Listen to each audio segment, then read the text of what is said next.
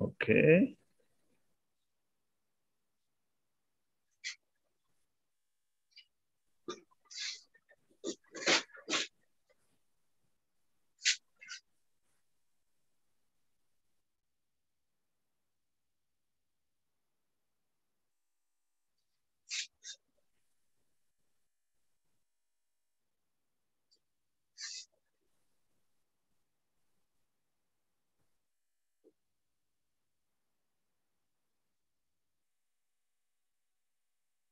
Okay.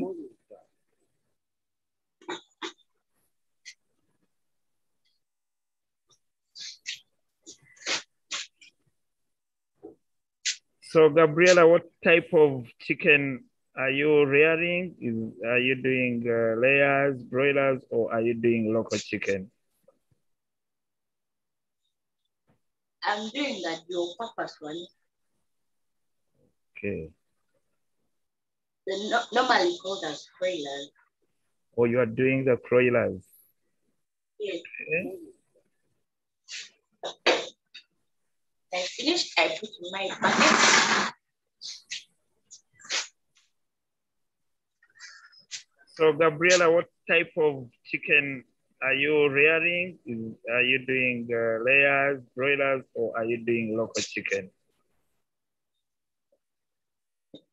I'm doing that your purpose one. Okay. Normally called as broilers.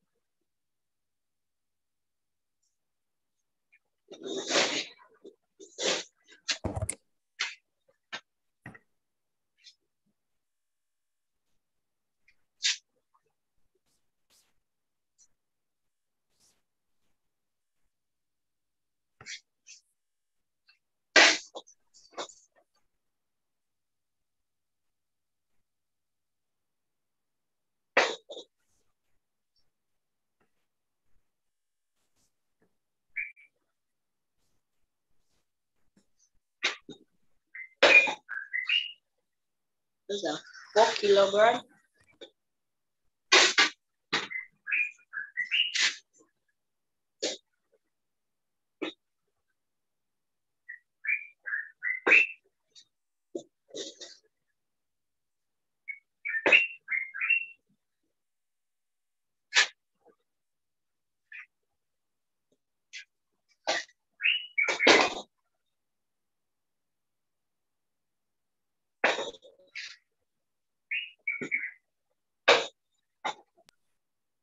So those who are just joining us, we are at the home of Gabriela. Gabriela, could you tell us your full name and class? My name is Nandaula Gabriela Desire. I'm in senior 1 PB. Could you tell us where you are calling in from? I'm calling in from Chisasi. Okay. So Gabriela is in her poultry farm and she's feeding the chicken this morning. She's calling in from Chisasi. We have seen her measuring feeds and she's going in to feed the chicken this morning. If you are joining us and you are already at your farm, you could raise your hand so that we can switch from one person to another.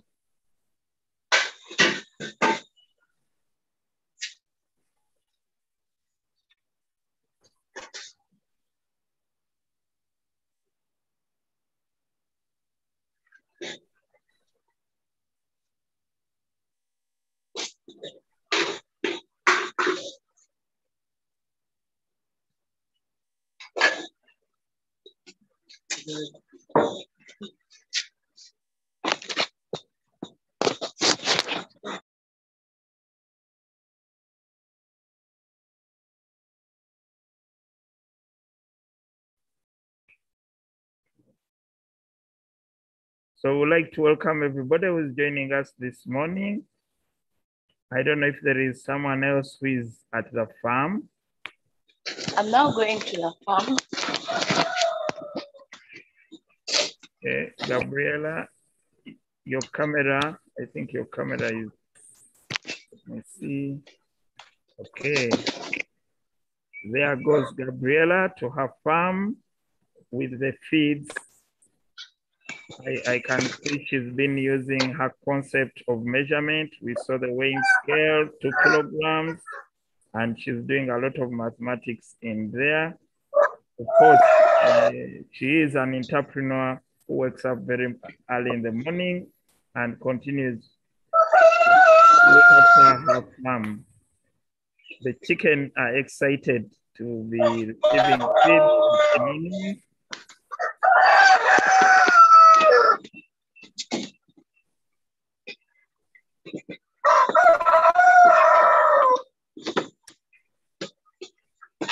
I hope we shall be able to see the chicken very early in the morning. I can see Gabriela is using a torch. Wow, the chicken are here.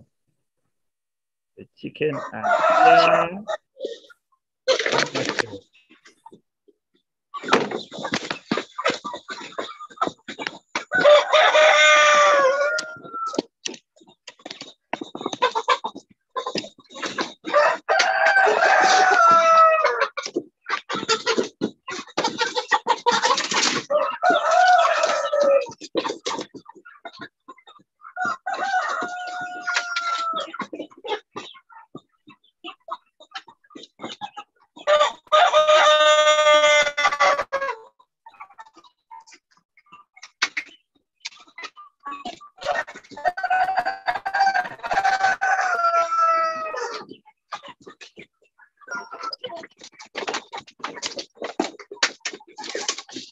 So that is Gabriela measuring and lifting the roaster away from the feeder and cleaning the feeder so that she can now put in feeds for the chicken. I like what I'm seeing, and this is very good for our youth if they can wake up very early in the morning and work at the farm. I hope the schools, once they are open, they will be able to mirror this experience for the children who are getting good skills at home, and this should be happening also in our schools.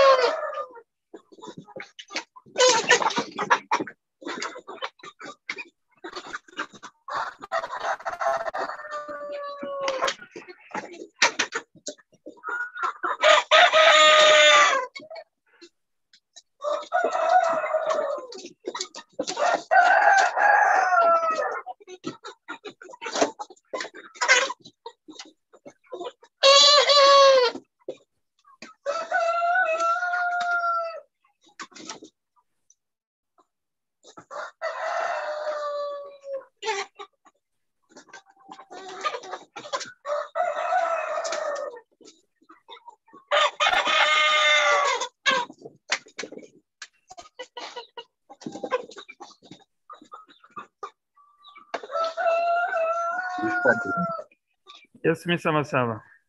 It's like Teacher Rogers is also getting to the farm. Maybe you need to check there. We will hear from him if he gets to the farm. I was speaking to him shortly, and he did not indicate that he's going to the farm, but we'll see what happens.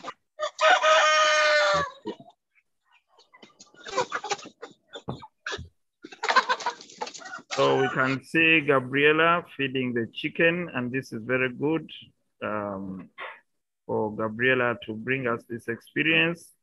And she's also teaching us how you should prepare for your chicken, how you should feed them very early in the morning, 6 a.m. Give them enough feeds for the day, but also keep checking on them across the day for better production.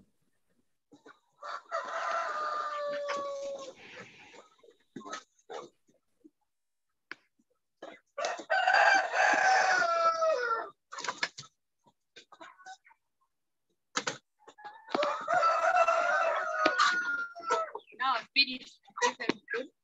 And now wait to remove the empty drinkers, wash them and put in water, and then I feed them.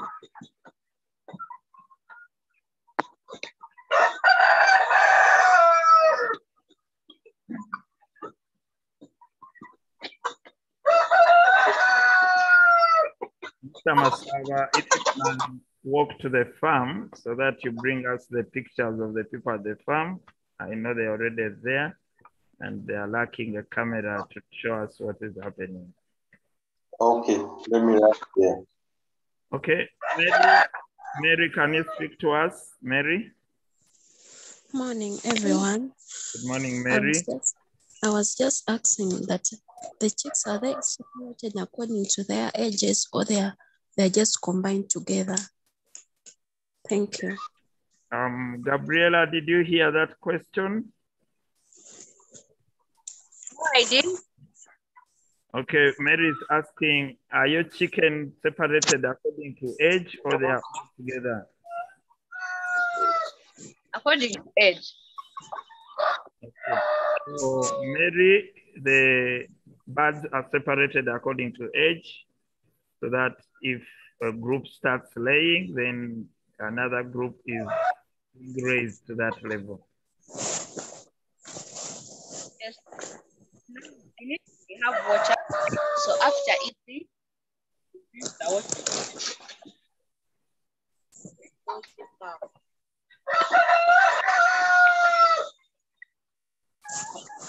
Gabriela wants to come again. We missed that.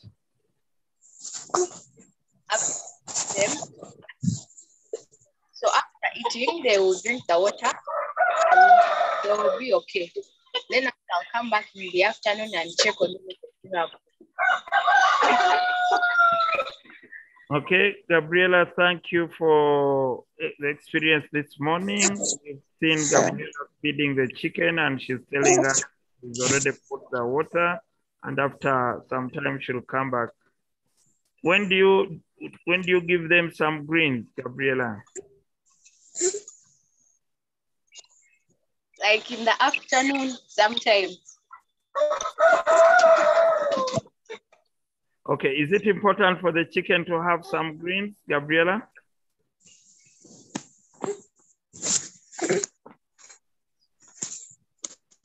Yes, it is.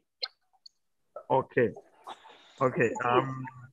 Okay, thank you, Gabriela, for that experience. I hope we will be switching now to someone else who is at the farm. If you're at the farm, Rogers, could you open your and talk to us, Rogers? I will now spotlight Rogers.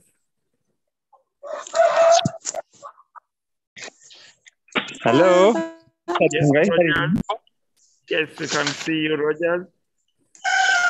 Hey, I'm having a small garden here at home. That is my residence. So here we just do some simple farming. We have some few plantations. Rogers, and Rogers, if you can introduce yourself. Could you introduce yourself, Rogers? Hey, I'm called Rogers Mukalede. I'm a teacher of mathematics and ICT, and I stay in Wakiso. And inside our yard, we are having some simple garden here. So when I have been inspired by the early bird farmers and this camp to get out of the bed and also get out into the garden here. Yeah, so we do some simple, we plant a few things here inside our at home here. Basically we have plantations. We have some maize. This one is my aunt. She's actually digging the hole. We also have some chicken compound. We also have some chicken in our compound as well. Yeah, so basically that is, I'm also going to be getting onto a splash. Yeah, so Rogers, did you say Wakiso, which exact place is it? It is called Kayunga Wakiso, that is on Hoima Road. Oh, okay. Any message to the teachers who must be listening in? Is this very important to them? I think as teachers, one of the things that we should do really actively be doing is we should be actively farming to supplement our incomes. Things like food. If I wake up and there is a bunch of matoke, when it is ready, I save money, I get my bunch, and then I can be able to this, especially this period of the pandemic. This is something that we ought to be doing so that we can always be comfortable and get food, especially for household, and also we can venture into commercial farming. Yeah, so that is something that I would say and encourage the teachers to do.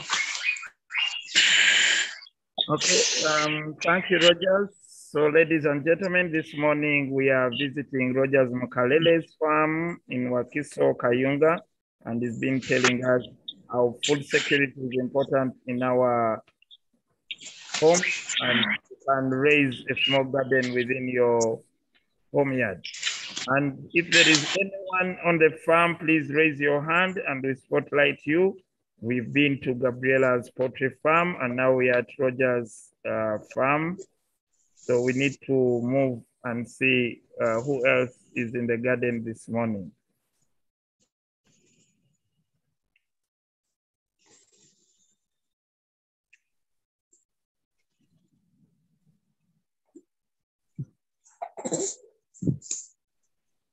Yes, Gideon. Gideon, could you open your camera and let us. Yes, good morning, everyone. Good morning, Gideon. Yes, I'm Baz Gideon, a teacher of agriculture.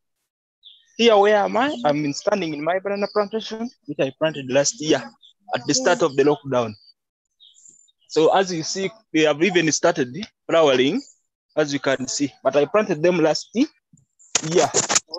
Right now, I'm just going to weed them, as you can see. Because yesterday, the discussion, when they were talking by Mr. Ddungu, was like, when you are going to the garden, you have to put on protective gears. You can see my gloves. Problem. So here I'm just moving. Because after weeding them, the way you can see them. After weeding, I keep weeding them because they are still, as I have said, I planted them last year in the lockdown, but now they have started flowering, as you can see them. So aside here, so these are the eggplants I planted within the banana plantation because I want to do some diversification whereby, so you can see, but they are still getting over, as you can see them. So that is it.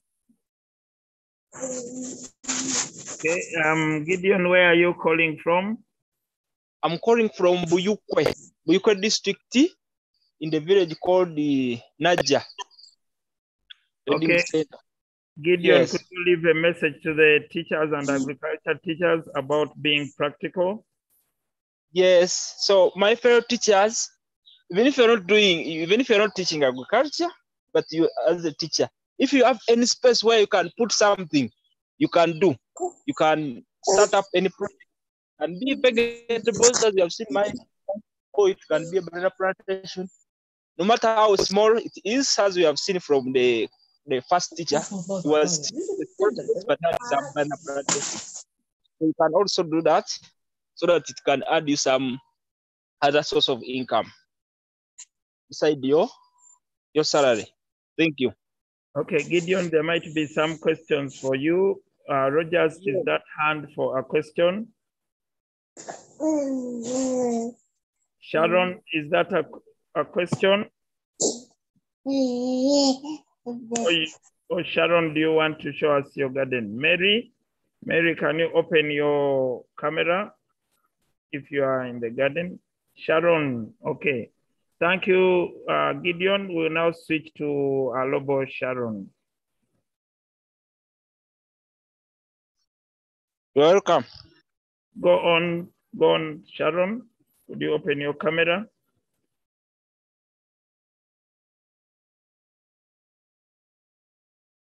Mary, your hand had come up. Are you ready to take us to your garden? Anyone else, if you are ready to take us to your garden, please put up your hand.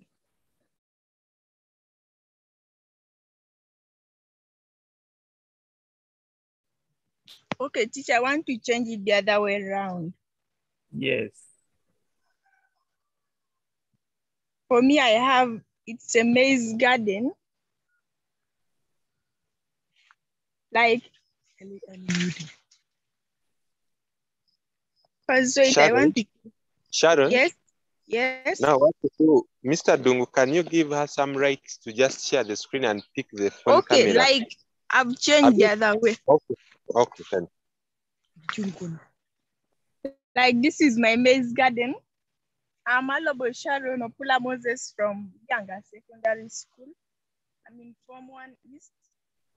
Right now I'm in Soroti District. This is my maize garden. Right now it has already started bearing fruits, but the fruits are not yet mature.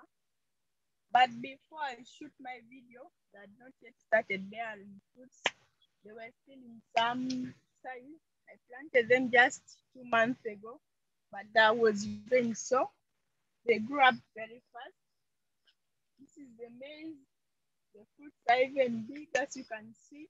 It's a big garden up to the other size. This is not the only garden I have. Even the potato garden is there.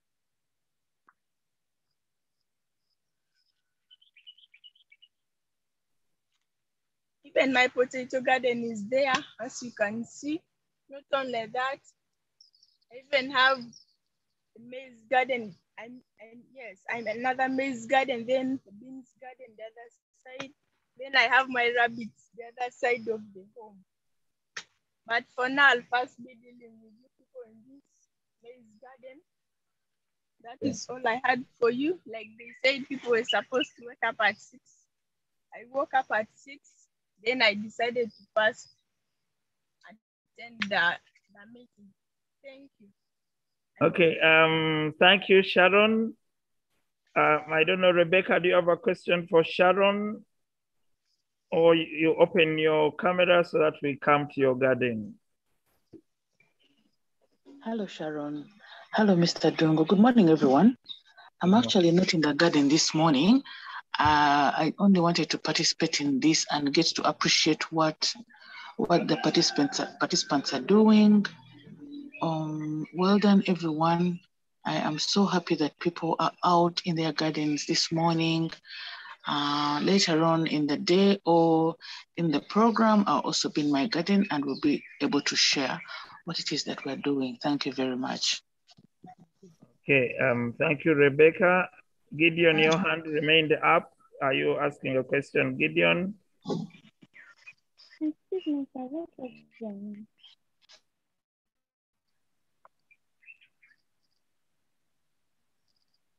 Okay, we are looking for the next garden, the next farm. If you are in your farm, put up your hand. I hope, Mr. Masava, you are getting to the Gayaza High School farm to show us what's happening at the farm. Mr. Ddungu. Mr. Ddungu. Yes, please. Angel Akrut is ready, but she'll be sharing the screen to pick the phone camera. So I give her the right. Yes, I've given her the right. The two devices. Angel Crutch is using which other device? She has put Angel Crutch on both of them. Okay, let me see if I can find the other. Okay. Okay, Angel, please open your camera.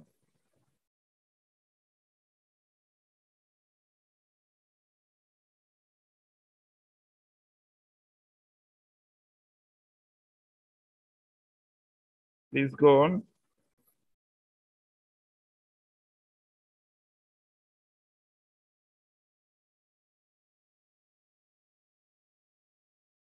Your mic is still muted.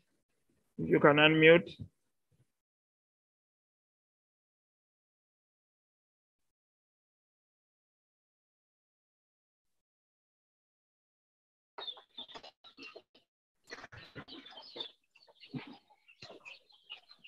Okay.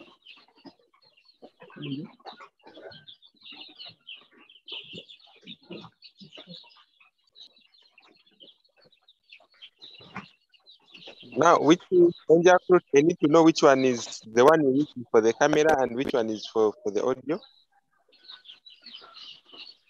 The tablet is for the audio. Oh, the tablet is for the audio. Now you needed to share the camera, the phone camera, not for the one for Zoom, because now yours does not have back camera. Okay. Go back to the phone and you share the phone camera, not for Zoom. Yes, that is it. Hello, my name is Akrut, and today I'm glad to take you through the activities done in iBuilder. Reduce volume of one of the is located in Wakiso district. As you can see, I woke up early in the morning and I lit charcoal in the pot.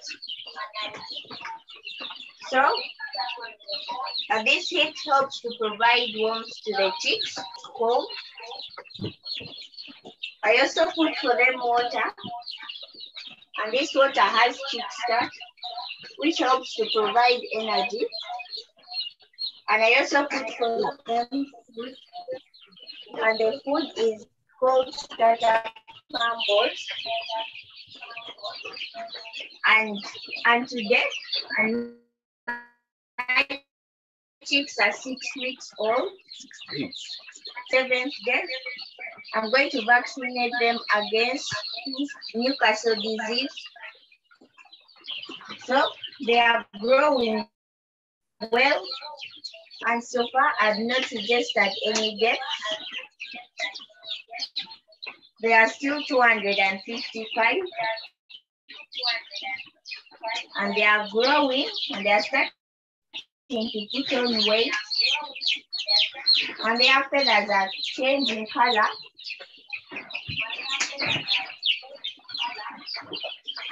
As you can see, they are putting on their white feathers.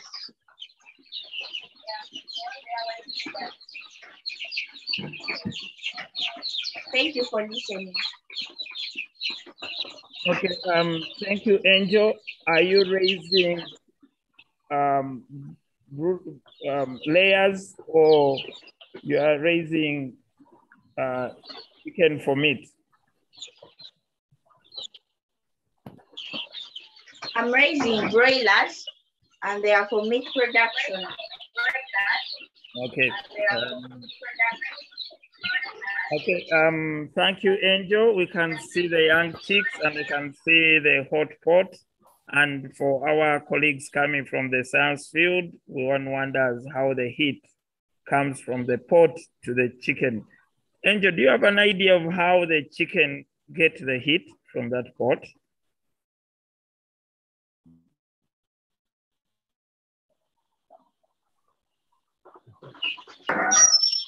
So the pot provides heat to the chicks, and so that they cannot become cold, because when they become cold, they can die.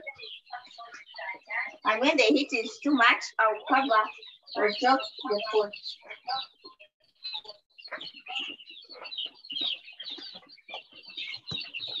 Okay, ladies and gentlemen, in our science classes, we learn about heat transfer and we get all sorts of examples, but I think this would be a very modest example and a very good example for the youth so that they all go back home and learn how to raise chicks. And then finally, after 6 weeks, they should be able to sell and get money out of that. So that's why we are here as Farm Camp, to enable everyone to get this experience, but also to enable the teachers realize the examples that they can take to the classroom and use so that learning is more relevant to our lives.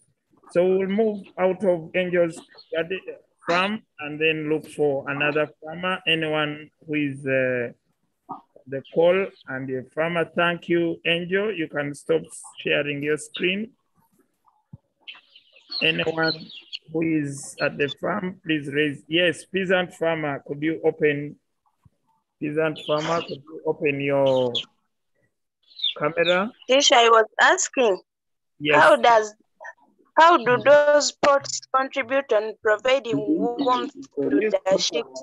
Because I have proved it, because every poultry farmer is showing us that they put their pot in the poultry farm, but how does it contribute? Okay, you don't just put there a pot, but you put the fire, or you put charcoal in the pot, and as it heats up through conduction and through I hope you've learned about heat transfer in your earlier classes, either in primary or you're about to learn about heat transfer in physics at the secondary school level. And there are 3 modes of heat transfer. We have the conduction, convection, and radiation. And that is something I will want to request that everyone who is a student here goes back this afternoon or during the day and Google the methods of heat transfer, read about conduction, convection, radiation, and probably learn about even other methods. Okay. Rebecca, your hand is up. Is that a question following, or it just remained up? Okay, Mr. Masam. You can take that problem, because now Aaron is supposed to be having his lesson. I don't know they are even working now. Mr. Ddungu. Yes, Mr. Masaba, we are giving you the spotlight at Gayaza High School Farm. And yes, you have the spotlight then. The farm campus. Okay. Okay, Mr. Ddungu, we are at the farm here, and maybe you're the one starting. This side. We're going to be live on the Zoom. Yeah. Live streaming. Okay, Mr. Ddungu, are you on? Yes, we are seeing you live and clear, and we are hearing you well. Welcome to the farm. We are here at the milking parlor. We milked the cows at 3, and all of you were asleep, so you couldn't see the process taking place. But now we want to show you what we do when we are at the farm. Here we have a milking machine, as you can see. Gayaza High has so many cows, and because of that, they can't milk all of them manually. So they decided to get a machine, which also helps them to milk. Here, as you see, what I'm touching, this one goes to the teats of the cow. And then this pipe that you see pumps the milk into this container. And then after this milk is put in other cans, those ones you see over there, and it's taken to the room where those who buy milk get it from. So some of the activities, you're going to see some of the activities that take place when we are here at the milking parlor. Next person. Thank you very much and welcome to Gayaza High School Farm. Like she was saying, after the milk gathers in this can, we remove it and filter it into these ones. At times we use these containers to filter the milk before it's taken to the store where it's recorded, and then we start supplying it to other people. At times, there are certain cows that don't use this machine. If we are milking manually, we still use these containers. So you milk, after milking, you filter, then we take into this room. I think in this room, we do the recording, we do the packing, and then we give out the milk to the people that are supposed to take that milk. Thank you very much.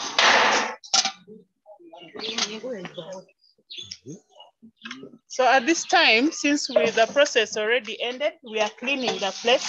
Hygiene is mandatory here. So this is what we do. By the time we came on, we had finished cleaning the other side, and we left only this part for you to see the actual process. Our customers need the best, so we have to make sure that the place is very clean.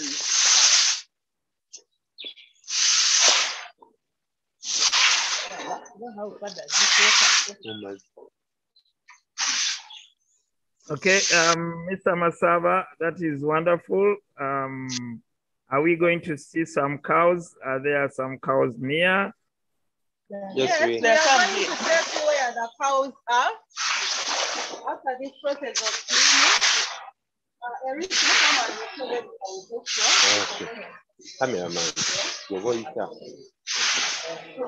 this is where we put the cows when we are milking. This side we put the machine. Then here we put the manual person. So when they are being milked, they also feed. So this is where we put the feed. So as they are being milked the other side, they are eating this side. And that helps them to bring more milk. That's why we have to put food here as we milk them. Maybe to add to what Teacher is saying, there are about 30 cows or more that are milked on a daily basis. And surprisingly, each cow has a name. So while we are here, you don't struggle. You simply call Jessica, Jacinta, and they simply come and enter here. So that is how organized we are at Gaza High School. So let us now go and look at the cows. Majority have already gone back. Some are eating from the barn, but these ones decided to remain here and relax while they are. So this one decided to remain here. They're a little afraid, but this one here is nudging too.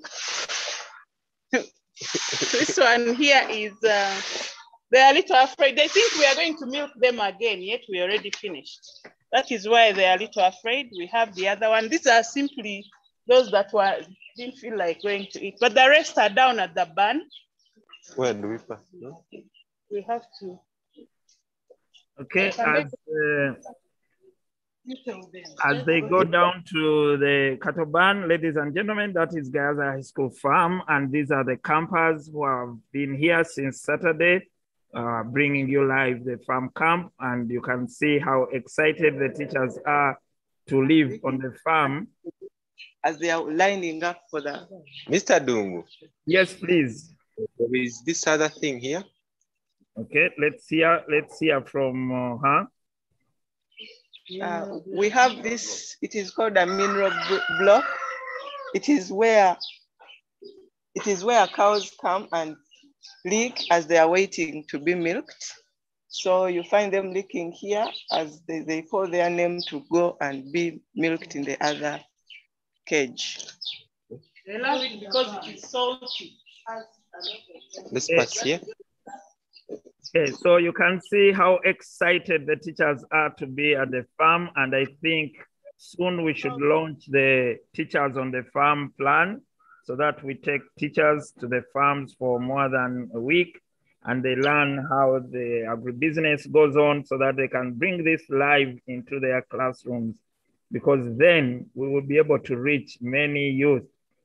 And as we get to see the last part at Gayaza High School, I know Rebecca is getting ready to show us her farm. And if there is any other person still on the farm, you raise your hand so that we can spotlight you for that. Yes, Mr. Masaba. Yes, we are at the farm here, the last part of the farm here. And at the barn, this one is the barn, and Madam Javira is here with me. And okay, welcome to the barn. Here we have some water traps or drinking traps. Those that are thirsty can come here, but the majority of them are now eating. And what we have here is the silage. This is the silage. And even here, we still have some blocks of the mineral salt. So as they're enjoying the silage, oh, it's a little heavy, but we have something here. So we feed them on silage. Since we have about 75 cows, we looked at it. The silage was the best cost-effective, because the most cost-effective method. Probably on another day, we shall take you through the silage making, but majorly we make it from napier grass and maize. Yes, briefly. And the napier grass and the maize, our farm is there. I don't know whether you can see it. That is what we harvest. This one is called Winnie. Like I told you, they have names. There's Tracy here, there's Winnie. I don't know whether on the call there they have namesakes. Oh, my namesake. There's Patra, there's Phoebe, there's Lovey. There is Jazz. Where is Ddungu? Now we have this machine here that helps us to cut the silage or the grass. This machine here. But since we do it on a large scale, there's a bigger machine that we usually bring. We don't have it on the farm, we hire it when we are making the lots of silage that we need. Because at times here we mix it with the green. I don't know whether you're seeing some green matter there. So that green is what we chop from here and mix with the silage. I guess that's about Mr. Ddungu, we have another nutritious feed here. This nutritious feed, it's like it is for milk. This one is food. We add it in the silage for the cows. So this is added the silage here for still better nutrition. What is that exactly? What is it called? Let me get the technical name. Jimmy, we have someone that works. Jimmy, please come. We've forgotten the technical name of this feed here that is mixed with the silage. And okay. That's how we increase the vocabulary for the teachers so that they can now use Brewer's mash. This is the brewer's mash. The one that comes from the breweries. Yes. Whatever they don't want after they've got their nice alcohol. This bichicha, at times they call it bichicha in Uganda. So yes, bikanja. I've been corrected, bikanja. So this is, it has that salty or alcoholish taste, and the cows love it. So we mix it with the silage, and if you don't chase them away from here, they may stay here the whole day. So we need to control. Now, these are not the only cows. Others, like we showed you, were resting. Others are in the paddock there on the free range. And we also have quite a number of cows, which you may not see now. Mr. Ddungu. Okay, Mr. Masava, thank you very much. And that was the team at Gayaza High School running the farm camp. We are delighted to see teachers on the farm. We love that they are learning more and they are increasing on their vocabulary, especially within the agribusiness sector. And this is what we want to be doing all the time. We call upon all those who can support this initiative so that we take the teachers to the farm and teach them or enable them to learn more vocabulary within this context. We will now leave Gayaza High School, but we want to promise you that the whole of today, we shall have a series of trainings coming to you live from this farm. And we are delighted to host Dr. Dan Semambo, who is one of the great veterinary doctors in this country. And he will be with us the whole day, training the teachers on the farm. And we shall bring you live coverage from Gayaza High School, but we shall also be visiting Iganga Secondary School and also other schools. I will now shift to Rebecca. Are you ready? Rebecca, could you open your video?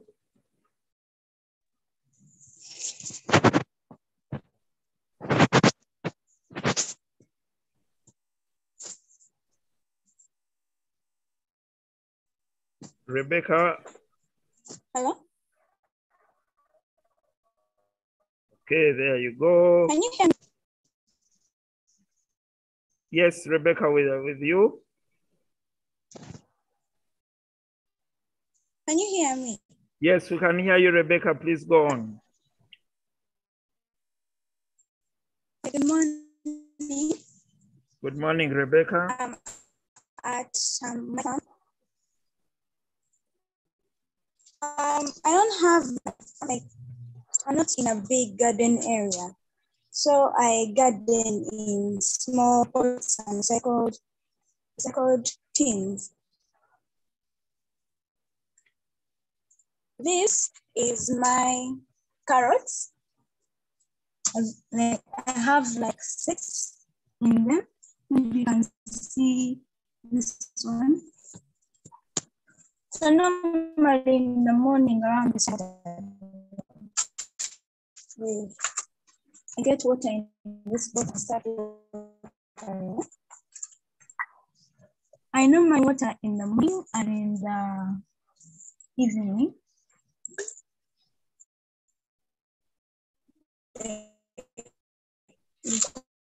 Because water, like, I'm the loamy soil, so I normally do it in the morning and the evening, so it can really absorb that water.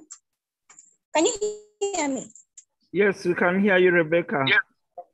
Go on. Okay. This is my cochineal. I transplanted it, I think around 2 weeks ago. First, the old leaves fell off, and then these things in the middle started growing. They're still in the process of getting used to the soil. Then there is this rosemary. Can you see it? Have you seen the rosemary? Yes, we can see you. Keep the camera there so that we can watch better. Like here? Yes, like there. Like here? Yes. Like that. Yes. So there is this rosemary. I have one that has gotten like 4 branches. Then there is this. This is my oregano. I've seen it's as if it's a very rare herb. It's very good in tea. It's like an antioxidant. This one. And this is my mint. This is more of a local type of mint. It has grown long since the last time I did it was around this one's height, but it has spread and gotten new shoots. And this is my basil. Basil normally it needs only like one pot each, but I said plant them in one container for them to first get used to the soil, then I'll transfer them when they get taller. As you can see, this one is a bit tall. This one will extend out and then they'll become like a long, big tree, like around like 1/2 meter high. This one. Then there's this is my green pepper. And so it's, I have 4 of them. These are the rest of the 2.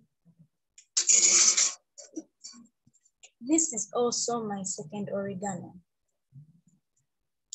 And hanging here is one of my parsley. I decided to hang majorly because I was running out of space, but I find it's adds like a very aesthetic appeal to the whole thing. This is uweza. Not my people use it to bathe. And is my strawberry. So far my strawberry has put on berries already. Some of the flowers have started to bloom. So far I've harvested 2 of them and they were very delicious. This one's the fattest and starting to ripen. I've been watering this strawberry special water that's right here. This water I add in 1/2 cup of vinegar and a gallon of water, which is 3 liters.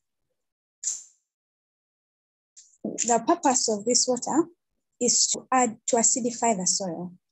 Because now the soil I have here is more alkaline, and it's not very friendly for the strawberries. So I add some of this water to add acidity to it. Then this is the rest of my parsley. Soon I will get more containers to separate all of them because they do grow tree. As you can see, these ones are starting to grow. They're already having new shoots. It's been a week since I've had them. And this here is my spring onion. I'm going to weed after here because these are clearly weeds, but I have harvested twice now. And you can see it's already growing new shoots. Some of my I grow these spring onions majorly for these leaves, these kinds of foliage. And the real onion is actually underground. So I cut these and then I cut them into small pieces and put them in my sauce. And it's a very good kind of freshening taste to sauce. And this is my mint. This is another type of mint. I think it's more akin to peppermint. It has smaller, broader leaves and it's like a runner. As you see, this one is already growing long. It's going to the ground as these small buds grow out of it. This one is at ground level. It has sprouted out this one. This one is growing these ones. Also this one. I don't know if you can see, but there's a root, like a long root there. This is one of my other carrots I couldn't fit in the other one. This, as you can see, there's even a small one growing here. It's growing in place of another one which had unfortunately died, but it seems to be faring well. This is also another type of mint. It's more of a rare kind, but we put this normally in maybe sauce because it's a bit strong kind of flavor. Whereas the other ones are better in tea, this one could be better in sauce. Like the parsley and the spring onion, this can add a very refreshing taste. It's very rare and I like it that way. This is where I find manure plants. Normally get this from the farm. That is, there's a farm that I visit with my mother, and I ask for them for their and this is kind of what I have. I normally add manure every 2 to 3 weeks, depending on whether the season. If it's very rainy, I add after 2 weeks. If it's very dry, I add after 3 weeks. Majorly because when it's very rainy, the nutrients kind of leach. They go to the lower levels, and I want to add so the plants don't, die. This is much fresher. This manure here is much fresh. I normally use it on the newer crops I get.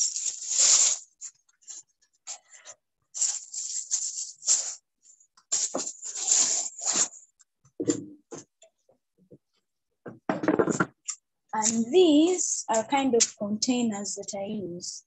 I've been getting this from my parents' work.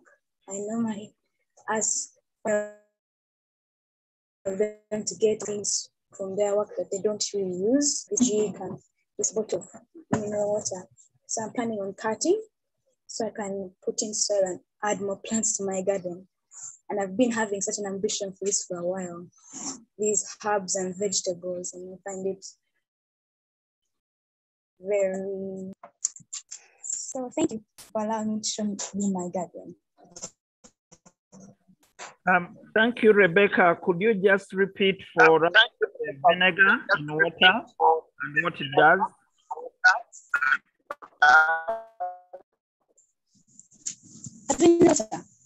Normally, I add around 120 milliliters of vinegar, and I add a gallon of water, which is 3 liters of water. I mix it in this, and you can see it's just clear. Normally, you can tell by the smell that it's there. I need more like acidic soils. So normally, what I do is I test the alkalinity of my soil, because I don't have to test for acidity. And 1 spoon of my soil, and I added, I think, 4 teaspoons of vinegar. I don't quite remember, but when it fizzles, it's alkaline. So my soil had fizzled. So what I did is I got the vinegar and the mixture, and I added to the plants that particularly need acidic soils. And I added it to my strawberry. And you can see that the strawberry is getting healthier from these old ones. They started to grow new shoots there in the middle.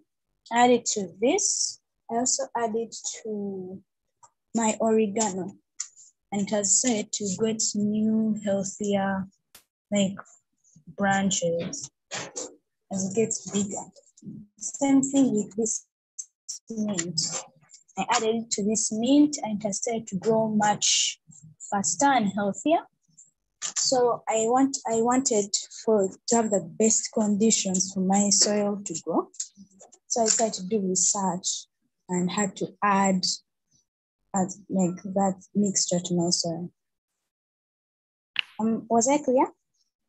Yes, Rebecca, excellent. And we can see early research in the life of Rebecca.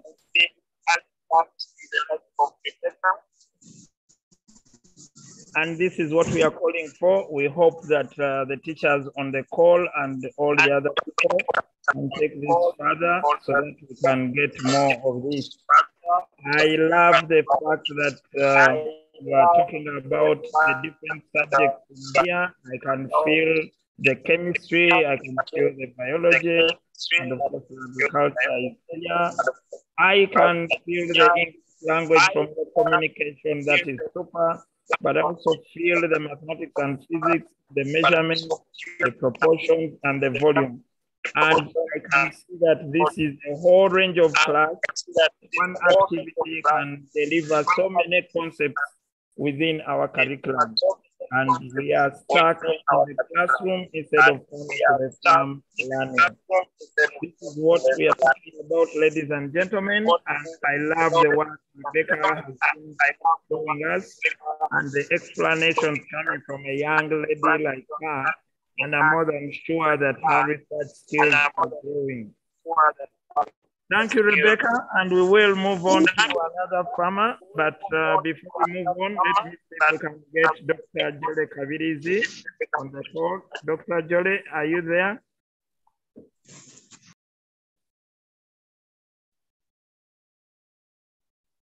Dr. Jole Kabirizi, are you still on the call?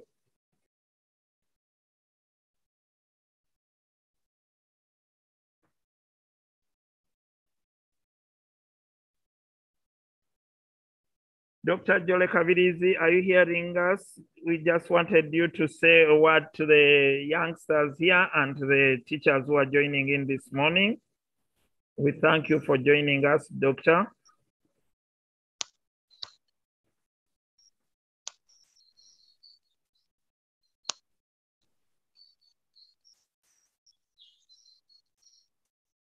Okay, maybe we'll find her as we get to the close. Ashraf, are you taking us to your garden? Could you open your camera?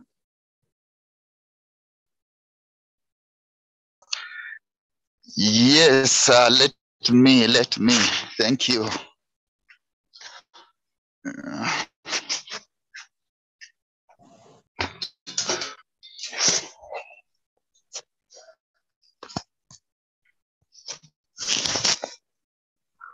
So hopefully you can see me. Yes, we can see you, Ashraf. Okay. Thank you. Good morning to everyone there. I'm by names of Mr. Ashraf again, and I am from a school in Mbarara called Mbarara Ame Boarding Secondary School. And at my farm, I do piggery, and I've done this project for over now 4 months, because I started on it 4 months ago. I'm actually driving my 5th month in it. And that was after they put us under the second lockdown as the A-level students. Yeah, I'm in senior 5 and A-level student. So I started this project. I had planned for it in the week before they put us under lockdown, but later they put us under lockdown, and that's how I managed to pursue the whole project at once. And I started with the 5 piglets, as I had said. And now, right now, as I'm saying, I am no longer having piglets, but I am having actually pigs. So we give them food. I think you heard how they were making noise. I have brought for them food right now. I feed them twice in a day. And that is how I manage them. Okay. Ashraf, can we see the animals? We are seeing you, but not the animals. Yes, now I am going to show you the animals. Let me change my camera view. Let me change my, okay, sorry. Change my camera.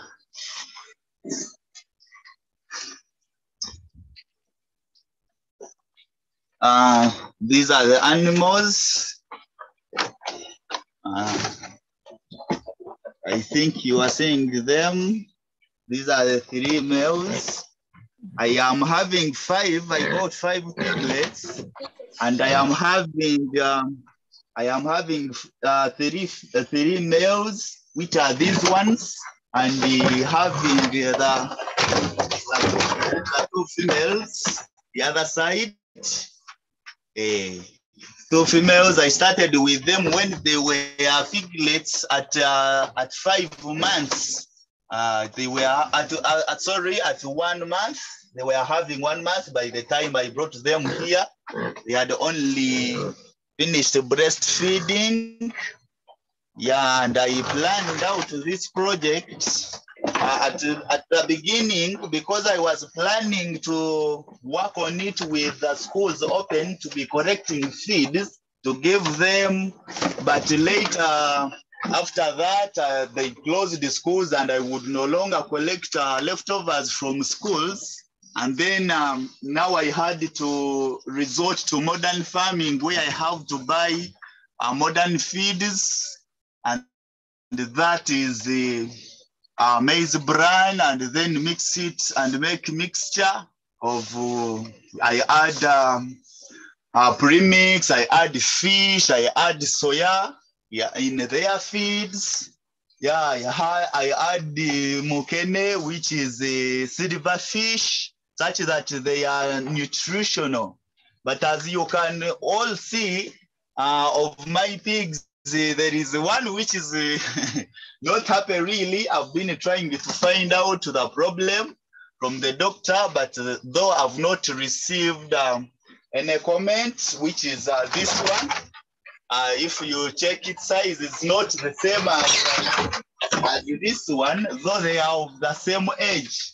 It's of the same age with this one, but for it has not been fine. It's I don't know, but I am looking for the treatment I can give. So those are one of the reasons that bring me to the farm camp to find out what could be the problem that can come over this over such a pig, which is actually doing. Which of others are doing well, and for it is not doing well. If I go on the feeding ratio, these pigs, I planned for them to be eating 1 kilogram per day from the beginning, and up to now, they are still eating 1 kilogram of feeds. I feed them 0.5 kilogram each one every morning, and I bring the other half in the late afternoon, which is at something like 4 or evening. Then I give them water because that is essential for raising such piglets. If you don't have water, it will be something difficult for them to survive. I think the hygiene you can see, I can even come and sit in my piggery because the hygiene is so much. And what I love about pigs, these modern, they identify their position of drops is the whole unit, but they only come in one corner, and that's where they put their droppings, and that makes my work of cleaning so easy. I just come with my spade and scoop out, and then have a clear and a hygienic house. If you can look at them, even they are really smart and they clean and beautiful. And this keeps me moving because of their hygiene, which they maintain, and actually they work together with me to maintain this hygiene. Yeah, this project, as I said, it costed me, at the beginning, it was to cost me 750,000 in Ugandan shillings. But later, after the closure of schools, having to plan for the feeds to go to modern farming, I had to lay a plan of feeds which had to raise the amount to 1.2 million, because I calculated every month they had to be eating 100,000. But my calculation was, because I started by writing everything down in every plan I do, I first write my project down, my plan down, And I made a plan that 500,000 in 5 months, the pigs will have raised that money. So I will have to sell 1 pig and then be able to cover the feeds, and then I will have the net profit from the other 4 pigs.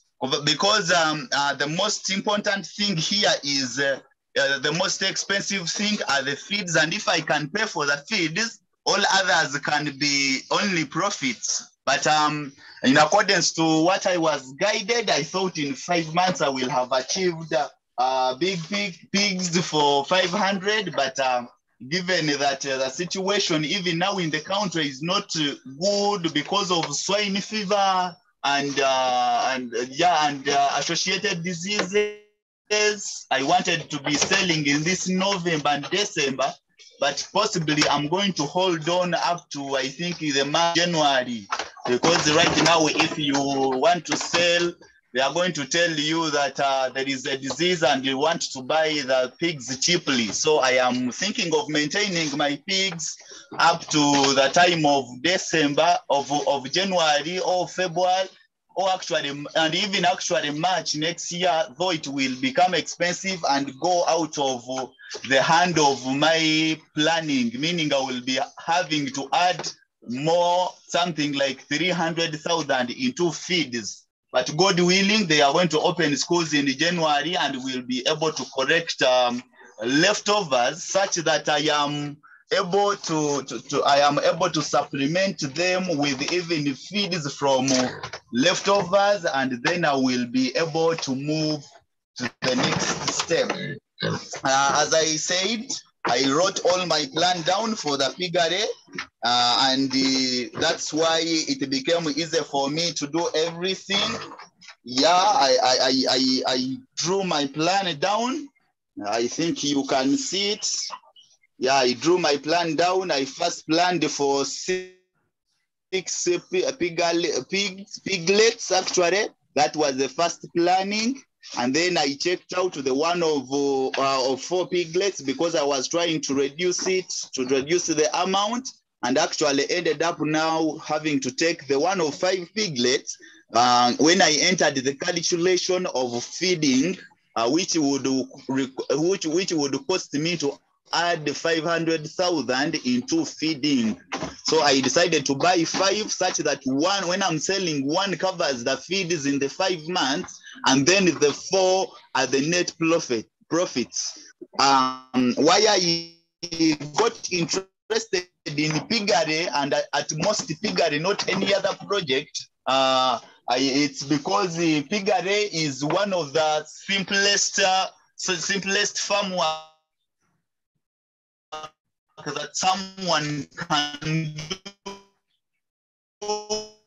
because the pigs not to take them outside to when they are on zero grazing. It is like someone who is doing ranch farming in cattle, and so given that they are in one place, for me it gives me time even to do some other works, because I do some business, but some marketing for the egg business at my home.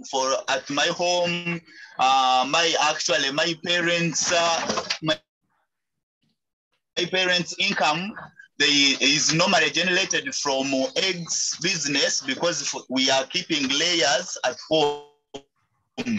And actually we are which is on my father's farm, and that one is far from where we are staying, because for me I'm close to Mbarara town, and the other side, the other project is a far project from the town. So I drew this plan from my father's plan, because for him he is actually keeping more than 80 number of pigs in at his farm.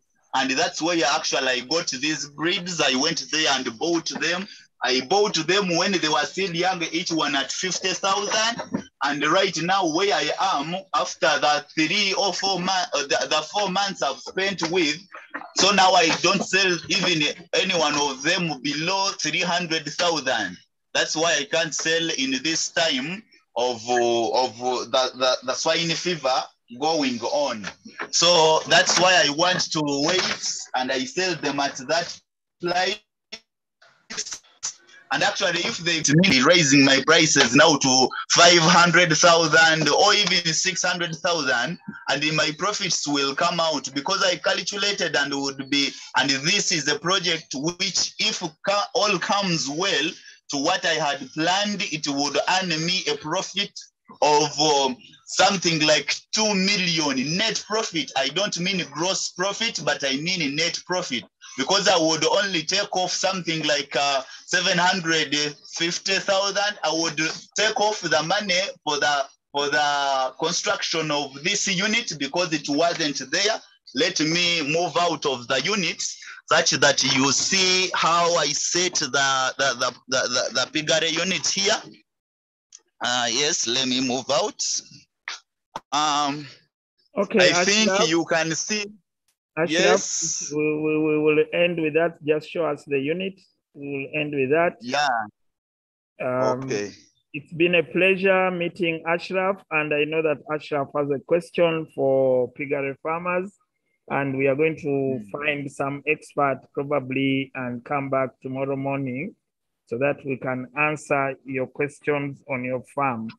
So let's see how the day goes. We might be coming back tomorrow with a farmer so that they answer questions, especially those related to piggery and other units that we have seen today.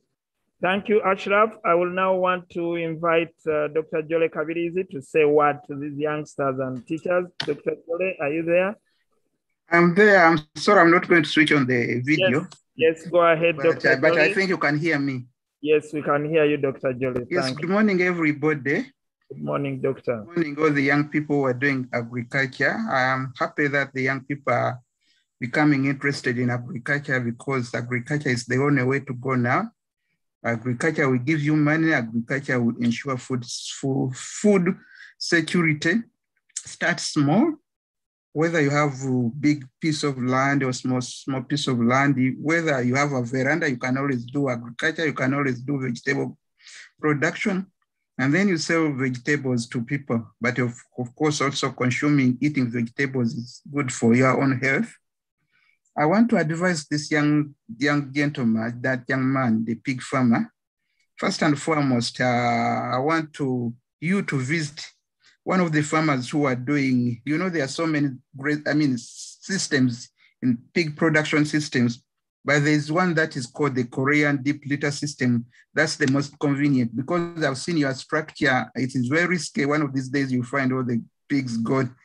And then since you have parents that are keeping poultry, there's a way you can process poultry litter into very high quality feed, and then you reduce on the cost of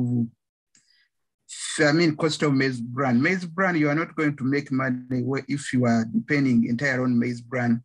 Then the other thing also, depending on what is left over from hotels and what, that is one of the major sources of swine fever because you never can tell what the hotel people are preparing, because swine fever is a very tricky disease. It's a viral disease. It can also be spread from, if just in case somebody cooked or prepared pork from an animal which was sick, already you are introducing swine fever to your farm. So you better try to adopt some of these technologies, like the use of poultry litter. You can process that poultry litter, and it's one of the best feeds. You can also use what we call, you can conserve sweet potato vines, because I know there are so many farmers in Barara who are producing sweet potatoes. Sweet potato vine silage is one of the best and the cheapest feed for pigs. I'm also a pig farmer. I'm a researcher, I'm a research scientist, with a PhD in agriculture, but I'm also a pig. I keep pigs, poultry, fish, cattle. I also grow vegetables. But I want to encourage the young people, please don't abandon agriculture. Agriculture, because these days it's very hard to get white-collar jobs unless you know somebody big. but I know so many people. But one of the people I know have made money from agriculture is my son. He's an engineer, but he's a qualified engineer auditor. He's an expatriate, but at the moment he's at home and he has started a very good goat farm. I encouraged him to go in for farming, and he's really making money. Within 1 year, I think he has recovered even the costs, what he invested in. So unless you have questions, you can ask me, but maybe we can meet tomorrow. It's almost 7:30. But thank you, Ashra, for that small project. But going for what is called the deep litter system, you will not regret. You will not regret with that system because it reduces on the labor, because that one you have to clean every day. Of course, even the other one you have to remove the manure, but the animals feel more comfortable under the deep litter system. It's called the Korean. You can Google Korean or deep litter pig system. Just Google and you get a lot of information from there. Thank you, Mr. Dung, for organizing this workshop. I'm very impressed with your people. Okay, Dr. Jole Kavirizi, thank you for joining us this morning, and we shall still be here tomorrow morning so that we can catch up with other farmers. I want us to move to Muna Farm. Muna Farm, are you there? Are you there, Muna Farm? Yes, I am. Okay, can you open your camera so that we can spotlight you?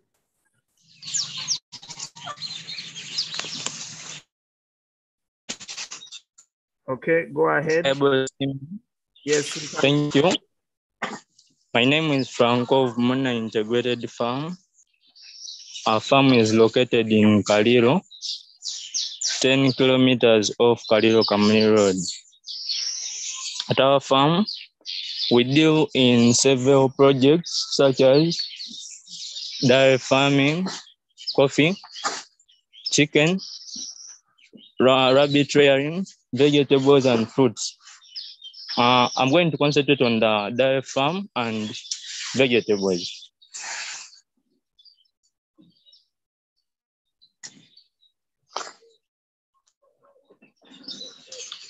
I'm going to show you how we start a typical day at Muna Integrated Farm.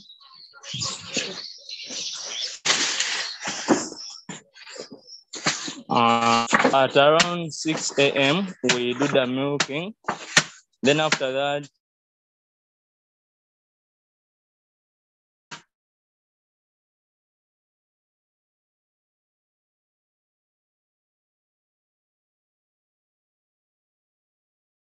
we have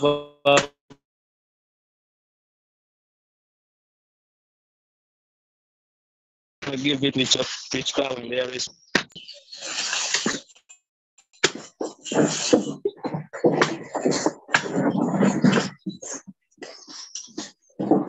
We do it.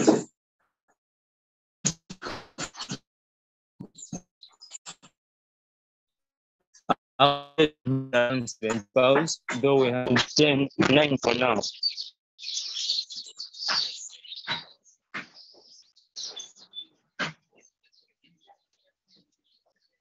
This is a calf area where we keep calves that are 3 months older. Then the very young ones are here in the calf pen.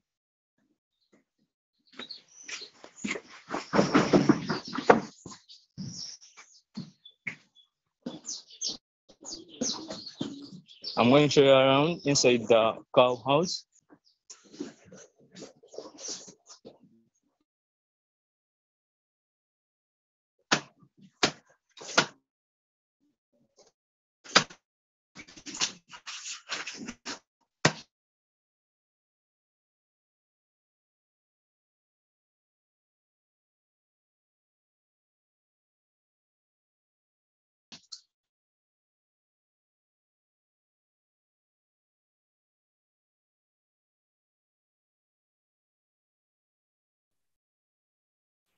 Okay, I think Franco is having a challenge with the connectivity, but we give him some time.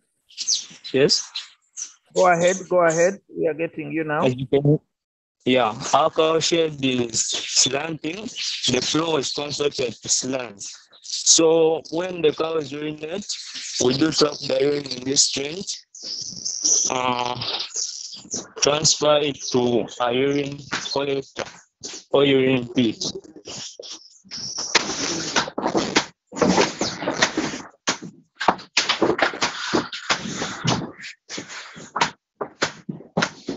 This is it. The pipe that brings it here is underground.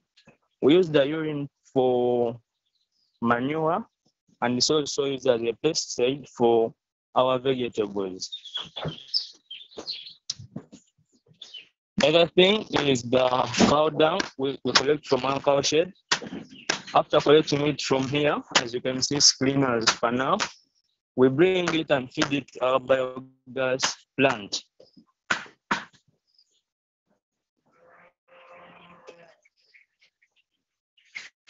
This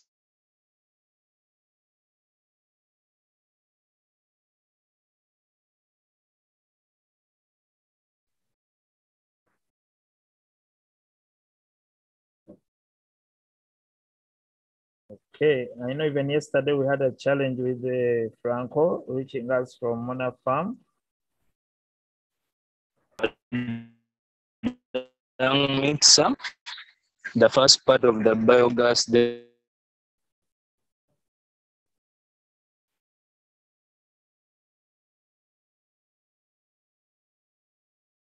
digester.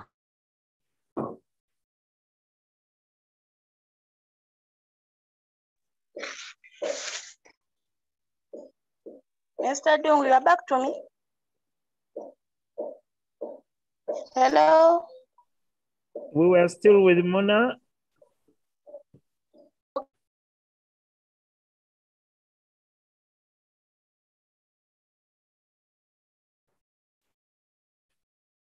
Okay. Peasant farmer, do you want to tell us something more? As Mona probably comes back. Okay. Mona, let's go back to Mona.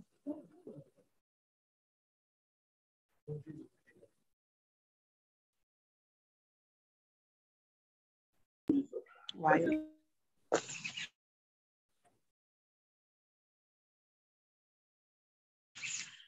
Can you hear me?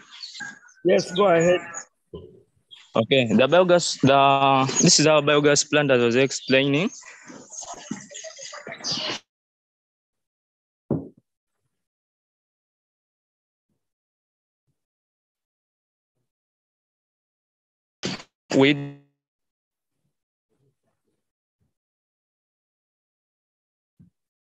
Within 6 to 8 hours, we have got product of that is manure or slurry, which is used to feed our plants, the matoke,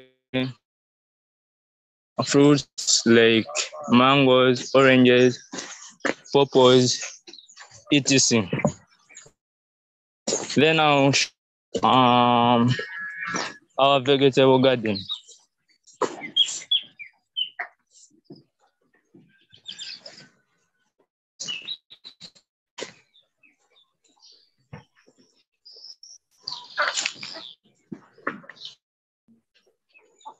Okay, I think we have to end there. Mona Farm, it's been a pleasure visiting you in Mona Farm, and I hope we shall have chance to come back to your farm some other time.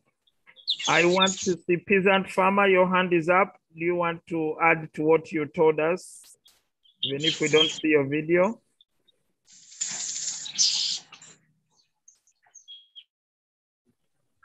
Now, Tisha, for me, my garden is a bit a journey to reach there, but this is my granny's garden. She's growing it in a building. I don't know whether you can observe. Okay, let's spotlight you. Yeah, she built in a building just because here it's not easy for the best to just enter here. You can see the maize plantations. Now,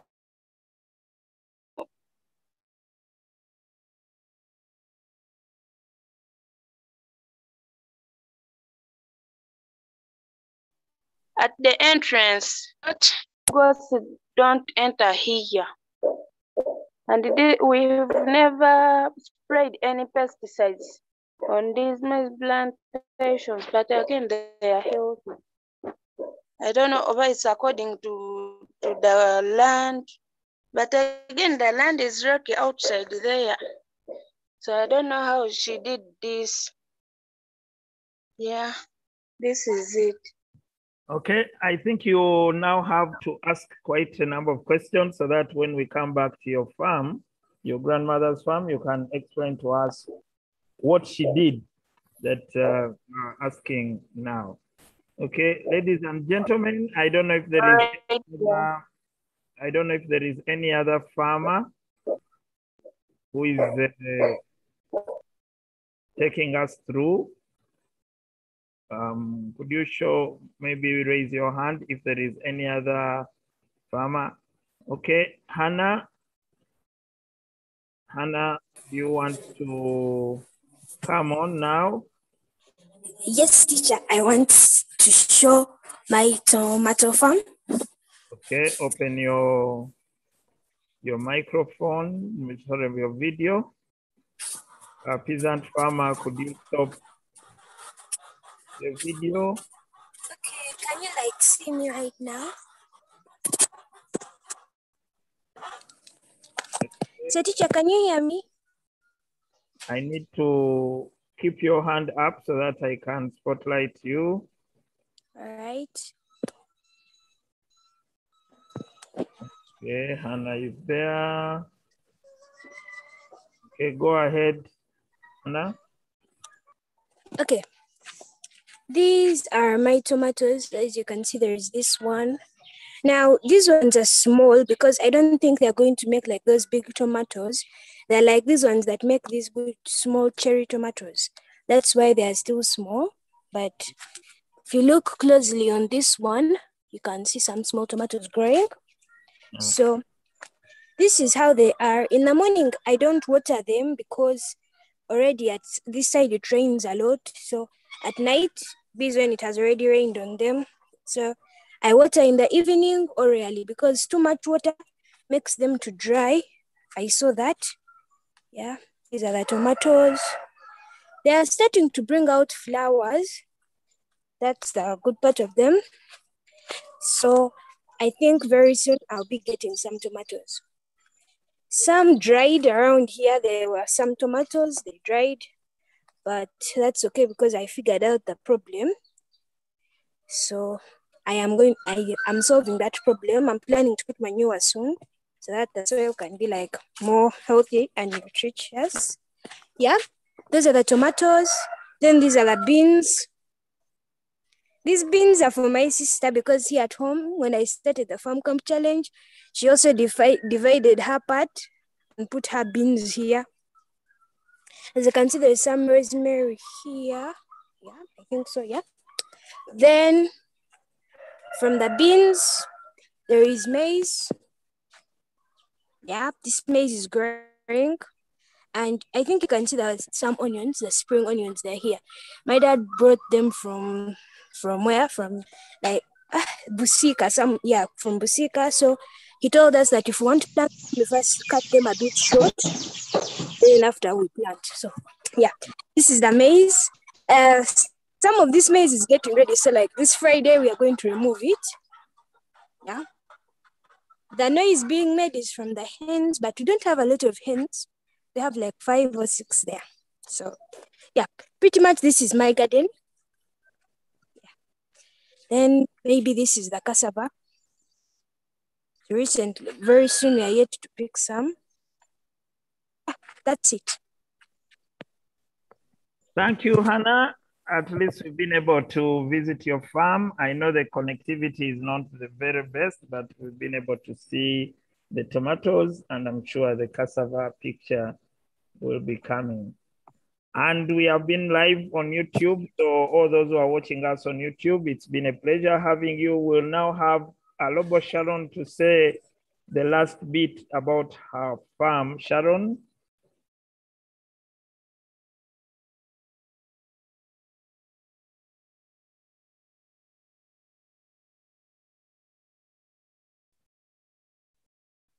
Sharon? Teacher, I don't have a question. I wanted to go to my farm.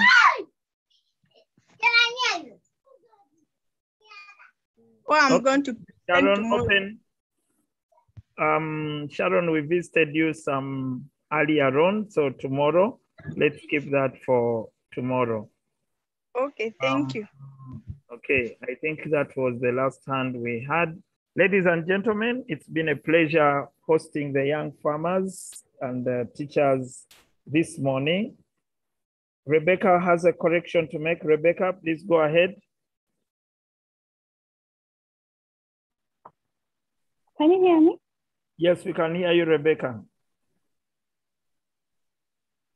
I wanted to make a correction for the vinegar water. Go ahead. The water is actually made out of 4 liters of water and a full cup of vinegar. And then the test for the alkaline water is half a cup of vinegar and 2 tablespoons of soil. And then the test for acidic soil, okay, that when you do the test for alkaline, the product, if the soil is alkaline, it will start fizzing. Like that reaction when you get when you open maybe a carbonated drink like soda, and that sound makes the bubbles. That is the reaction. And the reaction is the same for acidic soil. If it's acidic, okay, like for acidic soil, you get 2 tablespoons of the soil, add half a cup of distilled water, then a half a cup of baking soda. When it fizzes, it's acidic. That's the correction I wanted to make. Okay, thank you, Rebecca. Ashraf, put your question in the chat for Dr. Jole Kavidizi. We shall try to be back tomorrow morning, and hopefully we will have Dr. Jole again on the call so that she can take your answers. We'll also see if we can get someone else joining us in the morning. It's been a pleasure hosting you from 6 a.m. up to now. And we now want to switch back to the studios so that we can bring you stories that we documented earlier on from the young farmers that will run us up to 8 a.m. And at 8 a.m. we shall go live to, again, Gayaza High School farm. Gayaza High School farm, so that we can now learn across the day. And as I told you, we shall also be visiting Iganga Secondary School and some other schools so that we see the work that is going on. It's been a pleasure having you this morning. And please, tomorrow at 6 a.m., we shall be back with the young farmers and teacher farmers, early bird farmer, and we will be doing the same on Friday morning as we end the camp. It's been great hearing the science that is coming through from the farms, hearing the arts that is coming through, hearing the communication and all the passion that is coming to you. So I take you back to the studio so that we can follow with the other farmers. Thank you.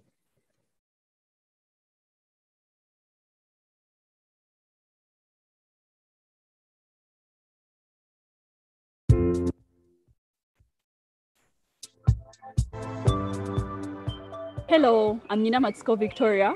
And I'm Daisy Kaine Matsko. And we welcome you to our virtual tour of the African Giant Snail Project. So in this virtual tour, we are going to explain the life, the feeding, reproduction, and uses of the African giant snail. Yeah, what we do here is called heliculture. Rearing of snails is heliculture. So this is a a multiple person enterprise that we started during the second lockdown while we're at home, resting, being safe away from the COVID pandemic, minimizing spread by staying at home. We realized when it rains, snails come out, the African giant snails. They like humid temperatures, so they come out and drink water that has come from the rain. They go under the tap and trying to drink some more water. So we thought about it, we're like, but what is the population of the African giant snails in East Africa and the world beyond? So we did some research. We went into research and realized out of East Africa, African giant snails are regarded as pests. We regarded them as animals that need to be protected. We have to conserve everything, whether it's the trees, the animals, the small snails, they are all animals and they need someone to take care of them. So that's where our enterprise started. As the trees need to be conserved, everything from the grass, everything has a use in this ecosystem. We decided to house the African giant snail. And the very first one we got it from under the tap. It used to be housed under some boards there. Because when we did some research, the African giant snails can feed on plant material, vegetables, fruits, and sometimes they actually feed on wood. So explains the reason why it was being housed under the wood. So we decided to come and house them this side. But there is another reason why we decided to go with the African giant snail, and Daisy can tell us. There are many reasons that inspired us, some of so many things. But then during that lockdown, we interacted with some West Africans. West Africans really enjoy snails. And when they come here, I think that they find the food a bit bland. So we talked to them and you notice there's that feeling of homesickness, like they don't have their food here. And there are actually many people. So we were like, okay, this could be, because they really wanted them and the demand was high and there was no one supplying. So we're like, actually, we could come in and give a hand. Yeah. Yes, and that's very true. So we also contacted a gentleman who has a farm. He does snail farming also here in Uganda, in this place, and he earns a lot from snail farming. So we took a hint from him by asking him several questions, and he gave us the answers to the questions, like, for example, how much he sells the snails, the profits, how to house them. And we joined the East African Snail Farmers Association and got more tips. We got books where we get specifications of the house behind, which I'll show you on the tour. Yes. So when we got the snail, the very first step was to find housing. So this is our very first housing over here. These tires, these are old car tires, as you can see here. I think you can see these. These are old car tires. So what we did was pile them up because these African giant snails love to climb. They are climbers. They glide up on the tires. So you pile them up and pour some compost soil. We shall show you how the compost looks like. Then you put the snails inside and give them some water. They like to drink. Then we cover with a black screen because you can't let the direct sunlight burn them, right? So over time, we realized we're getting more snails because they were reproducing, more are coming in. We need to take all of them in. If you don't take them in, they're going to eat other people's crops, right? So we are helping the community as we are also conserving the species. So from here, we decided to transfer them into this house. So this house, you can see from all angles. We can measure it and see the specifications here. I think in inches, we can do this in inches. The length of the house is, first, let it a bit. Okay, yeah. This is 44. It's approximately 45 inches. This is in length? Yeah, in length. Then the width is a little bit smaller since they are partitions. And it's approximately 35 inches. And we feel like this is sufficient for now since we haven't yet expanded to more snails. You might be wondering why we moved the snails, from the tires to the wooden housing. We call it a hutch. The tires were good. They were good because it was quite cheap. It was quite cheap wearing them from here. We didn't have to put in a lot, we just found tires and they're old. So we just put the snails. It was very, very cheap. We separated two parts, but we realized in the end, snails burrow. Snails burrow. So we realized in the end it wasn't going to be good because we had separated them into the young ones here, and the old ones were there. But some old ones would burrow and run into this side and eat the young ones. because snails don't look after their young ones. That's why we separate them. We separate the eggs immediately. They don't look after them, so they don't need to be near them. So the snails which would escape and eat these ones. And then the tails hold water. So some of them, when it rains, they would trap water. So in the end, so the young snails that had first come out would drown. So we had to move to the better housing, the wooden hatch. So a closer look at the hatch here. As you can see, it was nailed down with wood because it's the most durable material for snails, and the fact that there is going to be compost, the compost we talked about. And this is how the compost looks like in the hatch. You lay it down as the first base, pour in some water, and you keep turning. I can show you how you can turn the compost. You can use a stick. We are using the cheapest available options. You can get a stick and just keep poking. You see this? It's very easy to turn and make the compost, but you have to be very careful. If there are any eggs, you make sure you don't destroy the eggs. After turning the compost and making it soft by pouring their water, we transfer the snails. So the adult snails are supposed to be on one side, but as you can see, the moment they keep laying eggs, they keep laying eggs. So in each process of laying, they lay like around 200 eggs. So what we do is that we get them and transfer them to this other side. You can see the eggs are there. For now, they're on top. I made a transfer to the morning, but we are going to cover them with soil so that they are buried underground. So they hatch and thrive better when they're under the ground. These can take care of themselves. They don't need the adults. So they hatch and they come and drink some water. So we are going to explain the water system here. The water system, we get water like from rainwater, we trap it and pour it here. We can't use tap water, it has chlorine, and that's dangerous for the snails. You have to distribute the food because it's not good to crowd them. So I can put this here, there. As you see, some of them are this side. You put some in the middle because one is going to come and drink this water. One is going to come and drink this water. Others are down here. Some are this side eating fruit. So you distribute the food so they don't crowd. And they like many vegetables. They like different fruits. They like. So one thing to note about their feeding is that do not feed them anything with salt. So if we're going to feed them, let me say like eggs, because they eat eggs, they love eggs, eggshells, make sure you don't put any salt. For a person who has enough money in term or any other resources, you can feed them mince, but make sure it's not seasoned. And if you don't feed them well, like I said, remember, African giant snails actually can eat through wood. So you have to make sure they don't eat through the wood. So by feeding them, it's very simple. So you see there is this lining, it's to trap like water for water retention. But the water retention doesn't have to be like extreme. So you have to poke holes through for drainage. The moment it rains, there is supposed to be some drainage, but it's okay for the soil to be, are you seeing this? It's okay for the soil to be a bit soggy. They like burrowing and they reproduce by hatching eggs that they burrow under the soil. Yes.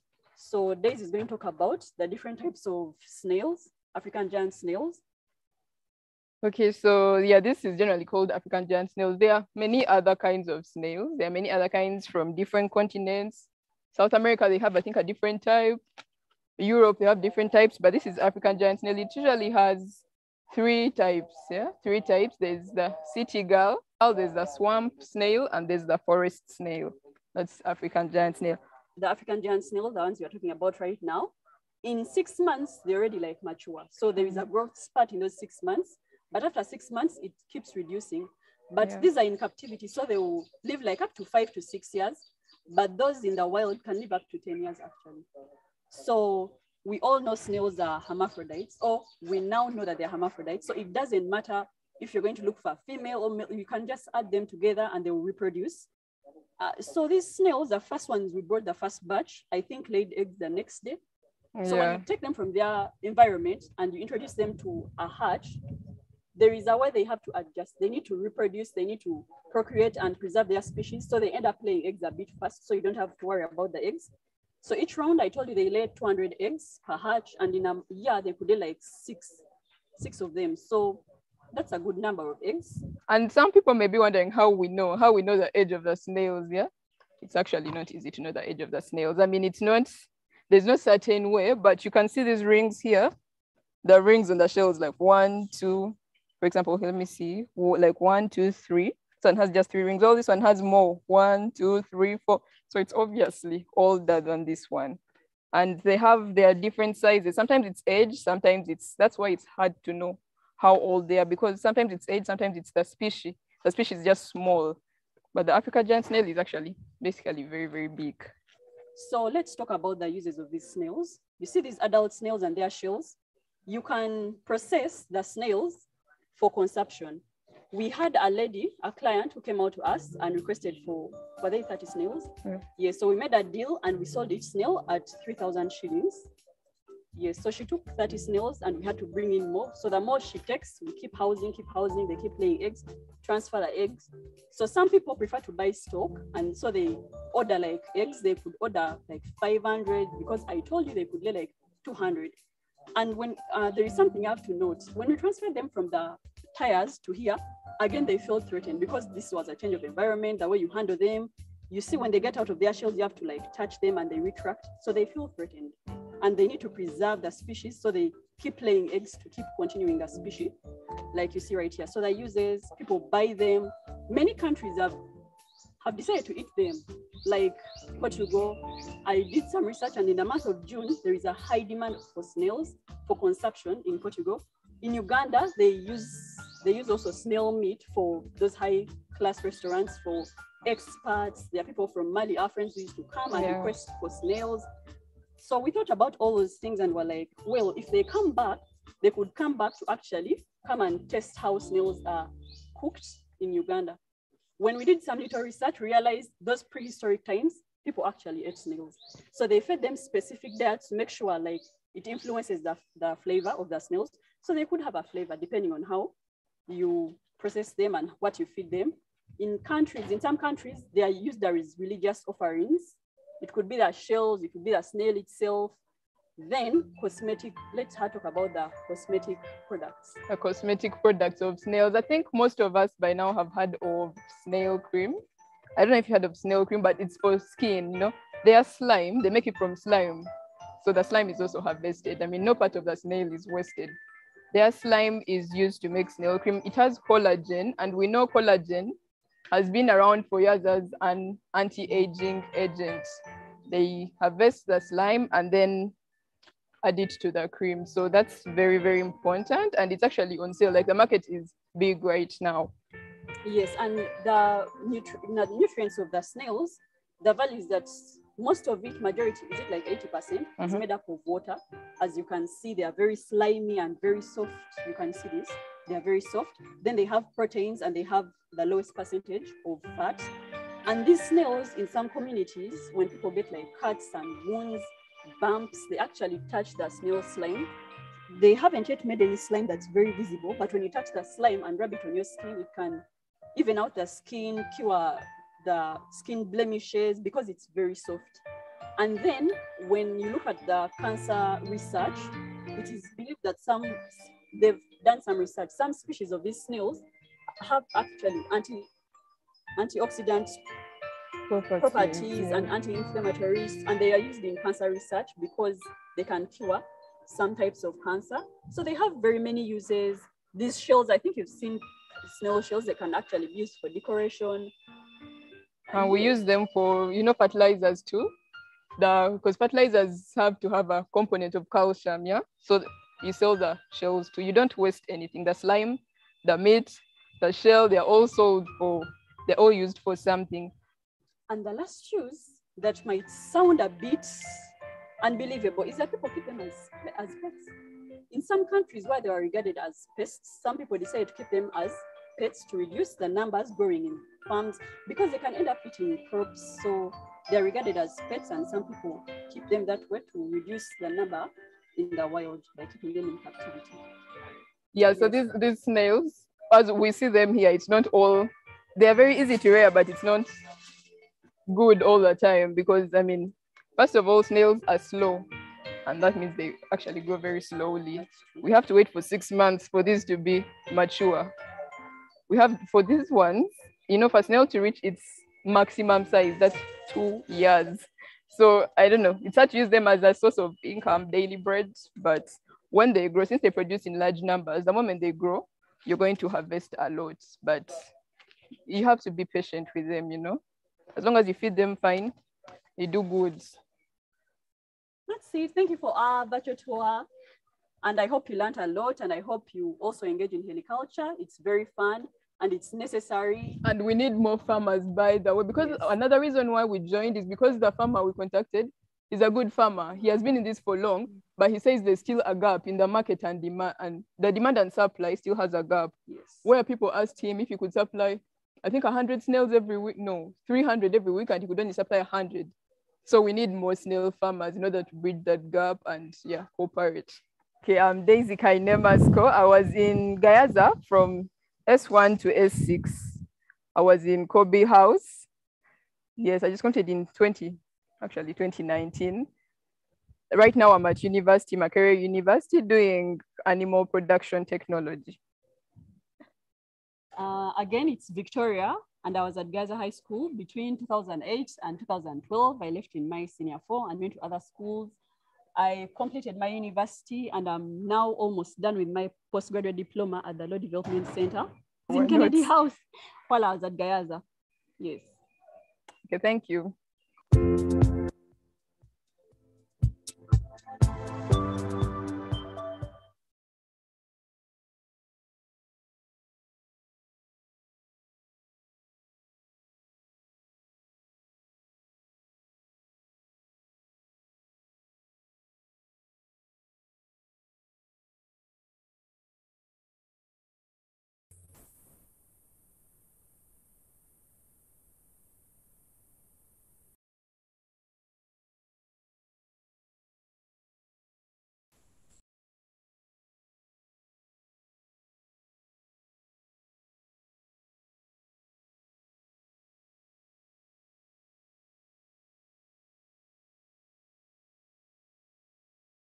Greenhouse is a structure either made up of wood or metal.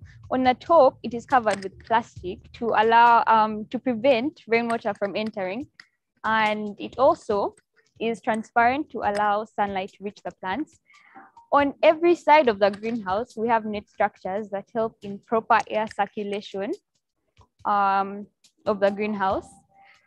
Our main source of water to the greenhouse are these tanks.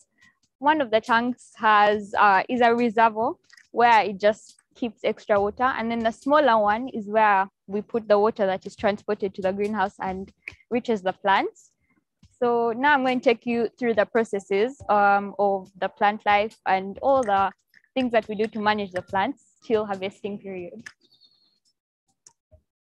Before we enter the greenhouse, there is a foot bath / disinfectant for the soles of your shoes. You simply dip the soles of your shoes inside.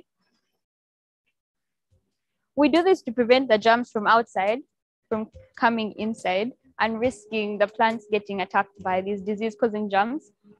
So I'm going to take you through the processes of my nursery bed, and that's the first step in growing the pepper.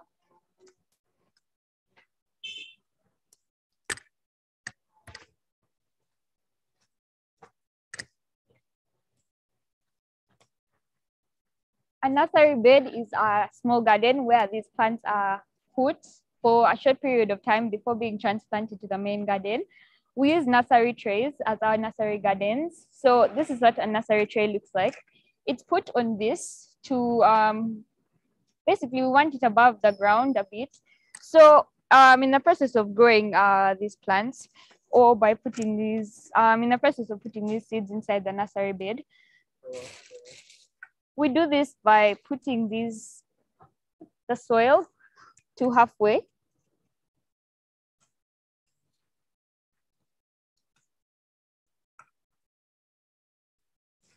Then we get a seed. Place it in the middle and then fill the rest to the top. And then we put some water on top for the plant to grow. The process of these seeds growing takes 28 days. They take 28 days in this nursery bed. After 10 days, you start to notice that the germination takes place and you start to see the plant getting out of the soil. So yes, so after 28 days, it's time for transplanting. When we transplant, we put our fingers below the tray to push the plant up. These are after 28 days of caring for this plant, making sure to water the seeds daily and taking care of it. We push the, this is like a tube, so it has a hole at the bottom as well. So we push with our finger up, and then this soil comes up, but it's all collected together because of course we've been taking care of it and it doesn't scatter around. So after that, we transplant, and this is an example of a bag, but these are some of the things that have been transplanted. This bag is here, although usually the bags are all set here. But since we've already done all this and we can't do that again, I'm going to show you an example. So when we are transplanting, you carry it with your fingers after pushing up, make a hole. You make a hole and then put the plant and then cover with the soil, water. But as I said, these things are going to be taking place here, which is where the garden is. So after transplanting and the nursery bed process, which is after 28 days, it's time for the management. So our management, we do this in order to grow the plants in a healthy state. So the management, some of the processes that take place. The first process that we carry out in management is spraying. We spray with pesticides using a knapsack sprayer. We spray everywhere, not just on the plants or the soil. We spray even on the ground to, of course, reduce the risk of pests and diseases and germs attacking the plants. So by the use of a knapsack sprayer, we just spray around the greenhouse garden. So the next process that we like to do is applying fertilizers. Now this process takes place by the use of the tank that I showed you outside. So in that small tank, we dissolve both water and fertilizers. And then using an irrigation, a drip irrigation, we have these drip lines. These drip lines that they're passages for the water and fertilizers. So there are holes above every plant. So every single plant gets the water and fertilizers that they need during this process. All these processes take place not just once, we do them continuously during the life of the plant. So that's the next process. The next process that we do after applying these fertilizers through the drip irrigation method is supporting. So our plants have weak stems because they grow very tall. As you can see, they're still growing, but they grow 10 feet and even above. And also, pepper is heavy, so that adds to the weight. So we need to support our plants. We use strings, as you can see, we use strings to support the plants. The number of strings that we use depends on the number of branches. So for example, this plant has 3 strings because we have 3 branches on this plant. So when we are applying the strings, we apply to each and every branch on that plant to support it. The next process afterwards is pollination. Now pollination, we carry out pollination manually because this greenhouse garden closes out every single agent we have. But the only agent that can get in is wind. Although wind, through the nets, it gets in, but it's not enough for every single plant in this garden since there's so many and then the wind is not that much since it's closed off. So what we do to carry out our pollination is by tapping on the strings. We tap on these strings gently for the pollen grains to fall off the flowers. But we only do this after we start to see flowering taking place, which means the flowers are starting to develop. So by tapping on these strings gently, the pollen grains fall off the flowers automatically, but make sure to do it gently. And this process should be taking place in the afternoon when the pollen grains are loose on the flowers. The next process is pruning, but this only takes place after the plant has started fruiting. So fruiting, you start to notice that your plant has developed a fruit. It's usually the first fruit that develops is near the ground. So for example, we have this. This is green, but it's going to become red or yellow when it's ripe and ready for harvest, although this is it maturing. So this is fruiting. So when you start to see the fruit, it's time to prune. So pruning is the removal of extra parts of a plant. For example, we have these extra branches below. So by simply, I'm going to show you how I do this. You simply just gently pluck like that. the ones below the fruits, never at the same level or above, just below. And that's how you prune. The next process that we're going to do is weeding. Weeding is simply just the removal of unwanted plants. So some of our plants right now don't have weeds, but for example, there's like this leaf here. We have this, so you just remove like that. And that's how we carry out weeding, which is not a process, but it's in management. So yeah. Another thing I want to say and talk about is the period of time that these plants take to mature fully and are ready for harvest. So from the time you planted the seeds inside the nursery bed to this time, it takes 3 months for them to be ready for harvest. And you will start to notice that they are red or yellow because those are the colors of the pepper that we grow inside our garden, specifically sweet pepper.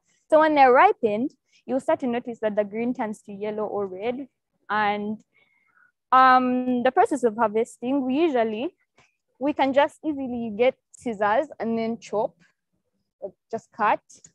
Make sure to do it carefully so that you don't destroy the fruit. You just cut off and that's how you harvest.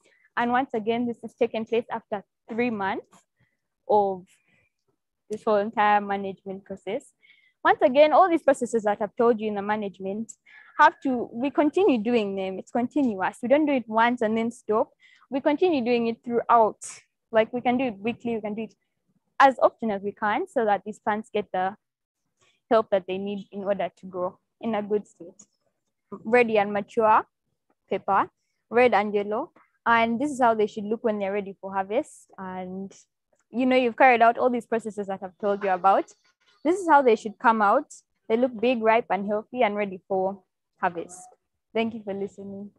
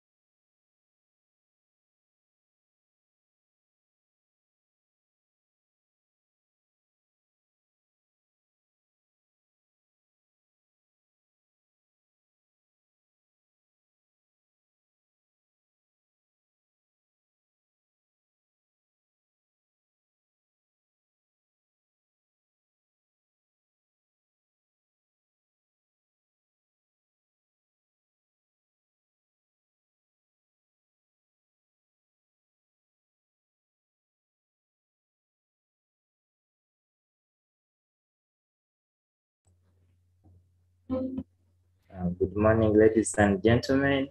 Let's hope you are learning a lot from what you are watching, from the videos, from the different farms. There is a lot to learn. Make sure that you have your book, your notebook. Make sure you have your pen.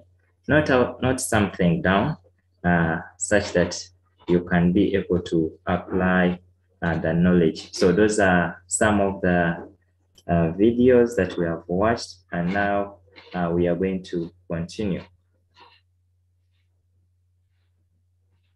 So probably in case there is something you have learned from the videos and you would love to share with us, please, you can raise your hand and you share with us anything you have been able to learn from what you have seen.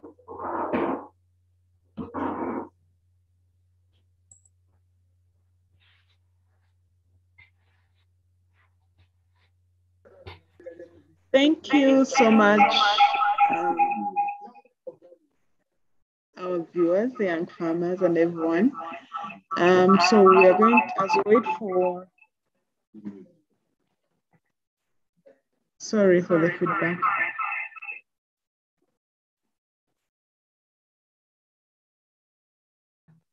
So as we wait for the live video from the farm on dairy and piggery, we're going to watch some videos from some of the young farmers we recorded. And as you watch, please send in some of your comments, questions, and anything that you would want to send in. Thank you.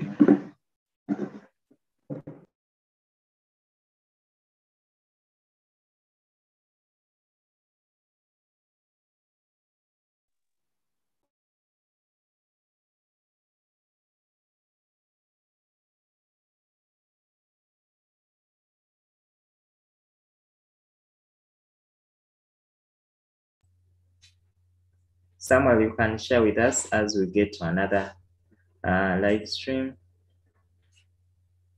Samuel, you can be sharing. Yes, excuse me, sir. Morning, Mr. Kaziba. Morning, Mr. Kaziba.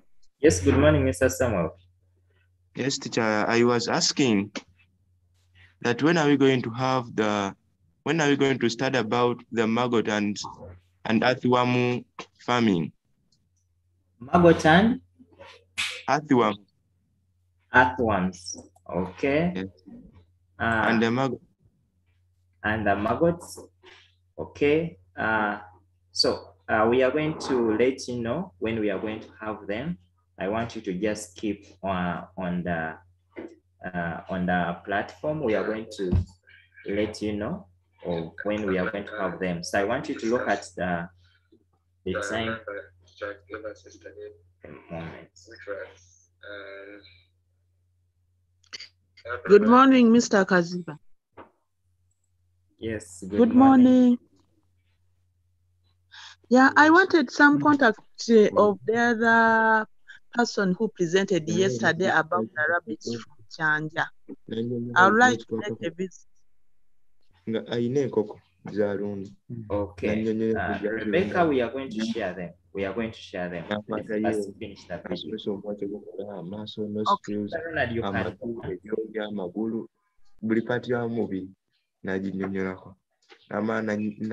Hello? Listinga systems amanyizo balearingiramu enkoko na rearinga byamanyi ebirisa bibateeka mu nkoko eddagala Samuel, kindly mute. Let's first go through this video of the young farmer.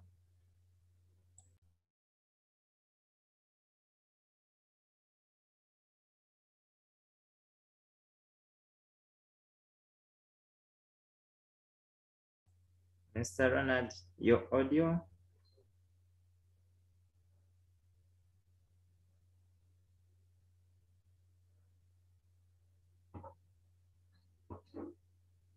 Probably you can unmute.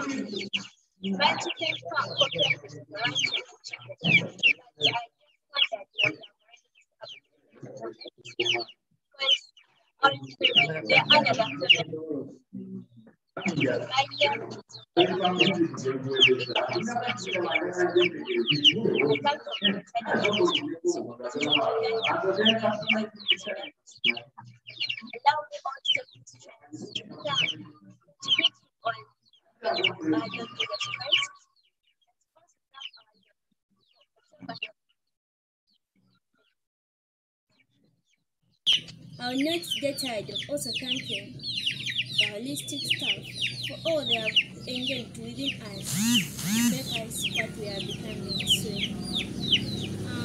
My aim today is to simply show you my chicken farm. My chicken farm comprises of around 20 chickens, but I just wondered when they have already disappeared at the moment because they are all free range. They are under the free range system. These chickens are a source of meat to us.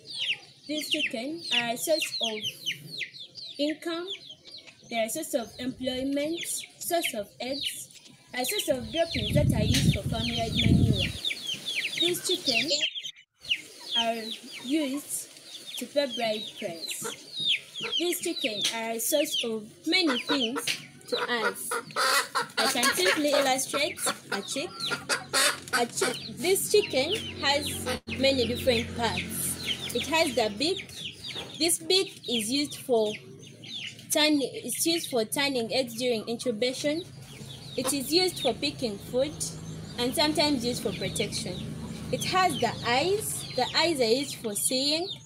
It has the nostrils. The nostrils are used for hearing or smelling. It has the feathers. These feathers keep this bird warm and prevent it from being hurt. It prevents the body from being hurt. And they also help in flying, the wings. This chick has the legs. The legs are used for walking. It has the claws. These claws are sometimes used for protection, and they're also sometimes used for scratching the earth when looking for food. These chickens are so important to us, and so I really advise members to engage yourself in chicken growing. Yeah. These chickens are of different types. There are different types. They include layers. The layers are used for egg production. They include broilers. Broilers are used for meat production. They include the Ddungu, the ones that I really have at my home. The Ddungu are commonly used for both meat and egg production. The Ddungu have been in Uganda for many years. These chickens are grouped into different breeds. The breeds are, some are local and others are exotic. However much I'm now having local, but I believe I'll have exotic soon. Anyway, local breeds are the breeds that have been in Uganda for a long time, while the exotic breeds are the breeds that have been brought to Uganda, that have been imported to Uganda from overseas. The examples of the exotic breeds include light Sussex, white leghorn, Ancona. They include Plymouth Rock, Sykes. They include many others. There are many exotic breeds that you can research about anyway. The difference between the exotic breeds and the local breeds. The local breeds are resistant to diseases, while the exotic breeds are not resistant to diseases. The local breeds can survive on little food and water, while the exotic breeds cannot survive on little food and water. The local breeds produce many eggs, while the local breeds produce small and few eggs, while the exotic breeds produce many eggs at a time. And what I have next to say is how to improve on our local breeds. We can improve on our local breeds by crossbreeding. Crossbreeding is the system of getting one type of breed, of getting like a cock of another type of breed to mate with another hen that is of a different type of breed. The breeds that we get from the local breeds and exotic breeds, when they're all put from together, when they all met at once, when they all crossbreeds, we get hybrids. And this system can help us to improve on our breeds of today. Now, farmers of today, I assure you that when you crossbreed your chicken, you'll have better yields. At least our local breeds, if local breeds mate together, if the breeds of the same thing mate together, you may not have good breeds. But now, if you have hybrids, they are so let me say, of you have breeds from their different sides. Those breeds are good, and I think they are the breeds that are now having. Those are the job purposes. The systems. We have many systems of rearing chicken. The one I'm using here now is the free range system, but I'll soon use the deep litter system. The free range system is the system where we allow these chickens to go wherever they want, to go around their homes, to go around wherever they want, to look for their own food, to look for different food. And this system is so important, it is so advantageous. This system enables the chicken to have a balanced diet. This system enables the chicken to have physical exercises. This system is somehow also disadvantageous. This system exposes. This system makes the chicken to be eaten by predators. It is easier for the chicken to be eaten by predators. These chickens, the disadvantage of using the free range system, this chicken can be eaten can be stolen by the thieves. They can be eaten by predators. They can be eaten by predators. Those are the disadvantages I know about using the free range system. The deep litter system is somehow also advantageous, whereby the deep litter system, it protects animals, the chicken from predators, protects the chicken from being eaten by wild animals. It protects the chicken from having, it protects the chicken from being eaten by wild animals. The disadvantage of using the deep litter system, this litter that you put in the house may catch fire, and when it catches fire, all your chicken will have to die at once. And now, the also disadvantage that I see from the deep litter system is that it is expensive to buy litter. Yeah, it is expensive to buy litter. Another system I know about is the battery cage system.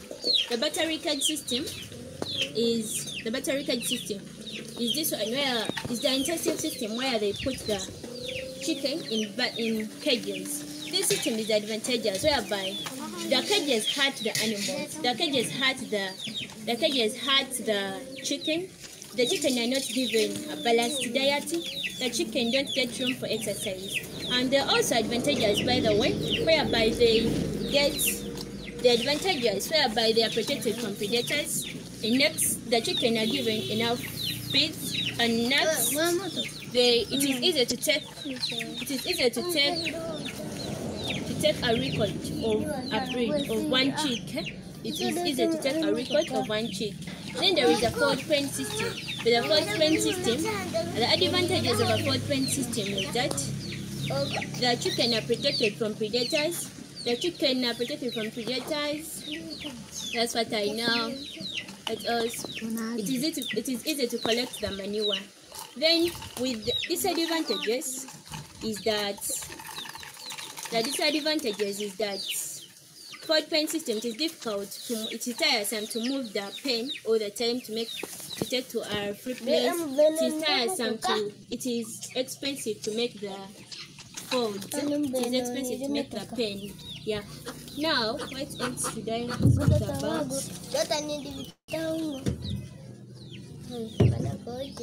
Poultry management. If you want to manage poultry today, you have to have the different things. There is housing.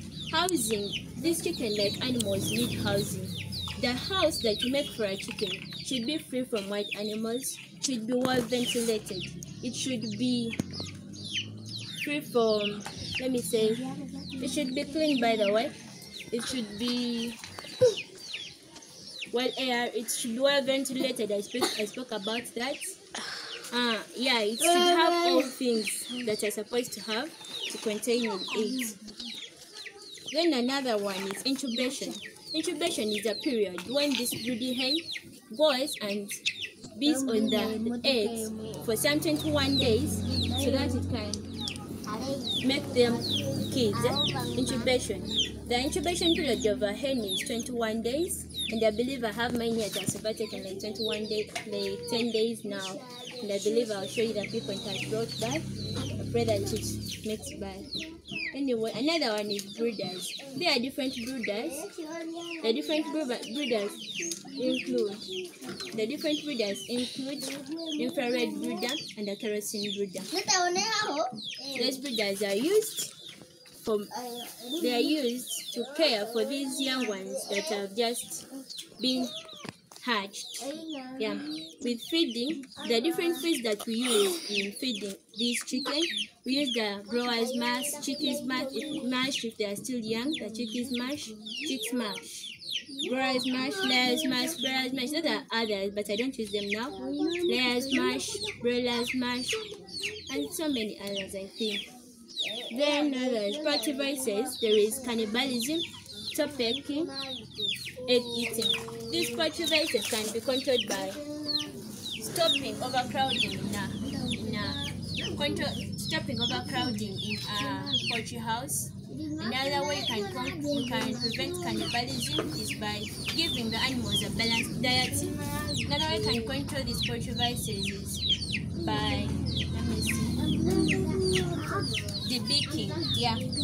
Poultry diseases. With poultry diseases, you have viral diseases, protozoan diseases, bacterial diseases. The ones that you know they will have pox, typhoid, you have coccidiosis, and so on.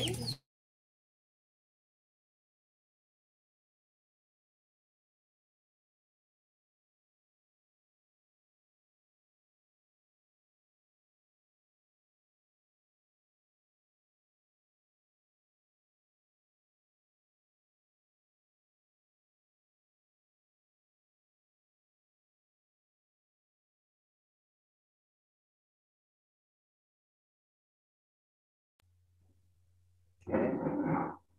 Thank you so much. Let me hope you have been able to learn something from the poultry unit. I'm saying that peasant farmer's hand is raised. Peasant farmer, you can submit.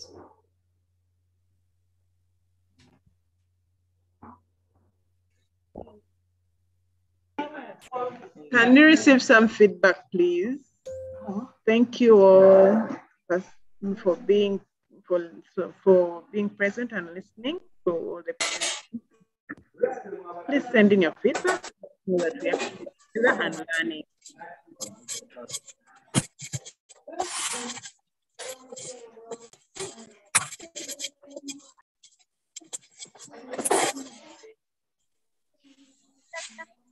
Going to register for the session for today. Yes, we are. We are going to send in the link shortly.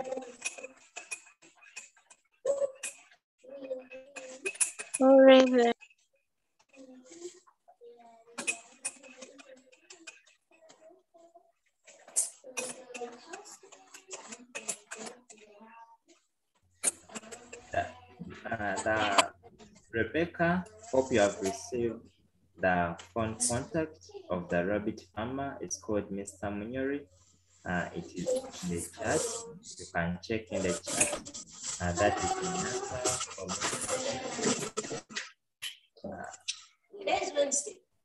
so those who want to go into rabbit farming, you can contact the gentleman who will be of great help.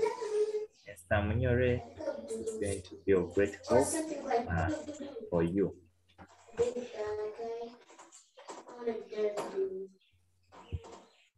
And in case you have any question, you have any submission, feel free to use the chat.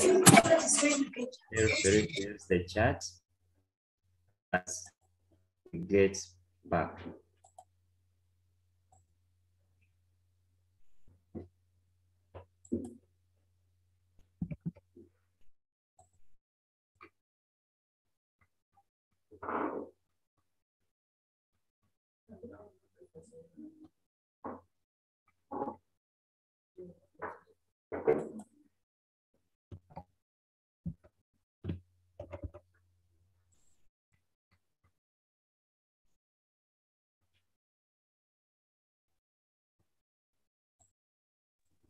Hello, Mr. Kaziba. Yes, Rebecca. Were you giving me the contact? Yes, the contact. It is there, but maybe it is 0787 0787 24 24 yes, 38 38 92. 92. So this is the farm is called the Chanja Farm. Yes, and it's called Mr. Munyore. So let me share it in the chat. All those that are interested in rabbit farming, the gentleman will be able to help you. So Thank you so much. When you check the chat, the registration link for the session has been shared. Can we take some few minutes and then register for this session? Okay, thanks. Check in the chat and then register for that session.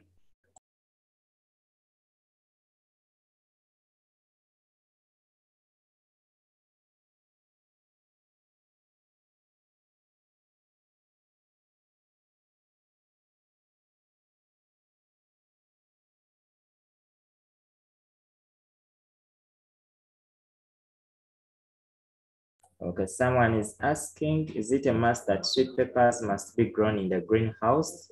Not really. Not really.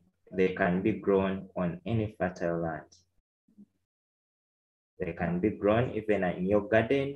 I hope you saw there is one of the videos I think we are going to share whereby someone was growing them, the green peppers, he was growing them just in a compound. In fact, even if you get just a small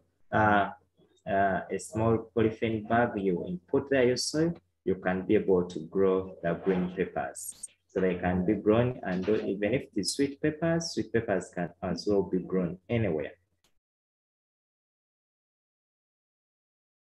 Okay, someone is appreciating that was a good information about the poultry farming. We want also to know where you are calling and joining this session from. Can you type in the chat where you are calling in from, where are you located, and probably in case you have a farm, feel free to share with us.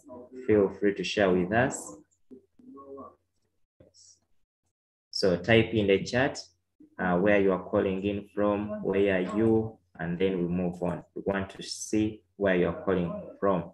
I'm going to be sharing the program, and those who have not yet looked at how the program of that day is going to be, let me share, and then I just show you what we are going to have today. So today, our day today started at 6, and we have had sessions of what we call an early bird farmer. We have gone through what farmers go through early in the morning. You have seen that farmers wake up very early in the morning.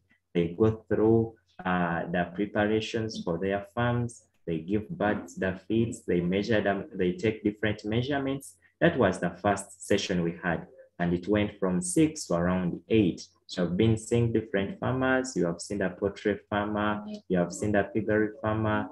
And even now, afterwards, you are going to see very many farmers. And this session, we shall have the same session come tomorrow at exactly 6. We shall be visiting other farmers, and you will see how they prepare their day. In case you are going to engage into the farming, you need to keep time. You need to keep time because in case you are dealing in poultry, they need to take their feeds on time. Even if you are being in any agriculture activity, you need always to keep time. So that was our first session that went from 6 to around 7:30. Then afterwards, we had some virtual farm visits, and those who joined in, you were able to watch the green pepper grown in the greenhouse, and then also you had the video, the second video we had. This was really very interesting, and it is a learning journey for all of us. Then we are delayed by just some few minutes. but we are going to have a live stream from Gayaza High School Farm, and we are going to be capturing dairy farming. Most of you have been having very many questions concerning dairy farming. Some of you are able to see very fat cows yesterday, and you admired them. You are asking, how are they fed? How are they maintained? So that is why we are bringing in the dairy farming, and you are going to be able to ask all your questions you have about dairy farming. Then at 9 to 10, we shall go into the piggery farm. Still, we shall be at Gayaza High School Farm. The media team is doing all what it takes to see that they bring for us the streaming from the Gayaza High Farm. Then from 10 to 11, we shall have the poultry and the greenhouse farming. So you want to learn more about the greenhouse. Remember when we visited the American virtual farm, you noticed that for them, they're using greenhouses. Also here, we are bringing for you a case study of the Uganda SS. SS is implementing the use of the greenhouse, and they have been able to learn a lot and to obtain much things from their farm. So that is our next from 10 to 11. Then we shall also go into the matoke and the biogas, still from the Gayaza High School. So this is why we want also to look at how you can grow the matoke, how you can sell them, how you can add value, how you can make your biogas at home. Most of you might have a cow, but that cow can make a biogas, and we save on the environment. Instead of us using firewood, instead of us using other things, we can actually make biogas and we use it for the cooking. So we are going to show you how can it be made. Then we shall have machinery. Now that we are going into farming, we need to use machines to simplify on the work. In case you are going to involve into the agricultural business, it is really a very hard task for you to dig maybe 50 acres, but you can use the machines and then you do it. We have the Engineering Solution Company Limited. It has all the machines, and now they are going to be showing us how are those machines used. How can you get one of the machine for yourself? That's what we shall have.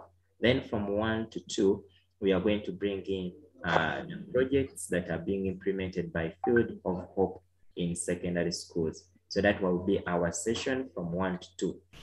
Then after lunch, that is from 2 to 4, we are going to go back and understand fully rabbit farming. Yesterday, we are just giving you a tip of an iceberg, but now we are going to give you 2.5 hours such that you can be able to ask any question that you have about rabbit farming.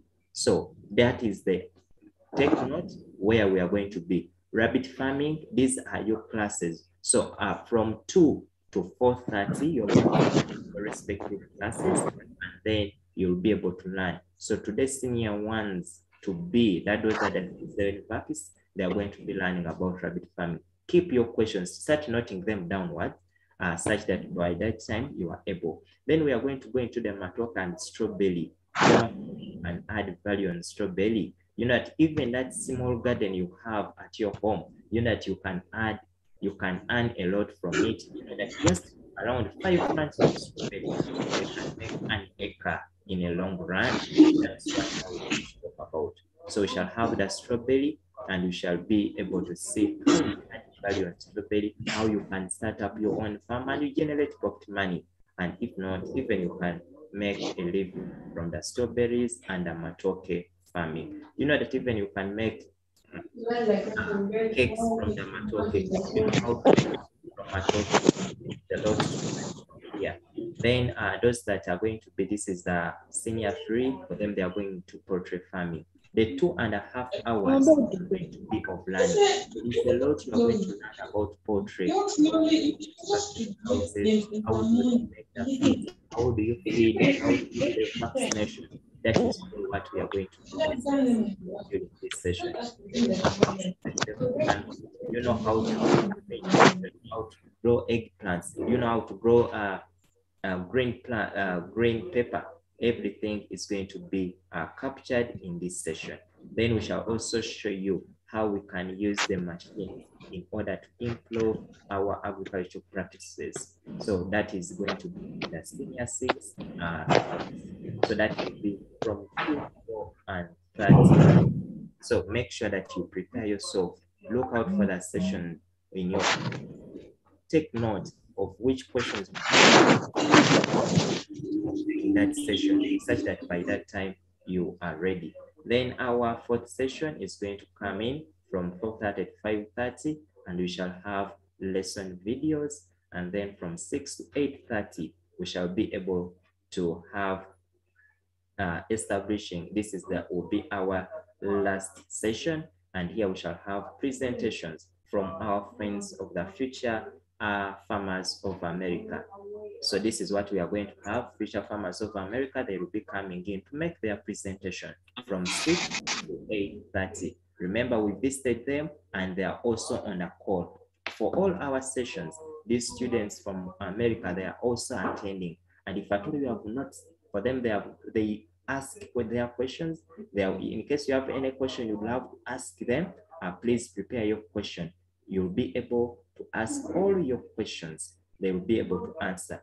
And also when they come this side in our farms, please get ready to answer their questions. So from 6 to 8:30, make sure that you join in their sessions. They're going to be making presentations, and there is a lot to be learned from them. We need always to benchmark from what others have, such that you can be able to add value on what we have already. Okay, let me stop sharing my screen. Hope everyone and those timetables have been shared in the different WhatsApp groups. They have been shared in our WhatsApp groups. So please go on and look at them and then get engaged. Okay, some people here have started sharing their stories. I am seeing Samuel Tamaguzi is calling in from Mukono, Kigombia. Thank you so much, Samuel, for joining us. I'm seeing Abjela is calling in from Kisasi. We are really very happy to have you. Kakai Amal from Wakiso, we are really very grateful. Thank you so much for joining. I'm seeing here Mark Glory from Mukono Seta. Mark, we are really very grateful. And that is the Antale boys. Thank you so much for representing Antale schools. I'm seeing Jesse from Wakiso Chigo. Thank you so much. Mbaz Gideon. Wow. Mbaz Gideon, I don't know whether it's really possible for you to unmute. You're calling in from Buyukwe, Nadia. Thank you so much. Gideon, is it possible for you to unmute? Gideon, I'd love to interact with you. Gideon Mbaz, are you still on a call? Gideon, you can try to unmute. Okay, Gideon, thank you so much for joining in from Buyukwe district. That is really, yes, Gideon? Yes. Okay, good morning. Yes, good morning. Gideon, would you share with us what you are carrying on? What is in your farm? What kind of agriculture activities are you involved in? Okay, I shared in very early in the morning in pharmacy Arbad. Okay. Yes, I shared, but I do different types of crops. Have not started yet in animals. Let me show you. You can just share those who missed, such that they can just have a look of your beautiful story.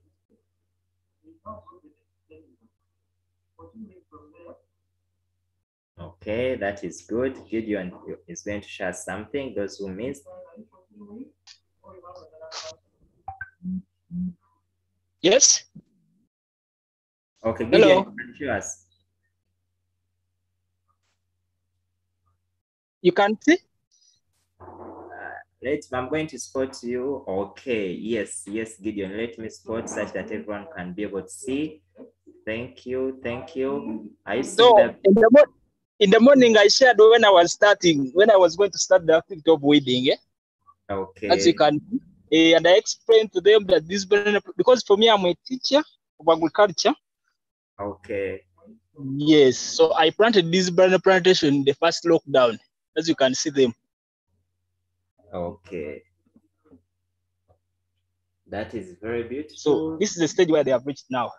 So inside the banana plantation, I also planted some eggplants. I think you can see them.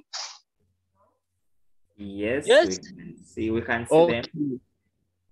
Okay, so this is where I'm now at this point, but I have also other vegetables like tomatoes, green peppers, and the bitter tomatoes, the entura.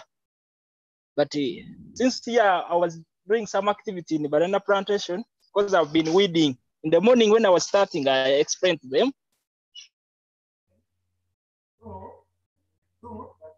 Okay, thank you so much. I think that is it. Farming. Thank you so much, Gideon. You're welcome. Thank you.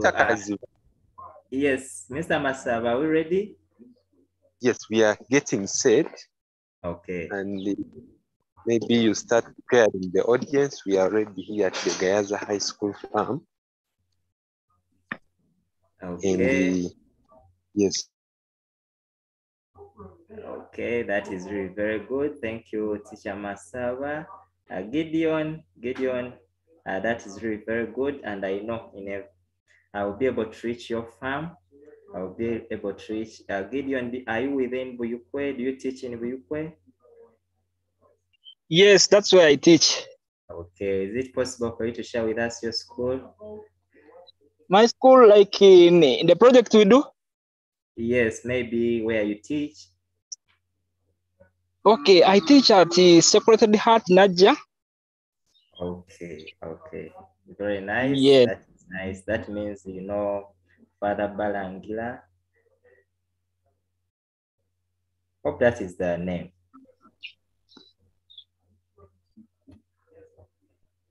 Okay, thank you so much, Gideon. Let me say I'll pay this in a short time before the month ends. Okay. Put on a video. So, Mr. Masaba, good morning, sir. Yes, good morning. Are you at the farm? Yes, we are at the farm here. Are you ready? Yes, we're getting set. Yes, we are ready, only that we need to get to the particular point that we are from. Hello? You are doing what? We are getting to the particular point where we have to start from. There is a tractor that was carrying the feeds for the cow, and we wanted to give it space for it to go. I can hear you. At least put on your video so that you can welcome us to the farm as the other things get ready. We need to know, put on your video. Yeah, I can see Mr. Chijambo. Let me spotlight him. And we get started, all right? Mr. Chijambo, kindly give me your video. Ladies and gentlemen, good morning. I welcome you all to Gayaza High School farm. Mr. Chijambo, you can show me around, put on your back camera. Yes, thank you. If you kindly do it in landscape so we can get a better video. Okay, landscape, please. So yes. Brian, we are heading to the first place that we are going to start our, yes, we are going to pasture, and I have Dr. Semambo here. We are working with him. The image is still in portrait. Kindly put it in landscape. He's in landscape, but diagonal. In landscape, only that maybe it's playing to reach in landscape in your side. Now you are seeing your fingers. Jambo. Jose, I'm told they are seeing your fingers. Yes, thank you. Yes. That is better. Yes, I can see you are working, I think, to the, yes? We are heading there to the pasture. Mr. Masaba, you need to move ahead of that team. You need to move ahead of Dr. Dan Semambo so that we can see their faces. The person on camera is Jose. Jose called Jose. Jose, kindly move ahead of Dr. Semambo as he walks to the gardens that give us food for the animals. Jose? Yes, ladies and gentlemen, like we said, we are doing a live stream from Gayaza High School farm. and this is going to be facilitated by Dr. Dan Semambo. Here is a field of napier grass. That is one of the things that we feed to the cows at Gayaza. And I hope Mr. Chijambu is going to walk ahead of Dr. Dan Semambo, so that gives him time to give us a better picture, but then also stabilize in a way. Yes. Great. Mr. Masaba, is Doctor ready? Yes, we are ready. All right, thank you so much. Dr. Dan, you're welcome.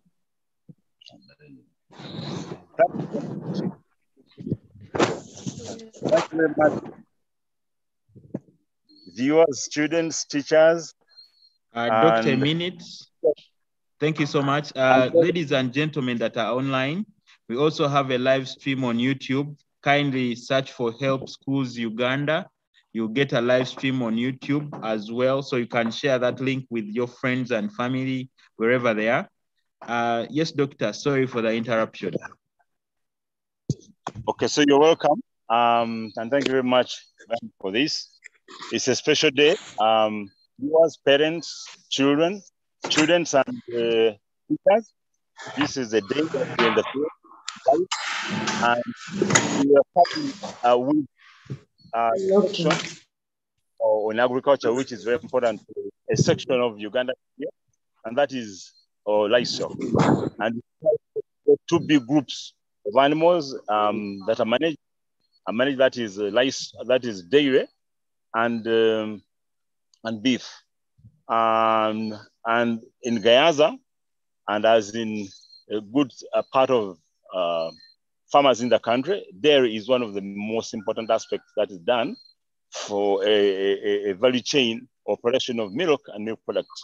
So today we are at Gayaza and we want to look at the good practices, but also practices that if we are going to have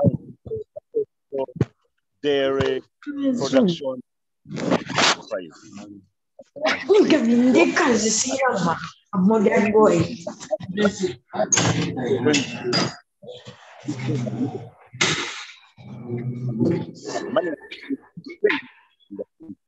Here, we are not viewing, we are not looking at of nutrition, and we're also going to, that's one big section of the livestock production, and then also nutrition.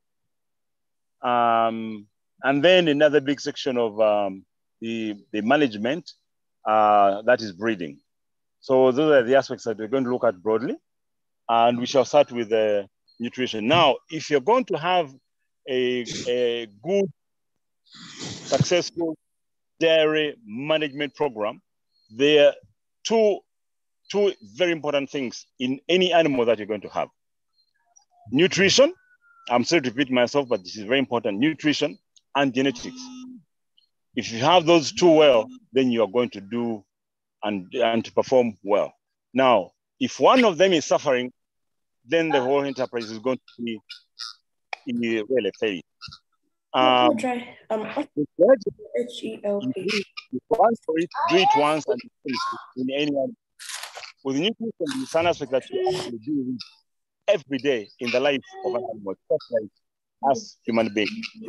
So nutrition, you also divide that in two big sub-branches.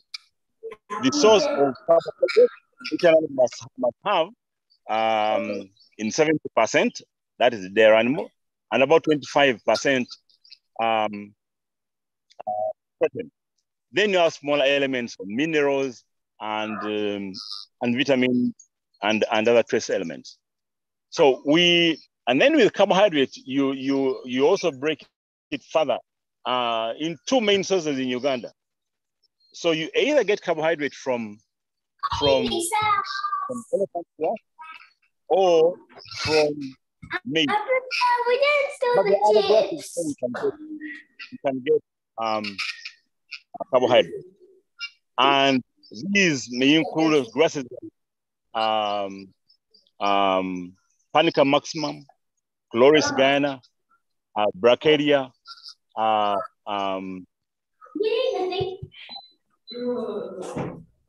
let's say that, and Sudan grass, a number of them.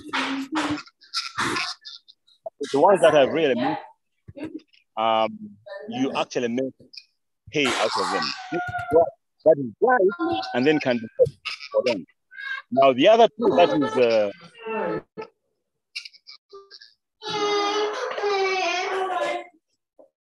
you didn't button your shirt well, I need to correct it. Major conservation is mute. Please, can we have some people we're not mute? going Daniela, mute. talk about what we can see, what we can see, and actually also do. We're going to talk about the establishment of both maize of elephant grass, and then we shall look at how can you conserve these forages for production of the animal, for feeding of the animals throughout the year. Others we shall talk about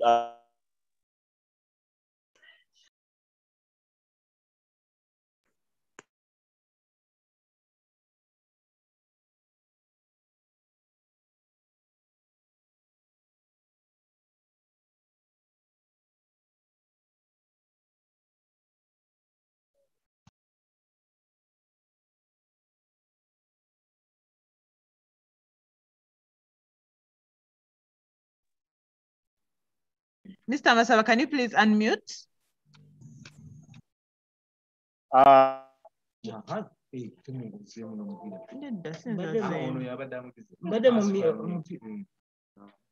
Please unmute, Mr. Masaba. you make holes.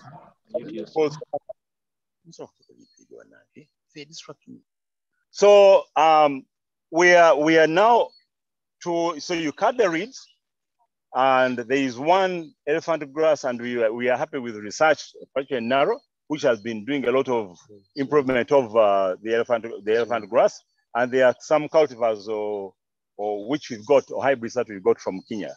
And the most recent breed that you have, hybrid that you have for elephant grass is called Pakchong or Super Napier.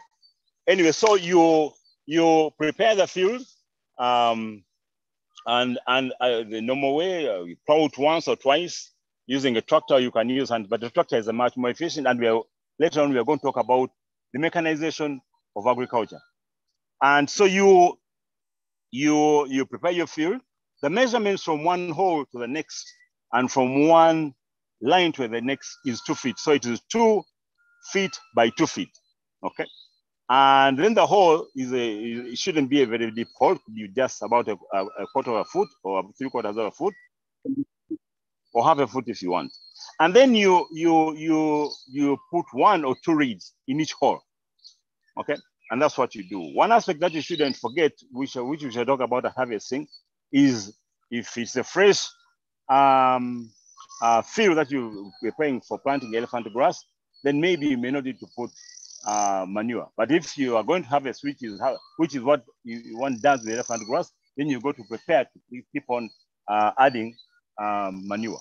Now, if you prepare your ground well, that is seed bed preparation for elephant grass, then within about 2 months or 3 months, you should be able to start cutting.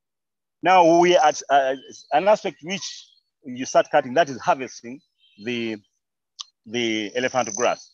It is very important that the harvesting from the word go is done properly. If it is not done properly, then that field is going to grow old and not so useful to you in a very short time. Now, one aspect that farmers make a mistake of is the cutting. Looks simple, but very, very important. Okay, here I'm going to show you the good practice and the bad practice.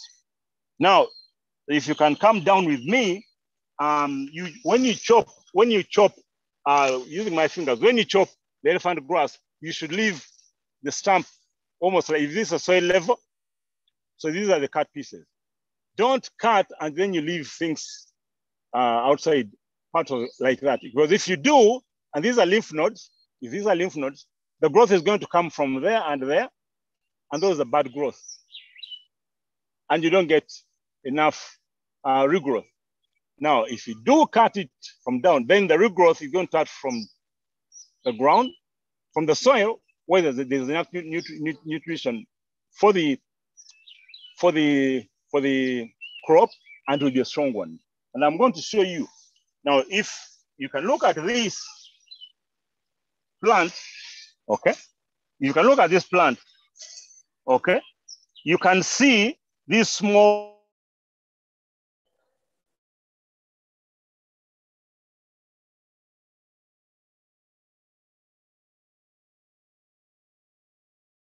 ground, okay? So this is a very good example. It was cut over the ground and the growth is from this one I'm going to put out. So you can see this. It was cut, a very good example. It was cut, chopped, and there are two nodes, this one and this one. And you can see the root growth, very, very poor. But this is what you're going to cut next. You don't have much. Okay, this one is not too bad, but from the same plant. And you can see. So please avoid, when you cut at the soil level, and I'll show you a better example, okay? Take a note of that. Okay. Now this is the same tool from where it was cut. Now if you look at one which was cut properly, cut on the same day, you can see what happened to this one. Coming from the ground, and really very, very nice. Okay, if you compare that with this, cut on the same day, you can see the difference. Okay, and you're going to cut this because the good thing with the elephant grass is that if you manage your field very well, cut it properly in time, and then apply the fertilizer because you're mining, then you're going to keep it for a very long time. Okay, I don't want to remove this, but you can see it coming from the ground and it was cut properly. Okay, so that's a very good thing. Now, after you've cut, then you apply the manure, either organic, and on any farm, you're definitely going to have cow dung or having slided from the biogas, as we may see later. And you apply every 3 or 4 months. You should be applying fertilizer, or the fertilizers which are bought, but they had better be organic. I mean, to be on the safe side. So that is elephant grass. So it is cut, and with elephant grass, you can do one of the two things. Either the chopping, the feeding can be done when the elephant grass is green, and you're going to see chopped elephant grass, or you chop it and you conserve it as silage. We shall talk about how silage is made. Yes, some people have done elephant grass and they've dried it to make hay, but it's not very good because it's a very succulent crop, full of water. To remove the water and finish it is not that easy. Very, very difficult. So the best is either feed it green or chop it and conserve it as silage. Now, the elephant grass I told you, which is as it grows, but better so in this variety, which is called pakchong or sopanapia. When it is about 3 or 4 feet, okay, it has got a very high protein content. And it's also very good to feed the pigs. I'll talk about the pigs later. As it grows more, maybe to about a meter and a half, then then you got more carbohydrate. So elephant grass is good, but pakchong, if I'm asking you to maybe educate us, is if you can look for sopanapia, it's now one of the best varieties of elephant grass that you should look for and plant. It grows very well, and if you manage your field very well, you can keep it for a little bit of time, a long time, as long as you keep on fertilizing. One thing you should remember with elephant grass, the goodness is that it's always there if you manage it well. So you can keep on feeding the animal. Now we shall go and talk about maize and look at the advantage of maize and how you can conserve it. Thank you. So we can move up.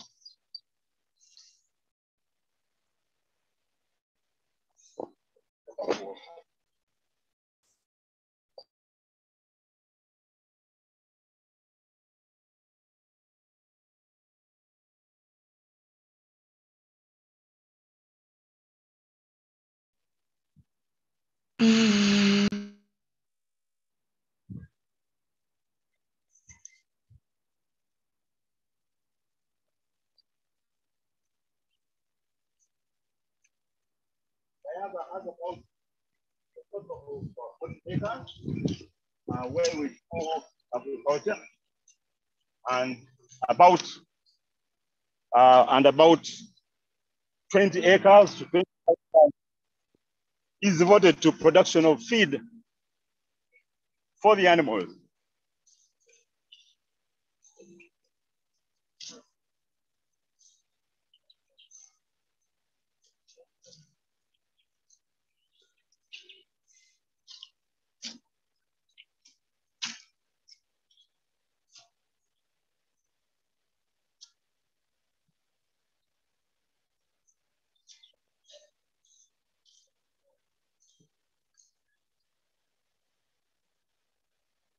I'll just show you one other thing, which is very, very important as we go up.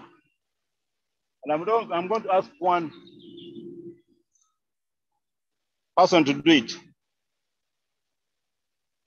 On any farm, if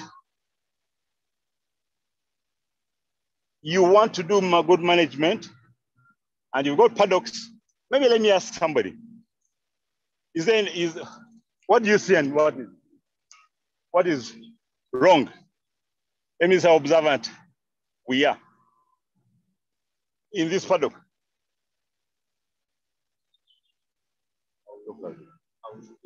I would quickly say that there is free entrance and exit.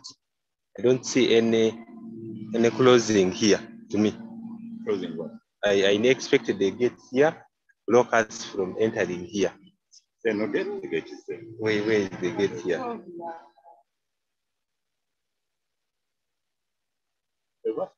There is another question down there. No, I was answering his question that he can go in and come out. He doesn't see that there is exit or entrance.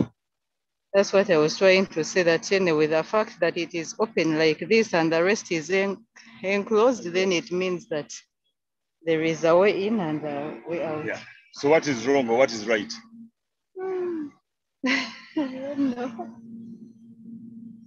So one says there's no entry, another says there's entry. So if you can look down here, there is a gate. But what's happening to this gate?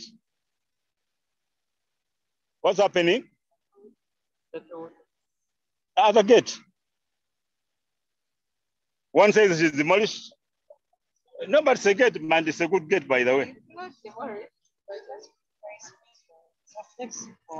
It's a flexible gate, yes. What else? What's not happening? It is not closed. On a farm, please close the gates after you, close the gates before you, wherever you go. Never leave a gate on the farm open. Please close your gates for control, for management, okay? Really of the animals. You don't want the animals to just be freely walking in and walking out without knowing what purpose you have. So can somebody close this gate as it should be? And this is a flexible gate, yes, that is true.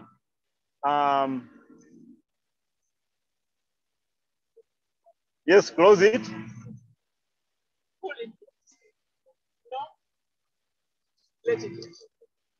Because also closing is a science.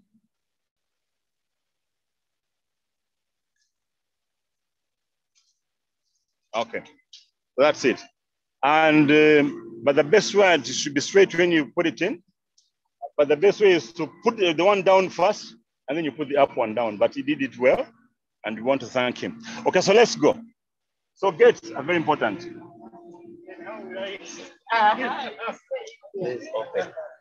Okay. Okay, so we go. We got the main up in him out. Let him stay. We shall come back. Let him stay there.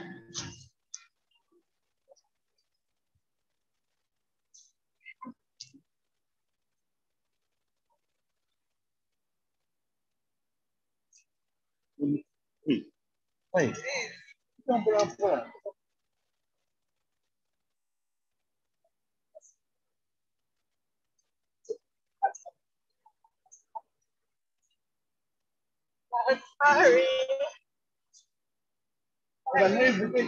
Move on.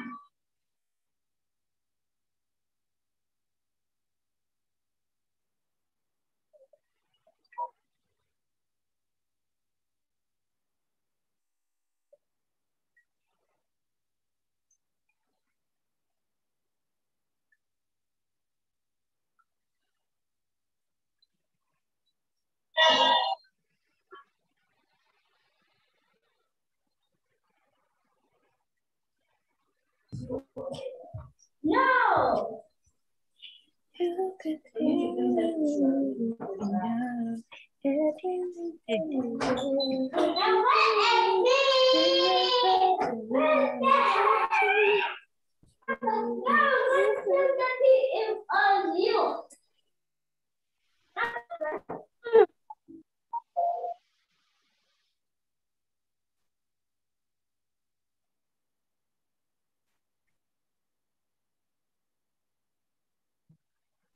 Yes, so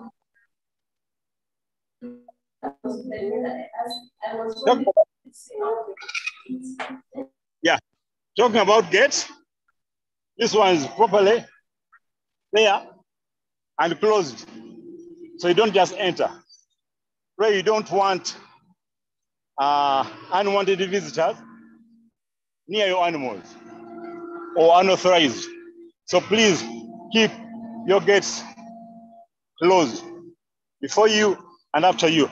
So can somebody open up this gate? It's a different gate from the first one. So you start the it and then you open it.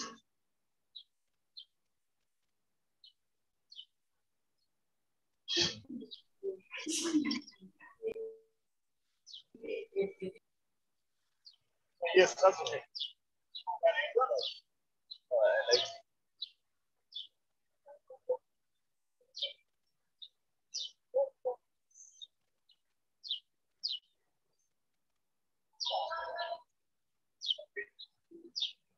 So we are here at the maize garden. This maize, we shall talk about the establishment and the management of maize for silage making. The same principles for preparing the land apply. But really for maize, you want to have a very good bed. So you want to make sure that you don't have weeds. And that's very, very important. So this is a garden for maize. And when you're going to plant maize, you after preparation of the ground, the measurements are very important. So there's mathematics in why you must space and space properly, but also the methods of growing are different, and they're mainly two. So any person can grow maize for silage making. The first one, which everybody can actually do or carry out, is manual planting. You can do the manual planting by using hand. And the measurements for making or for planting are 2 by 2. 2 feet from one hole to the next, or 2 feet from one line to the next. Okay, that's manual. And it is good practice because most of the land that we have around has been used before. So it's a little bit, or at times greatly, mined. So it's good also to put a fertilizer. And one fertilizer that we use mostly is called DAP. DAP is diammonium sulfate. So we're using that one as a fertilizer. So now for establishment of this by hand, it's good to have 3 teams of people. You have, and the measurements of the DAP, you get a cover. I'm just being practical. A bottle of either for water or for soda, and that's enough. You cover it when it is full. So you apply that one in the hole first, okay? Then you put on some little soil, okay, soil cover. Then you put the seed, and you can put either 2 or 3 seeds, but 2 seeds are enough, good enough. Then you have a strong crop. Now the DAP, the ammonium phosphate, is to give you a strong rooting when the germination begins for your seed. Okay. Now it is good. But just say if you got a big ground, a big shamba, a big part of that you're planting, 1 acre, 2 acres, 5 acres, 10 acres, to have to grow this, to grow it in teams. Now, for those measurements, it's good that you get a size of string, roll, then you measure off 2 feet at a time, and then you tie it with a polythene, either green or black, but tie it at whatever, wherever your 2 feet ends, and then you roll it up, okay? Then you could be maybe about 3 or 4 balls, properly measured, to help you when you're planting so that you don't keep on measuring 2 feet, 2 feet. Okay, so you do that. So you have your 3 rolls. So you plant 3 rolls at a go. So what you do, you get pages or pegs stamped, and at each end, so you roll it out, okay? Stamp at one end and the other one, and you roll them out. Then you measure, you get another piece of stick, straight 2 feet, so that in between the 3 rows that you are planting, it is 2 feet automatically. I mean, it's 2 feet automatically. So you roll it out. And then you want to make sure these 2 feet, the way I put the polythene, are also in line. You want to grow maize in a straight line, because after that, the management of this field is going to be much easier, because you'll be able to weed and weed in line, so it becomes easy. You don't cut the maize, and it's actually very good. So you roll this one. Then, so after you rolled your ropes, okay, then you have 3 teams. One team is to make the holes at wherever those points are. That's one team. The next team is to put the fertilizer, okay, and put the soil. No. Okay, put the what? Put the fertilizer and leave it open, because you want to know that you put the fertilizer there. Then the third team is to put the soil and then put the seed, because then you are sure, and then cover. Okay, so you do that, and then that one you do very, very, very fast. Now, this one was planted by machines, which we procured from Engineering Solutions. I like Engineering Solutions, but anyway, they've got very good equipment. But there are many other providers of machinery, but the equipment is very good. So with machinery, of course, you plow with the tractor, you plow, you harrow, and it's good to give about 3 weeks or so, or 2 or 3 weeks after the plowing, between plowing and harrowing. Why did you do this? You want to make sure that when you do the first plowing, okay, and the soil is turned, some of the weeds are covered, okay, and you give a space of 2 to 3 weeks, and that's why it's very good to plan your farm. And it's good to do this during the dry season, and I'll tell you why. It's good to prepare your ground during the dry season. Yeah. So then you harrow. Then when you harrow, if there was any other new growth, you also cover that one. But the rotting has already started for the weeds that were on the top, which is actually good. So your ground then is okay, and you can do dry plantings very good, or do plant near or when the first rains have come. But it's very good. You monitor the rain. Of course, the rain these days are a little bit erratic, but still you can be wise enough and plant just before the rains begin. And this is called dry planting. Now, if you do plant during the dry season and then it rains, your seed is already there. The fertilizer is there, but also the fertilizer in the ground which has rotted. The nitrogen which is released after the first rain is going to greatly help the germination of your maize. Now, when you look at this, and the planter is set, okay, and that engineer, of course, you get all that instruction you get from the manufacturers. So you know how big your seeds are, and there's a seed plate which you're going to look at where the seed can pass. There shouldn't be many seeds. If you do your job and do it well, the plate should be just enough, big enough to allow only one seed to drop at any time. And then the spacing also. So if you look at this, these are lines. First of all, make sure that you can see these are lines, and you can see them. They're quite distinct. Okay, these are lines. Okay, they're quite distinct, and they are 2 feet apart. The way I normally do it roughly, this my foot, but my foot is very big with this board. But this is 2 feet. Okay, so that in between the lines is 2 feet, and this it dropped one seed at a go. You can definitely see in line. Okay, at times they fail to drop, but one seed at a go, and this is good. It gives a good germination. It gives a good management is easier when you're weeding, and the germination is okay. There's enough feed for each seed as it actually grows. So now this maize is about 2 months. Within the next 3 weeks or so, end of this month, we're beginning to prepare. To actually make silage. So you begin planting for making silage, and we'll talk about the silage making in our next stage.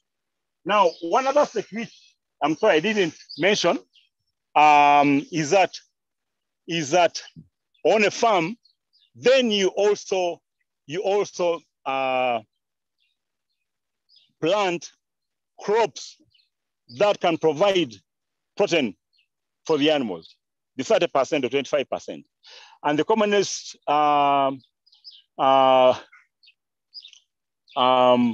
legumes which you can grow include lab, mukuna bean.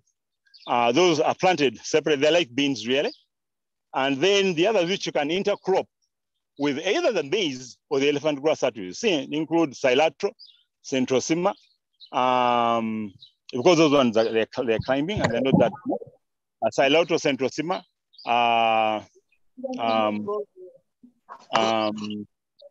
then the silver leaf and green leaf desmodium, and a number of them. These do climb, so that when you start cutting, either green or you're going to make silage, you're having both the carbohydrate source and the protein source together.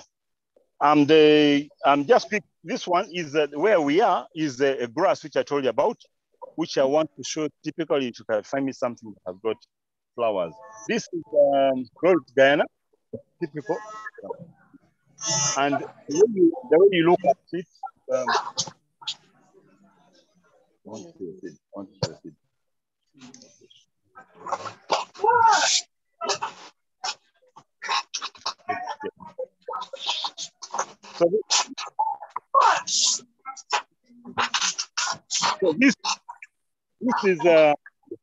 this is a tourist band.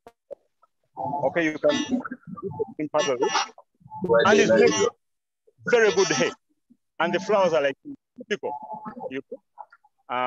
typical, and these are the seeds. So when you're and when you're submitting for 5 years ago, you keep starting twice according to how you have applied your fertilizer, and you can cut and make hay and keep it in the air. That's the conservation that you need. The others, as I told you, is Bracharia. The best variety is called Bracharia malatus, but there are also other Bracharia which are local to Uganda. You can also, if you fertilize them, they are good. But the Bracharia malatus is a very big herbage, and you can also, once you planted it well, and you plant vegetatively. This one you plant seeds, okay. And they are commercially they are available. Bracharia, if you see, I will also say to you, you can also plant seeds, but the seeds for Bracharia germination, I've tried them myself, and it's a little bit of a challenge. introduce vegetation. Get the crop with root, split them, and then you plant. And then you grow. After about 3 months, you grow. But the bed must be good. So this one, you plant seeds. But with the bracharia, you plant with a root. And then germination begins. You can also do this, but the seeds grow very well for bracharia. And you can make hay. Someone's asking me, what have you learned in how to plant? And I've learned how to grow photos of wet grass. I don't know. This is what I mentioned bracharia. This is rose grass. This one's rose grass. Okay, these are the commonest. Okay, but you can also plant Panica maximum konzi. These are commonly they're very common, and they make very good hay. So we can go now to the conservation.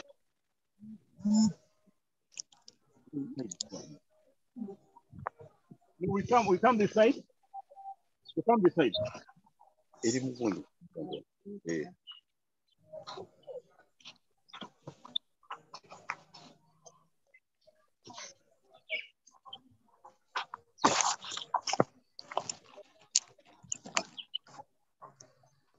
So we are going to see the conservation of what we've seen, that is bracharia.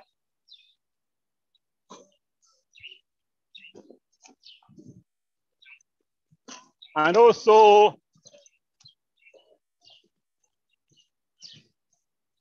the maize silage.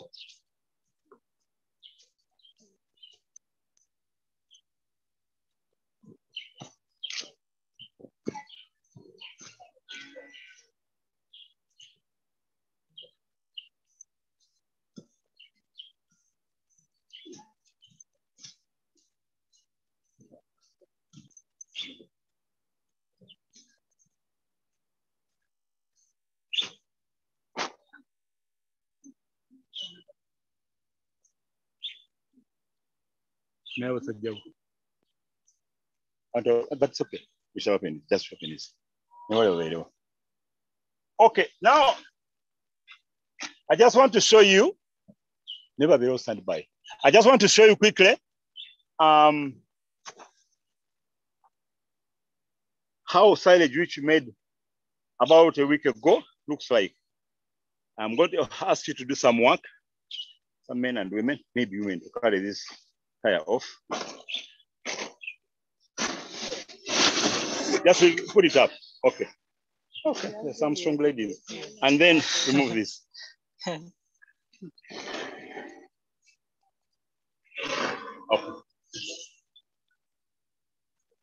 Now this is silage, which you made a week ago, and I think that's enough. That's enough. That's enough. Don't want to kill it. Okay, you can remove it. Okay.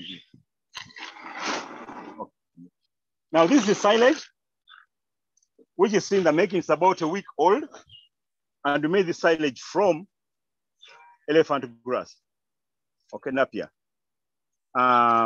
We don't want to disturb it very much. We're disturbing it. Ideally, and what you do here, because there is less sugar in the elephant grass, you could apply. It's advisable to apply molasses to increase on the sugar level, upon which the anaerobic bacteria function. So what we are doing is that for silage making, the principles are mainly 1 or 2 or 3, which you need to always remember if you're going to make good silage. And I'll leave you to work out the chemistry that happens. Since you're students, and students, please, I want to give you some homework as we go on. So there are 2 types of respirations which can take place. One is aerobic, okay, where there is oxygen, and which you don't want to happen when you're making silage, because in life you need oxygen. Now, when life goes out of this elephant grass, you don't need the oxygen. And the other one is anaerobic respiration, whereby you've got carbon dioxide, which is work on the the silage by the anaerobic bacteria and produces alcohol, which acts as a preservative. After this silage is ready, we can feed it to the animals. Okay. In fact, what I'm going to do, why I'm saying it's ready, because we did about a week ago, is because what we also did was to add on another organic component, but which has more bacteria. And I will ask you to find out what it is. In a week, you can feed this. So what I'm going to ask, manager, can you get some bags? We pack it and we shall go and feed the animals. Okay. So, but ideally, when you, if you leave the silage to make to be made naturally, you will have this silage ready in 27 days, can be fed. But this silage can also keep for 1 year, 2 years, 3 years, 5 years. I've not tested the 10 years, but can keep for long. I've seen silage kept for 3 years. In SMAC, the silage that we made in 2018, animals are eating it now. So it can keep for long. Yet, and those are some of the advantages of conserving nutrition or feeds for the animals. Whereas that maize, now if you don't process that maize within a month, after that, you lose it. Yeah, they're out and dries up. I mean, you can't use it as silage. So this is really the best. Now, so we're going to have the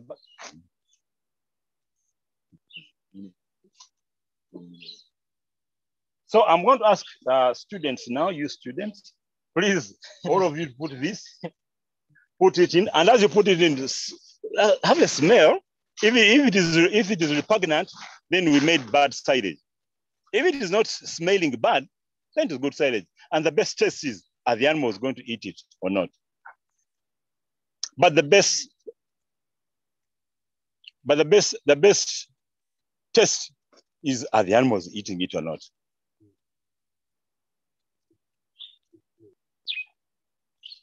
We shall fill this bag. You want to come and see that? Okay. Let us fill it. You're getting the smell. Please smell.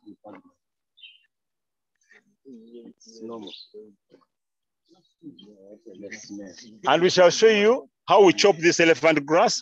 And the smaller the particles, well, let us fill the bag. The smaller the particles, the better. Because in the compaction, and how do you drive out the oxygen is by compaction. And this compaction we did manually with the men. It was a small silage. We didn't need to use a tractor, but we shall show you where you use. Let us feed it up. We shall show you how we use either a tin of water full, or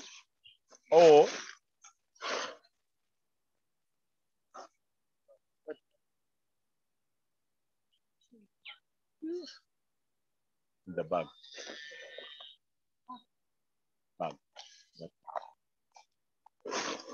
Need more. Okay, so yes, let us fill this bag, and we shall take it with us when we are going to feed those animals ourselves.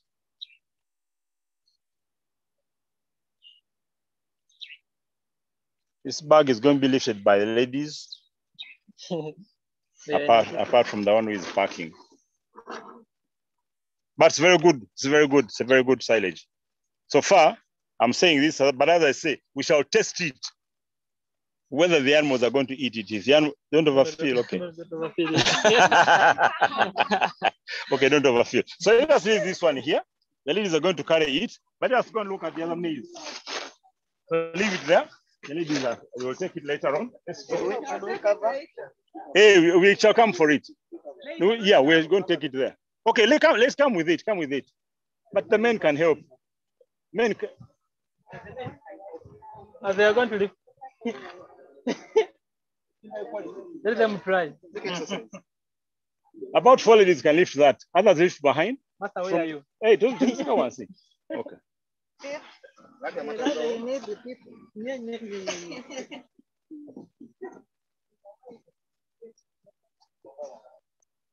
So we are going to look at now.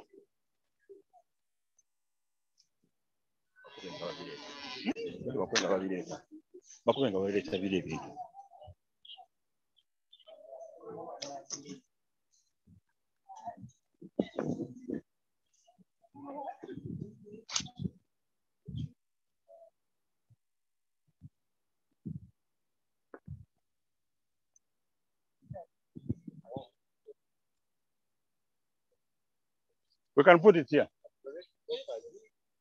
We can put, okay. We can put it here, here. Because we shall go with it. Okay, so now from here, members, as I say with silage making, there are 3 or even more, but I'll mention 3 ways in which silage can be made, okay, is made.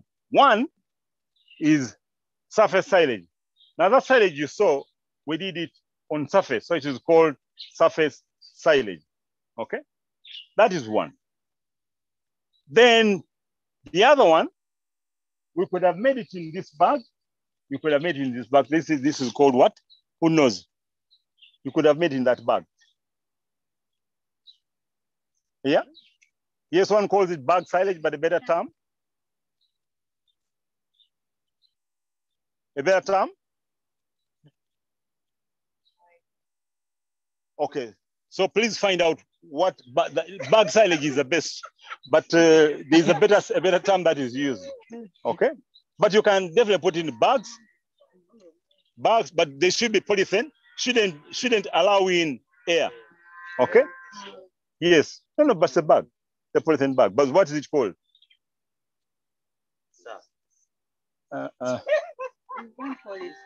You look at the shape. What's the shape like? If it was even longer, what would it be? Okay, tell me, but okay, better we are improving. What? Eh? Yeah, tube. So tube silage. Okay. Wow. So tubes. But it's still exam. Anyway, or peat. This is a peat. And the peats are made in many ways. The first one is embankment. That one you can just properly build and on surface indeed, but you build an embankment.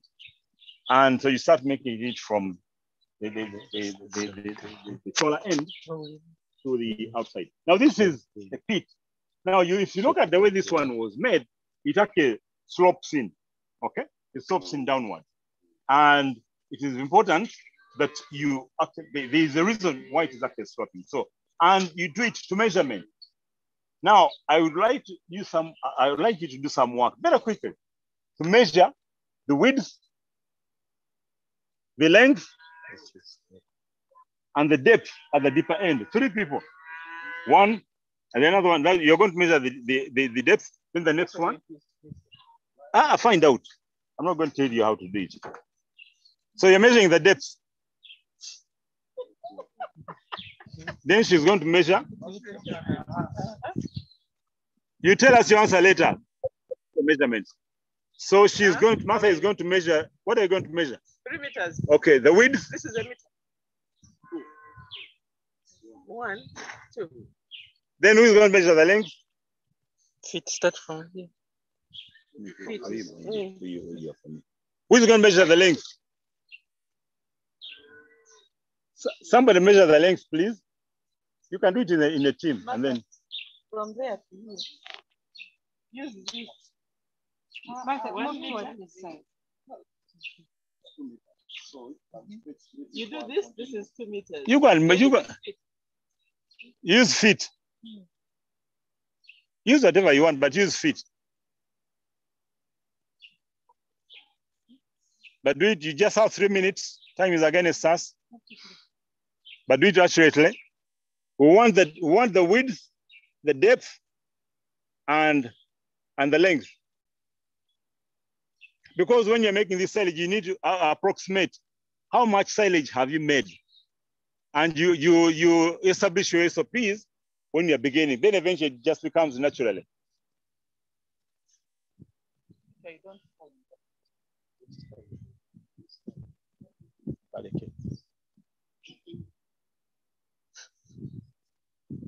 We want the width, the length, and the depth.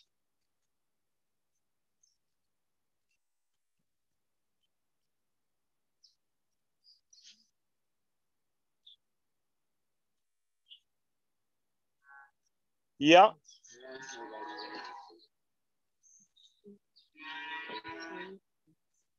I don't know if this is physics or geography, but anyway, you find out what it is. Okay. So cross check with him. He's doing that chapter.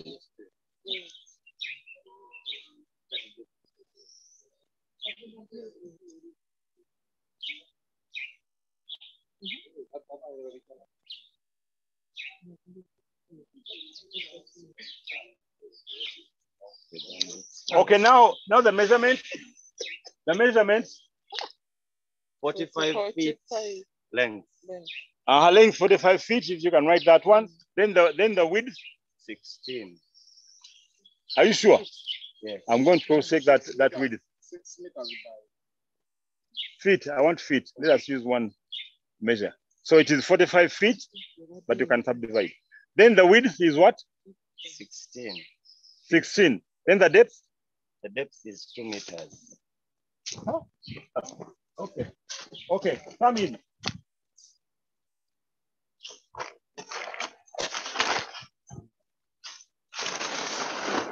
Let me check the width. The width you said is how much?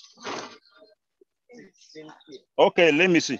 Now, assuming that my boot is 1 foot, 1, 2, 3, 4, 5, 6, 7, 8, 9, 10, 11, 12, 13, okay, 14.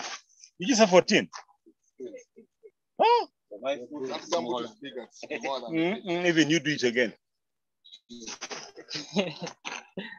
Presently. 1, 2, 3, 4, 5, 6, 7, 8, 9, 10, 11, 12, 13, 15, 16. Okay, it's about that.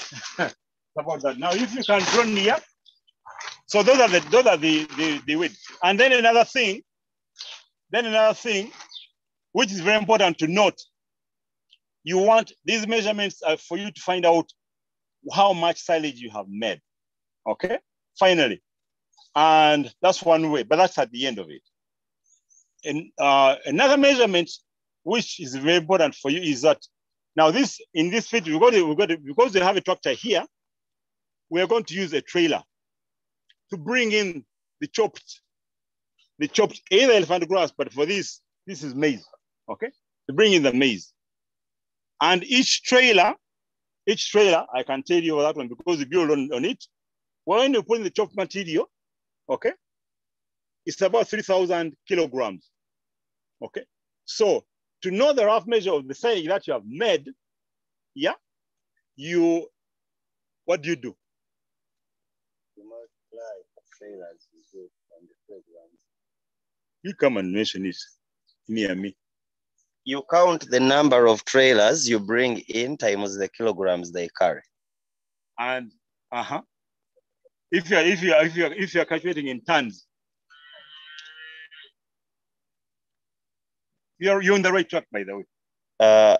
Well, I would think that would give you the kilograms, and then if you want to count divide tons, them by 1,000. 1,000. Get the number of what? Tons. And that's very important because eventually when you're going to start feeding, you feed in kilograms. So you get to know, you need a half a ton that I need every day, and how much do I need per animal?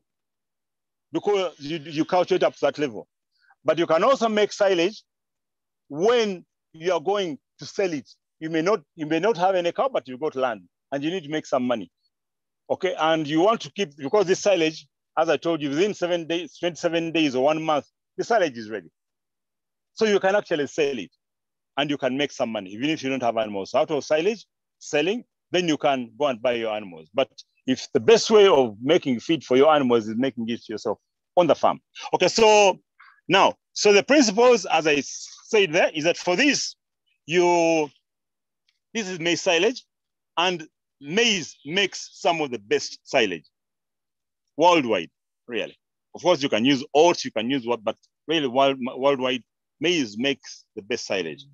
Now, as you can see, and I want each one of you to come and touch this because you got to know. What you do it per level, a level of 1 foot. After bringing in the chopped maize, put on the ground. And by the way, if you look at this, is a polythene. You can leave it there. You can put dry material. But for me, from experience, putting a polythene at the bottom is quite good. It definitely helps to prevent from any rotting. So after you've done 1 foot, 1.5, okay, then you apply the molasses. And here we use liquid molasses where you mix a ratio of 1:4, that liquid, but must be not diluted molasses, and then 3 of water. Ratio of 1:4. And then you pour over, you put another layer, and then the tractor comes and compresses. But the tractor compresses like this. Because you've got the big tires, okay, particularly the big tires, and the small ones in front, it moves one direction, then comes back. But you want to make sure if these are the tires, you want to make sure that when it's coming back, it comes in back within in this. And of course, you're having 2 tires, so you really measure. You make sure that okay, don't go so much. Okay, you make sure that all the area is compressed. Okay. And you move on. The compression must be done. This is one of the most important activities that you must do if you're going to drive out the oxygen. And then you make another layer, then another one, then another one, then another one. And by the way, apart from the side polythene, then you also put one layer on the edges and there. And then you open them. So it is the whole pit is properly covered. Okay, properly covered, and then you compact. After the last layer, then you cover the whole thing. It's as if you are making matoke muumbo, you know. But properly compacted. Now I want you to touch this. Come and feel. You get something, put it out, and test. And hey, everyone, please come. If you can, hey, you can test with your tongue. What you can't eat, don't give it to the cow. Okay? Yeah, just put your tongue. Yeah, just put your tongue. But also feel no, get a big piece. Don't get a small piece. Get a big piece and see how difficult it is to remove it. Because you're properly compacted. Remove it. I want to see everyone with a chunk in your I want to see it. I want to see a chunk in your not a small one, a big one in your hands. Pull it out. Not in the mouth. That is small. I want you to get a big chunk. You see my hand? And if pull it out. Compact. So compact. So that you can see. Yes, that is nice. You see how difficult? And then you test with the tongue. If it is not repugnant, then it is good silage.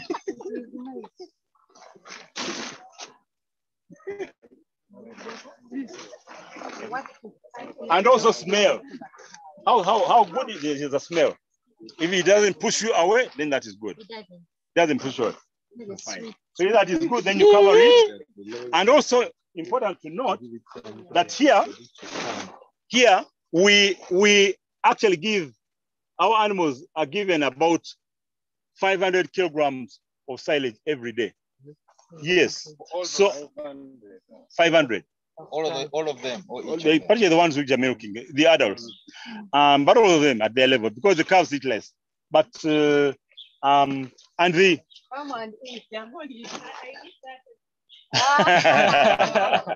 yes, and then you add on the green chop, and then we add on the, as you're going to see. But so that's what they feed. So the tractor comes, and as you can see, all this is measured. Okay. And then we take it. So we subdivide that one in two. They are fed during the day, around 7, 6, 7, 8. And then in the afternoon at about 6. So can we go and look at the feed? But okay, what I wanted to say by the way, if I forget, is that now because you take out about 500, 600 kilograms, it must be done in order. So you just put off a layer, put off a layer, put off a layer. So it must be done methodically, because if you don't and you leave it, because now this, we had done it very well. Now the whole of this is now open to what? To oxygen. Now, if you do not remove this for some 2 days, it will become moldy and it will start rotting. Martha was asking me. So now, if you do not remove it properly, then that's one way of poisoning your animals. So it must be done scientifically and do it properly. And the men here, I want to give them a distinction. They do it very well. We haven't suffered from any poisoning of the animals. Okay. So mind about that. And by the way, another thing, and how do we do it? With the fork, because as you felt, it's not easy to remove harvest. So use the fork, but do it methodically. Okay, quickly, let's go to.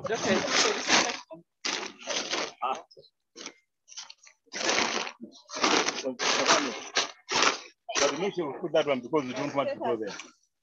Okay, quickly, members. That compaction removing of oxygen makes the alcohol, which is the preservative.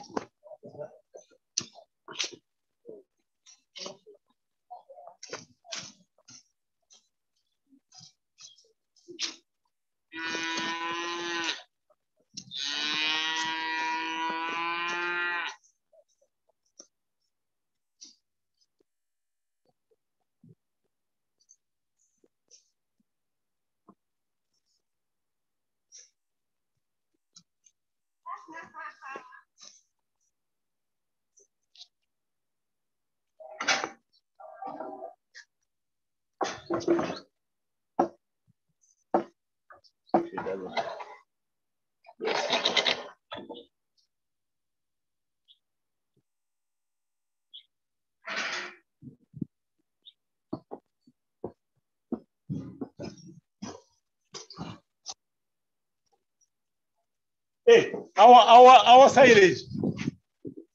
The ladies. The people behind, can you bring our silage? In the back, the ones who are behind. Please, can you bring our silage? Bring it quickly, please.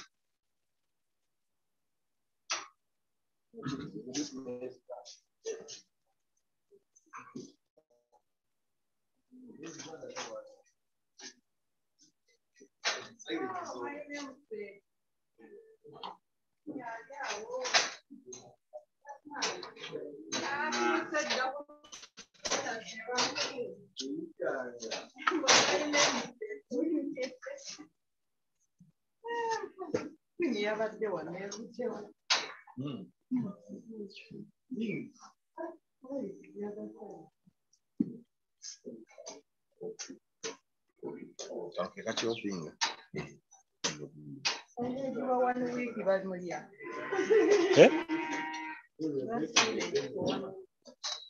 I told you why and how it can happen, but I gave you some homework also.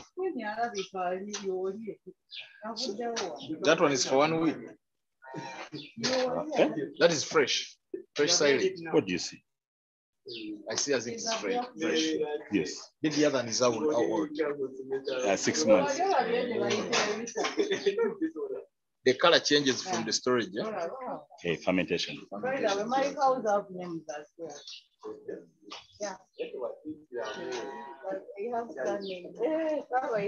Members, can you hurry up? Liz, can you help? Diana. Susan, please help Winnie. This one is Agatha. They only got beautiful names. It is here. Dying to see people. So we are also going to feed our silage for 1 week of the elephant grass, and we shall see what happens.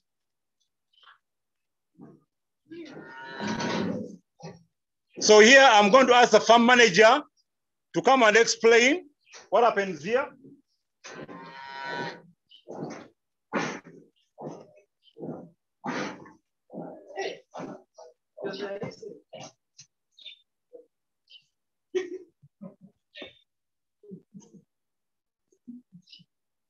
So I'm going to ask, I'll just quickly introduce you the farm manager, Mr. Muhinda Patrick, who is doing a very good job on feeding these animals, to explain to us quickly the different types of feed they give when they feed these animals, the amounts that are fed, and then also the practical work that I'll give you some practical work. So over to you, Mr. Muhinda.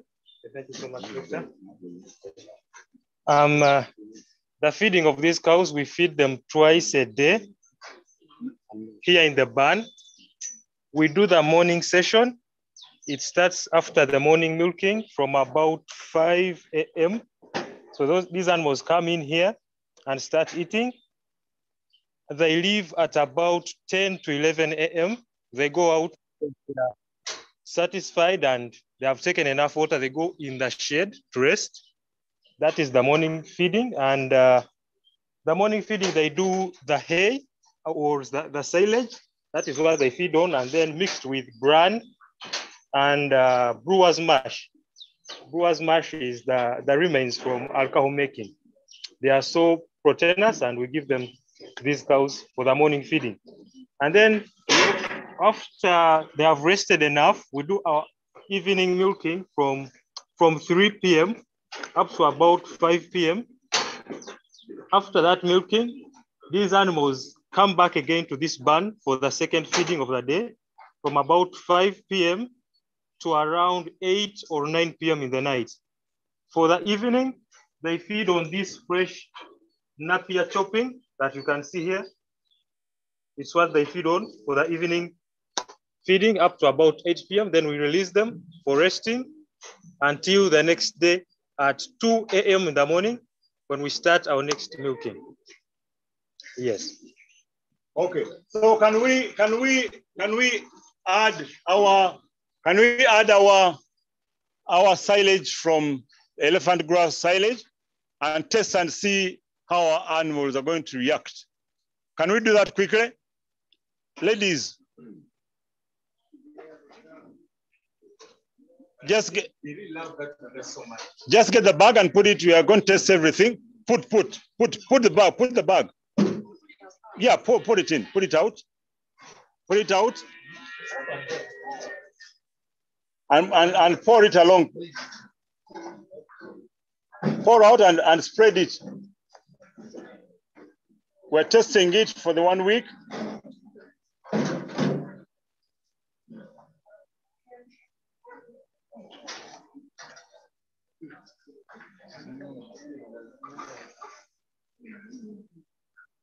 Just spread it.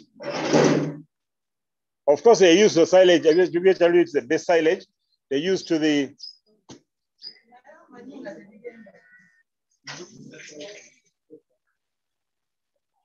Okay, we shall do the observation. Now, what I want you to do, members, if you can look down, I'm going to ask our operators here. Can you come? These are the gentlemen. If you can look down on this machine.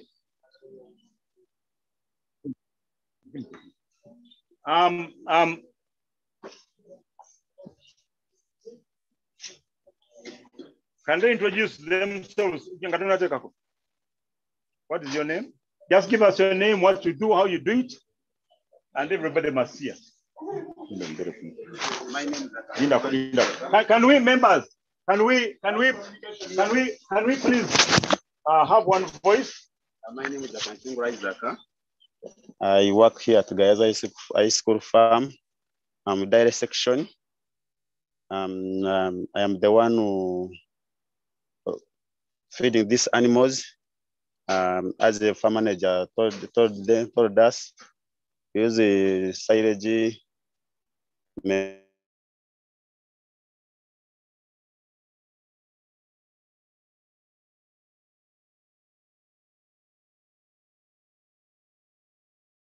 This tractor too, yeah? Okay. So now, Mr. Kanju, can you tell us how you deal with that one? What is that one, and how do you use it in this machine? Very quickly. This is an appear glass. We go down there, we bring it here, and after machine running, and you start to put here. Okay, now I'm going to ask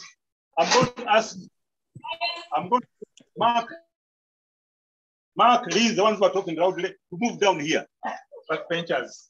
Yes, and I was going to ask Diana, but she works a lot. Anyway, so Who has not worked? Everybody works. So now, what they are going to do is to show you how to do it. Then you do it. Because the machine is going to be making noise, they will put in a few, show you how to do it. Then you do the rest as we watch. Okay, so put on the track.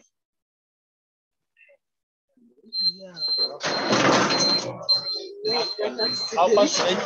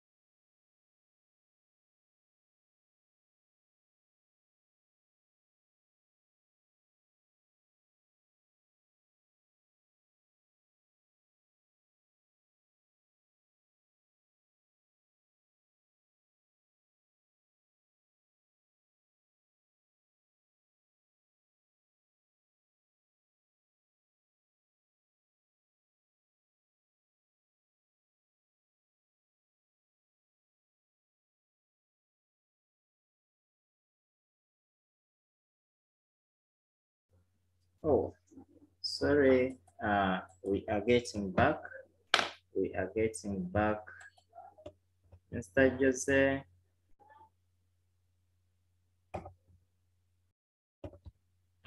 Jose. Okay, just give us a minute as we get back to them.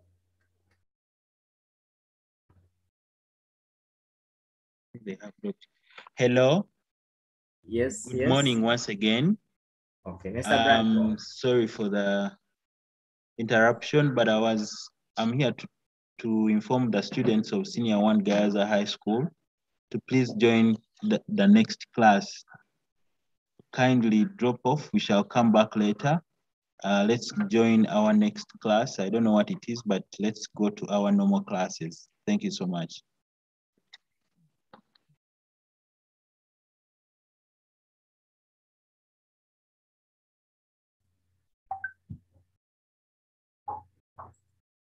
Mr. Brian, are you trying to get teacher Jose?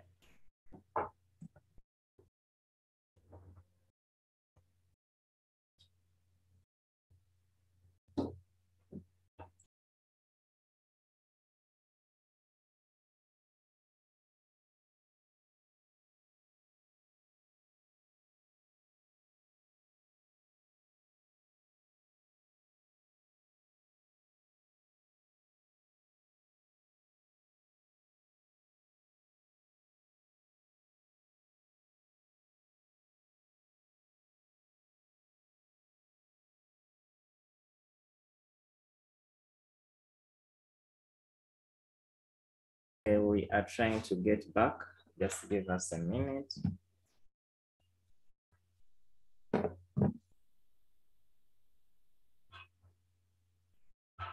We are trying to get back.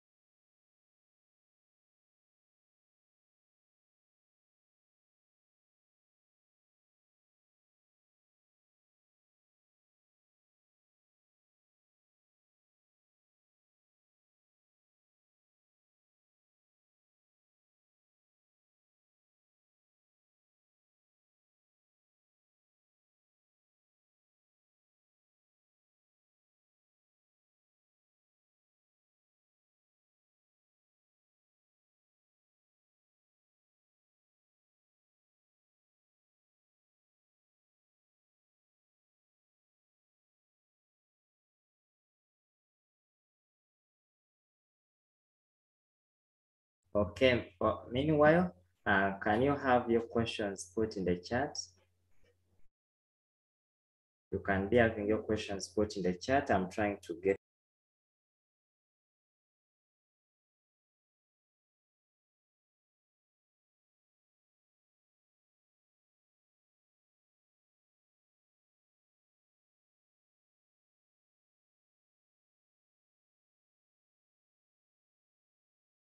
Okay, in case you have any question, there is anything you would love to ask, you can have your question put down.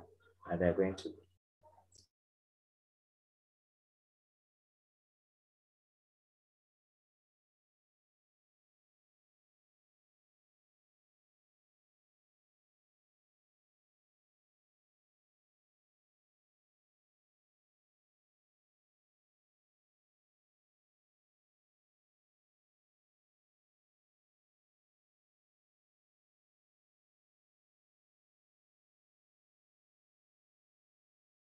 Can someone raise up the hand and you'll be sharing something you have learned? Raise up your hand and share something you have learned.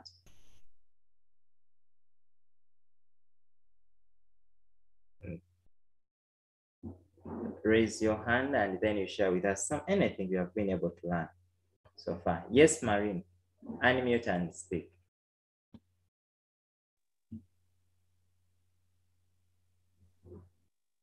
Mr. Kaziba, as we prepare to play some videos, the people online can catch a cup of tea. Let them use still this time to catch a cup of tea.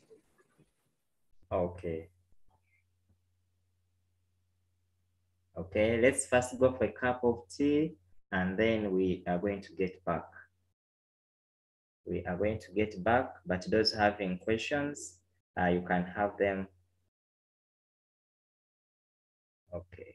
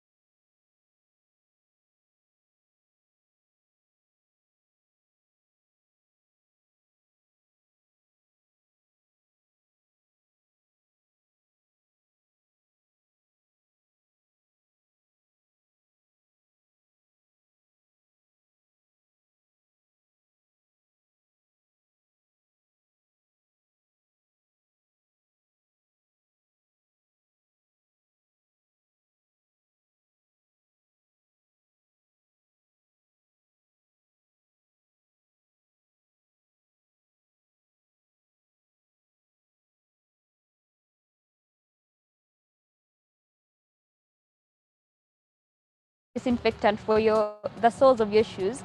You simply dip the soles of your shoes inside. We do this to prevent the germs from outside from coming inside and risking the plants getting attacked by these disease-causing germs. So I'm going to take you through the processes of my nursery bed, and that's the first step in growing the pepper.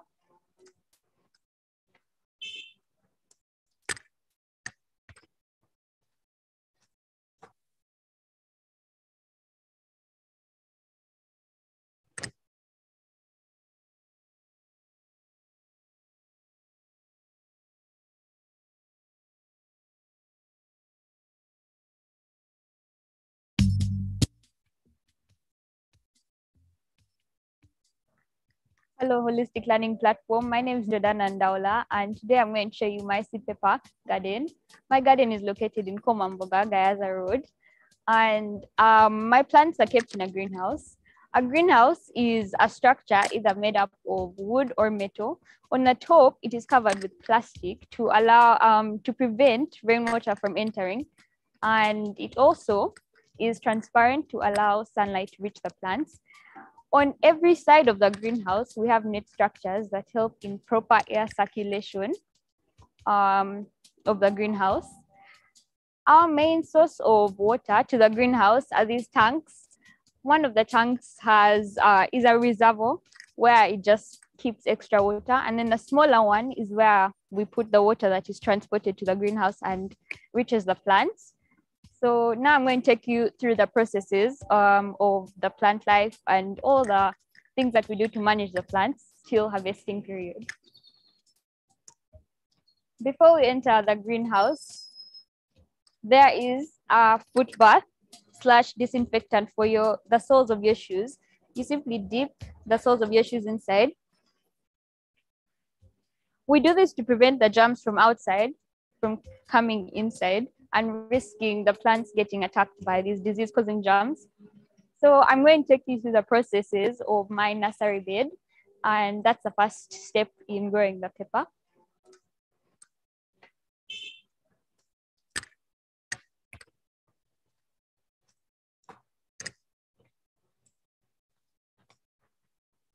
A nursery bed is a small garden where these plants are put for a short period of time before being transplanted to the main garden. We use nursery trays as our nursery gardens. So this is what a nursery tray looks like. It's put on this to, basically we want it above the ground a bit. So in the process of growing these plants, or by putting these, in the process of putting these seeds inside the nursery bed, we do this by putting the soil to halfway.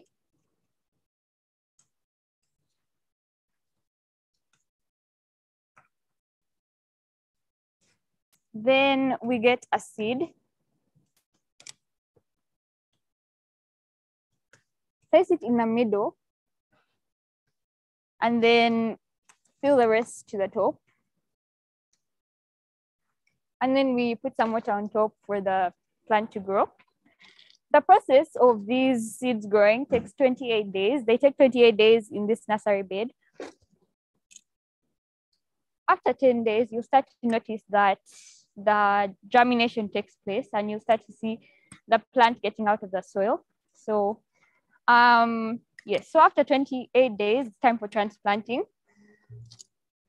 When we transplant, we put our fingers below the tray to push the plant up. These are after 28 days of caring for this plant, making sure to water the seeds daily and taking care of it.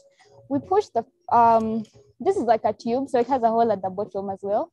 So we push with our finger up and then this soil comes up, but it's all collected together because of course we've been taking care of it and it doesn't scatter around. So after that, we transplant, and this is an example of a bag, but these are some of the things that have been transplanted. This bag is here, although usually the bags are all set here. But since we've already done all this and we can't do that again, I'm going to show you an example. So when we're transplanting, you carry it with your fingers after pushing up, make a hole. you make a hole and then put the plants and then cover with the soil, water. But as I said, these things are going to be taking place here, which is where the garden is.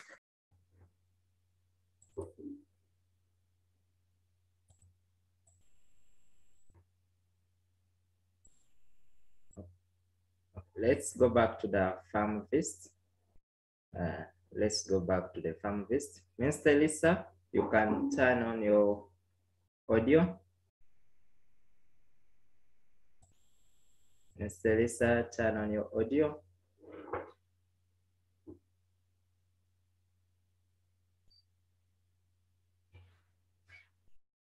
Mr. Lisa.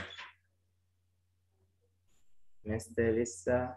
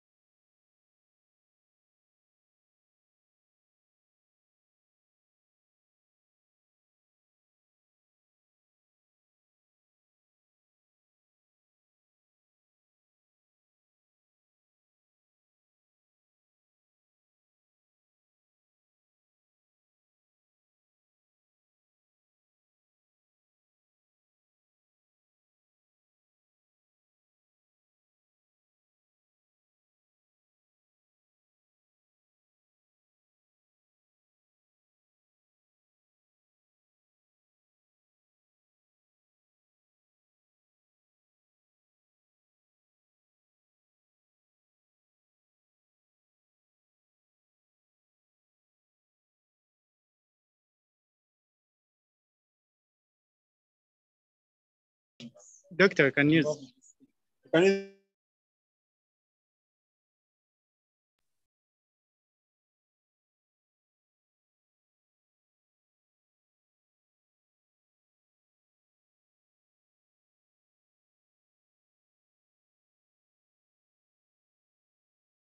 this process?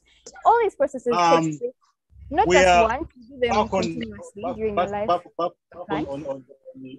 So that's the next process. And the next process that we do after applying this. So we've done the mixing of this feed, and you done a good job.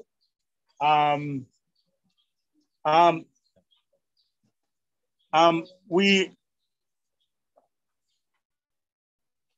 now done with the nutrition, and you can see the animals actually eating.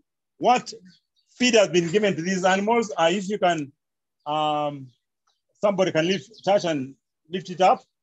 Okay. Okay. So we have mixed the silage with the green chop and with the brewer's mash. And we can see how the animals are enjoying, and that's explained by the manager, Mr. Muhinda. These animals are fed twice in the morning from about 7 to about 10, and then in the evening from about 6 to about 8 in the evening. And the kilogram or the weight that these animals feed, particularly the milking one, is about 25 kilograms to 30, depending.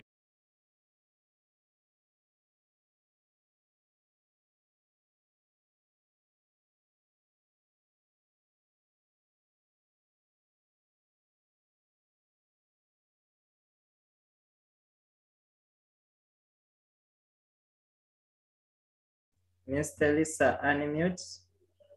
Mr. Lisa, unmute. Okay. The largest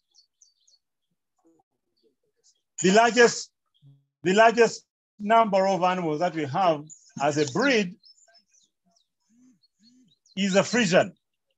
And you can definitely see most of the Frisians are black and white. And if you can take note of that one, it's very important now.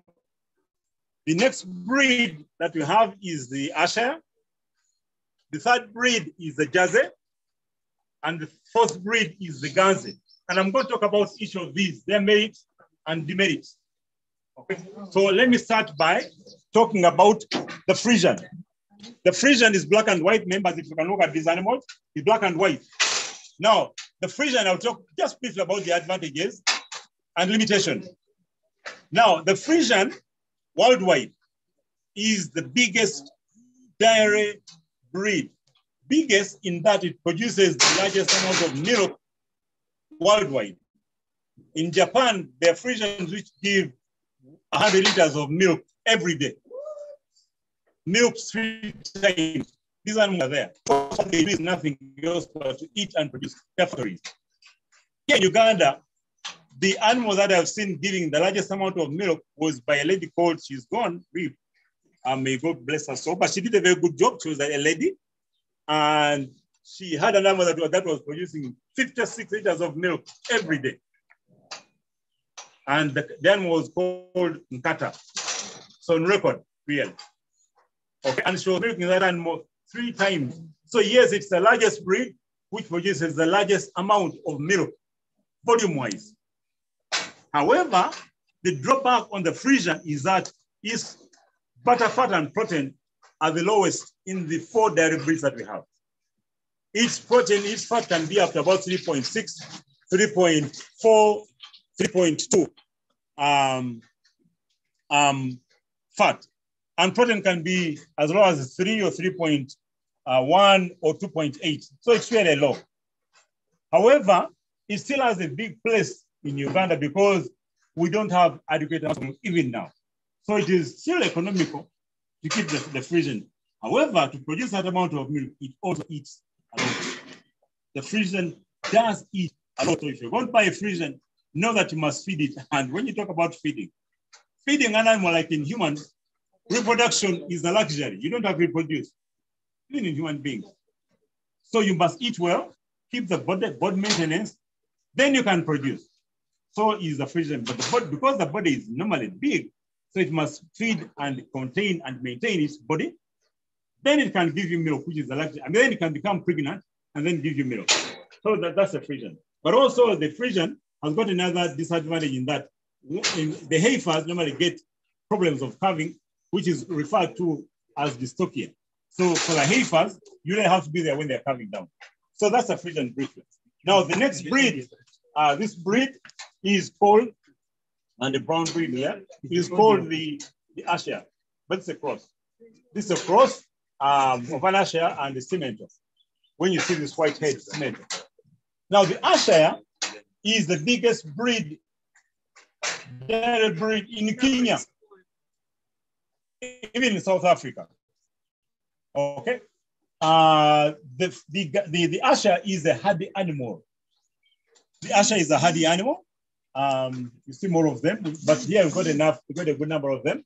And these animals were given to Gayaza by the regional herd was given to Gayaza by NAGRIC, that's the National Animal Genetic Resources Center Bank from Entebbe. And they've done a very good job to multiply these animals. So the Ayrshire is a hardy dairy breed. It can walk long distances.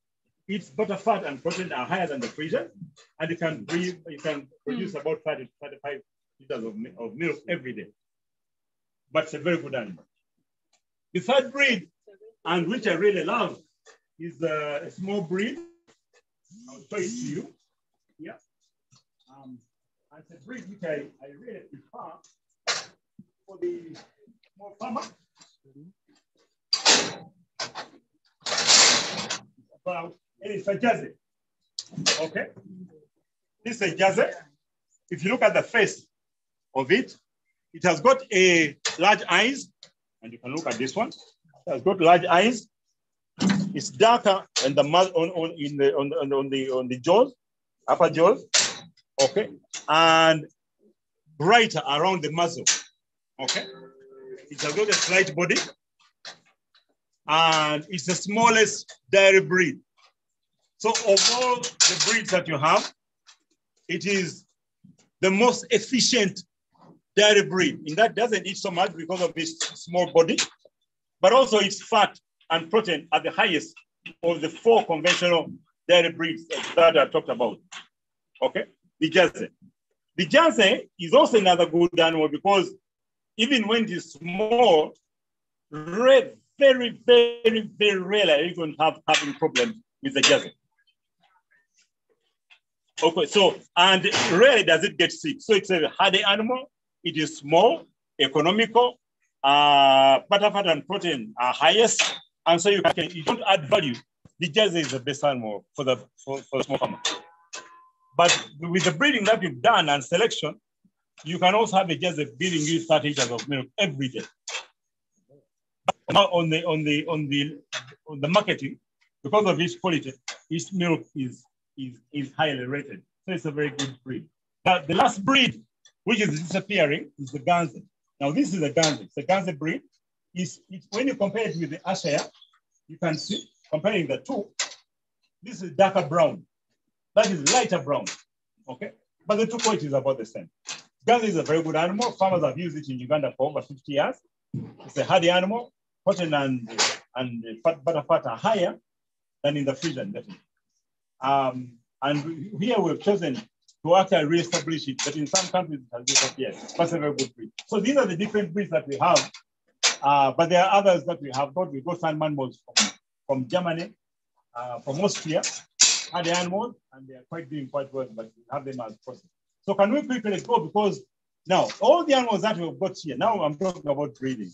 We are using artificial insemination or AI. Okay. Now all these animals are products of artificial insemination, all of them, because the animals that we got from Entebbe, from Nagrik in Entebbe, were some of the animals that came from South Africa. And since they've been here, the last bulling on this farm was in 2014. So one of the things that I insisted when I came here as a vet and as a parent was to dismiss the bull. I told them, I don't want to send a bull here. So the bull was eaten. Yes, so can we go and we see how AI is performed, how it is done, and we can talk about quickly the advantages and limitations of artificial insemination. But as we go, and you can see both of those animals down there if you can focus there. So we have the four. They are a breed. Yeah, and Mr. Muhinda, if you can tell us the best animals that you've got, what they produce, so that the viewers can know. Yes, the best so far gives us 20 liters a day. What breed? It's Africa. Yeah. So let's go and look at the artificial insemination technology. Question. You can ask any question. Yes. Why is the cancer disappearing? You know, when in breeding, which we are starting to look at seriously in Uganda, each country, farmers have got what they like best. And for some reason, they've gone away from the breed that is disappearing. The guys that came from UK, that's the home. And I think they found more of all the characteristics in Ayrshire, you can find them in the Ayrshire, for the guys, you can find them in the Ayrshire. But for us, why you really want to make it, so it's a decision that we've got to make. Actually, a decision that farmers have got to make. But now that the farmers are not so much aware, we, the technical people, advise them. And of course, we are also farmers. So it's a good breed. And for me, that's my experience. And I'm talking about 30 years experience. It's a good breed. Where does it get sick? Not so much dystopia. And so it's a good animal. It can produce a lot of milk and it can eat. Definitely it's a much better breed than the Frisian. However, the Frisian, and maybe let me divert from the question you've asked, but I'll explain a little bit more. The Frisian has been unfairly publicized because it's not one of the best breeds. It's only one very big advantage is the volume. But the guy eats. The animal can eat. And why I'm saying that, okay, in keeping or feeding one Frisian, you can keep two Jerseys. And what's more economic? Because you get 2 calves, more milk, better quality milk, Hadia, mastitis, the feeder is very once you're not, the animals they reach lost 1 or 2 quarters. And that's why it goes down. But Guernsey is a good animal. Jersey. I mean Jersey. Jersey, Guernsey. pass, yeah? Yeah.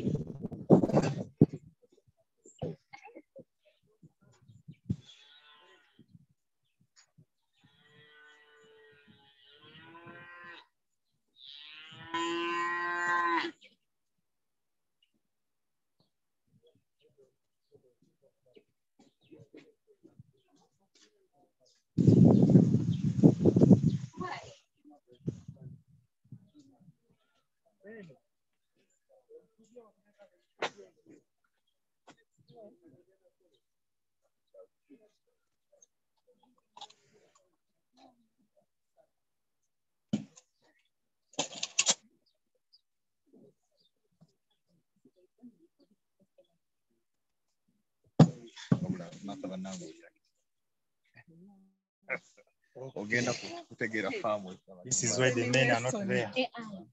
This is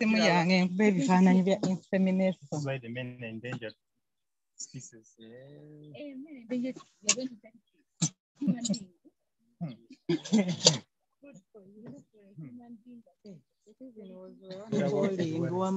wanted to say that is the time he was falling.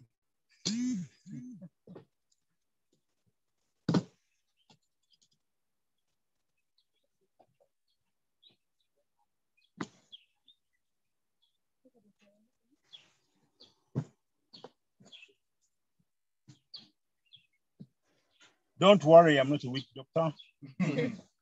Everything is scientific. And then they'll say, like, yeah, we also.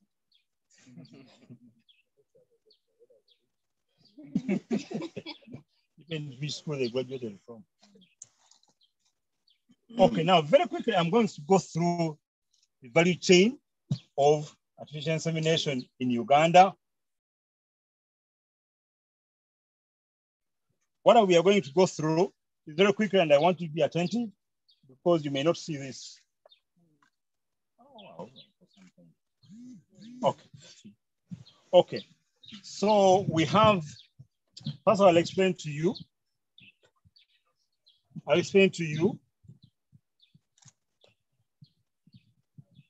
That the value chain is how is semen for the AI program collected. Yeah. So how is it collected? How is it how is it examined? How is it stored? How is it used in the field? Okay. But quickly, because it's a process, I would want to ask you, tell you a few things, then give you some homework, because we can't finish. What is artificial insemination? If anybody can give you an attempt, a quick description or definition of artificial insemination in cattle, anywhere. Yeah. It's fertilizing of the ovary of the cow without the milk. Okay, that is his description. Anyone to add on, beautify it a little bit more? Yeah, but loudly. It's where semen is taken from a bull and inserted into a cow for fertilization rather than subjecting the cow to mating. Okay, more scientific? More scientific? For those who I want to add on, those who you subtracted. What is artificial insemination? Okay, artificial insemination, but you are all right. Artificial insemination is the introduction of semen into the female reproductive tract by the use of instruments. Artificial insemination is the introduction of semen into the female reproductive tract by the use of instruments. Simple, straightforward, but you're all right. Okay. And who can give me some of the advantages of artificial insemination? Very quickly. Saves time. Saves time. Controls in breeding. Controls in breeding. Prevents the spread of diseases. Spread of diseases prevented. Maintains the type of a cow. Maintains the type of a cow. It's cheaper compared to keeping a bull. Cheaper than keeping a bull. You're sure the quality of the calf that you want. You select and keep the qualities of the animal you want to produce next year.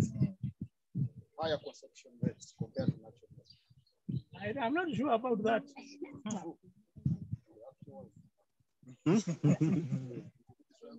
So he's saying that conception rates are better with artificial insemination than natural service. And I'm saying I'm doubtful, but let us debate as we move on, yes? Propagation of desired characteristics. Okay, similar to what Diana said, but that's okay. Okay, now who can give some of the limitations? Who can give some of the disadvantages of AI? Let me say this. AI doesn't have disadvantages. It has limitations. Why? Why do we say so? The cow doesn't get the technical skills. He's saying it requires technical expertise to do it. What?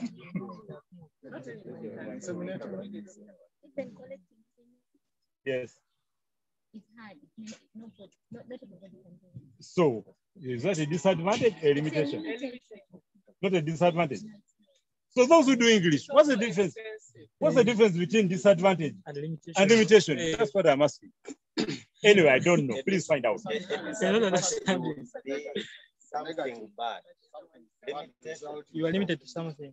Limitations is A subset. disadvantage would be something that's harmful or something wrong. Limitation would be something that may go wrong if not mitigated. Yes, you're saying something. Madam English, teach us. Disadvantage? Disadvantage is normally negative. But when it comes to limitation, it's just that you can't get attention to where you want to go. So you are limited. Yes. But you can get. I wish I could shake your hand. You don't enjoy it. But she's point on point. With the disadvantage comes from within. But limitations really is outside. You can't. And really, AI doesn't have any disadvantage, but has limitations, which you can work on. All those that moved away from its way, it's very good. Okay. No, what are some of the limitations? Quickly. On this side.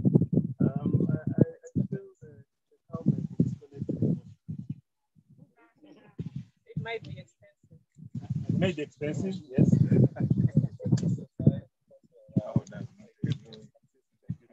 Equipment may be what? Expertise.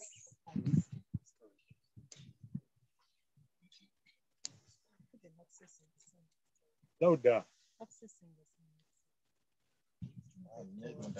Expertise, not all people have expertise. Someone must undergo silent hit.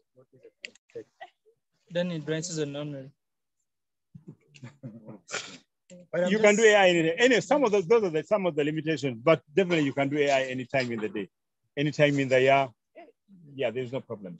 But he has a point in that during some seasons, animals may get to heat more than, but all those have been worked on, and you can synchronize the animals and they can get to heat. They can come into heat and time. But so you need to build on. So one important thing that has been established by us by the English teacher is that AI does not have any limitations. Doesn't have any has limitations actually, but not disadvantages. Okay, because done well with good expertise, training, feeding the animals, selection of the animals, but really mostly about our expertise. You've got the equipment, you've got the lab, you've got the how to preserve. AI is good. It's only when you don't have those, then you have a problem. So okay, now we quickly talk about the equipment that you need for collection of semen. But before you collect the semen, you must have what? Bull. What bull? Of your choice. How do you choose? Yeah.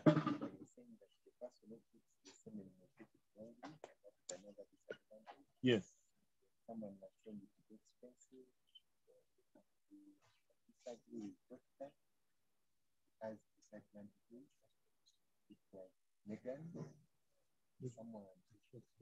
was asking which one looks like a Yeah, we shall check. Okay. She was observed. Is it a she or a he? Megan. Okay. So at least he's being observant. So remember, let us make sure that by the time we finish, we have answered some of Megan's observations. Some of them are correct, others, yes. But that is very good. So very good. So you must have very good observation. Megan, and thank you very much for those. And please continue observing. But the other students, please, can you please listen in?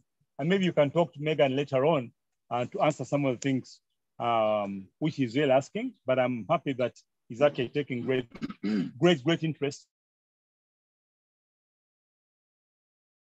in even opposing the lecturer, which is okay, because learning never ends. Fine. So you must have good what?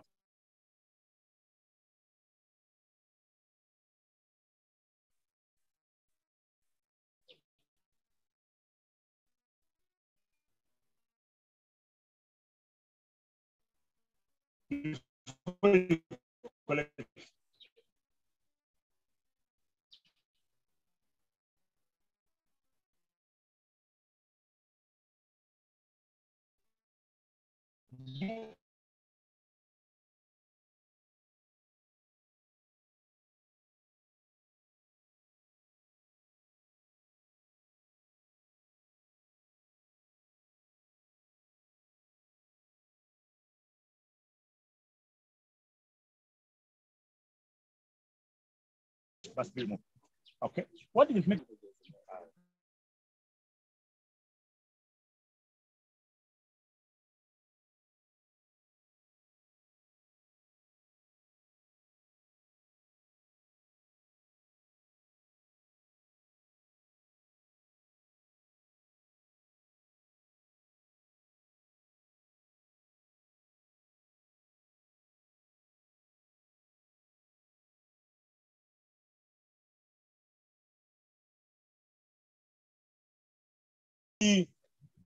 Browner than what I am. I'm disadvantaged. My genetics. My mom is very brown, but my father was dark. So I took on my father's genetics and I'm dark. If I want, yes, I might pay it myself, but I'm disadvantaged, not limited, but disadvantaged. I cannot, but my children can. What I may do is to marry a brown one. Yeah. Okay, so anyway, so that is it. So a good animal selection, and the selection member, each bull that we've got at an AIA center, like the AIA center in Edo, has been selected from 100 bulls. Only one bull was selected. The selection is called intensity selection. It is really high because you know that this bull is going to fly to America, go to Cuba, then from Cuba, it can also go to South America or go to Uganda. Like, for example, I'll show you the semen that we have, where that comes from all over the country, all over the world. But suppose you have to keep on flying those bulls in. It makes it impossible. Okay. So I don't know whether Megan talked about the expense. I don't know if somebody talked about the expense. But actually, AI is cheaper, finally, than keeping the bull. Like, for example, all the breeds that you've seen here, it will be difficult to have the bull here or that bull. You have a Jersey bull, you have a Frisian bull, you have a Anasha bull, you have about 10 bulls here. It's better to maintain the breed.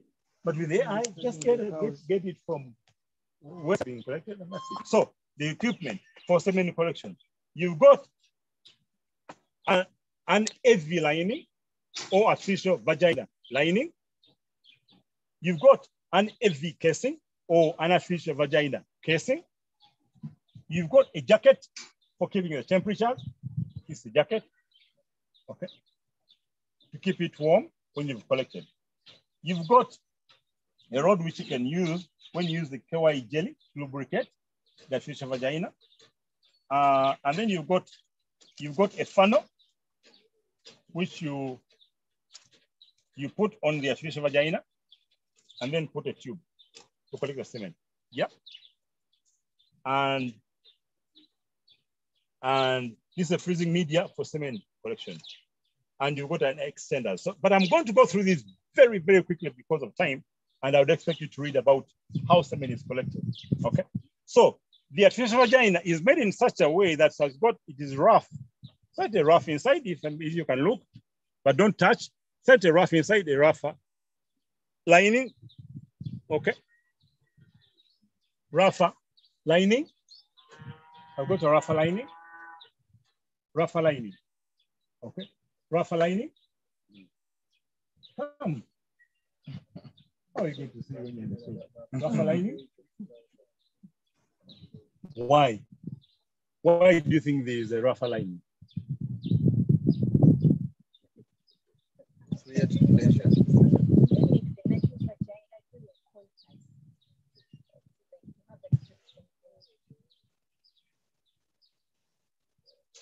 To mimic the natural vagina, to create friction during coitus.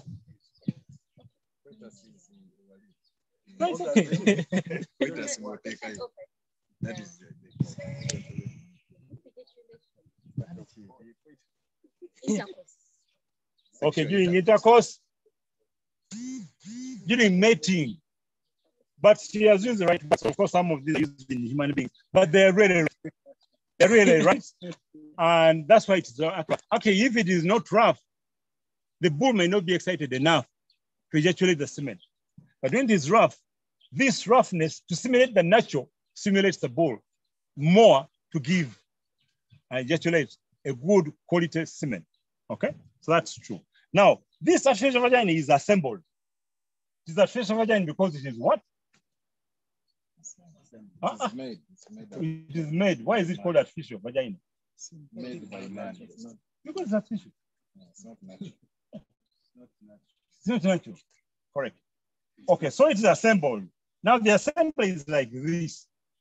Okay. This is the AV outer casing, which is hard. This one I can allow you to touch. Feel how hard it is from outside.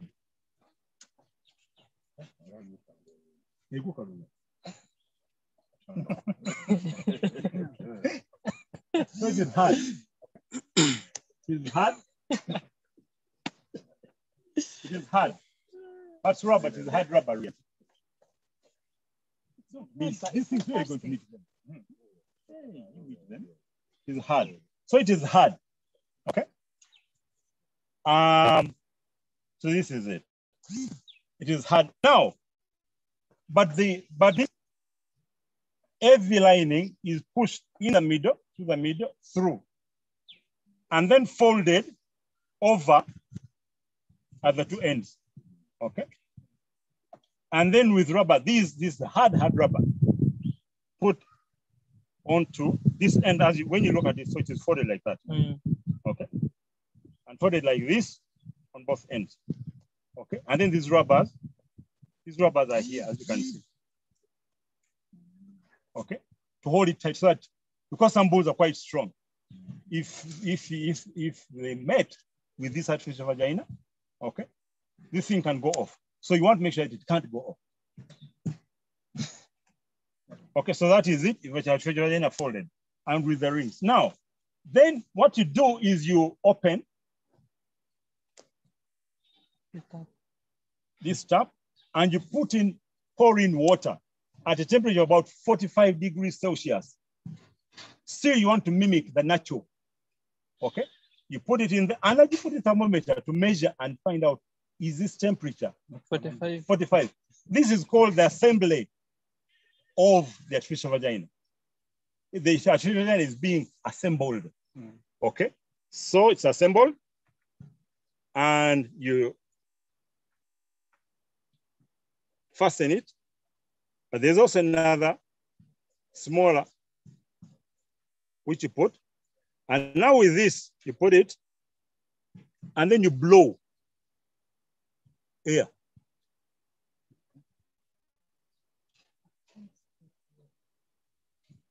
You blow so that there is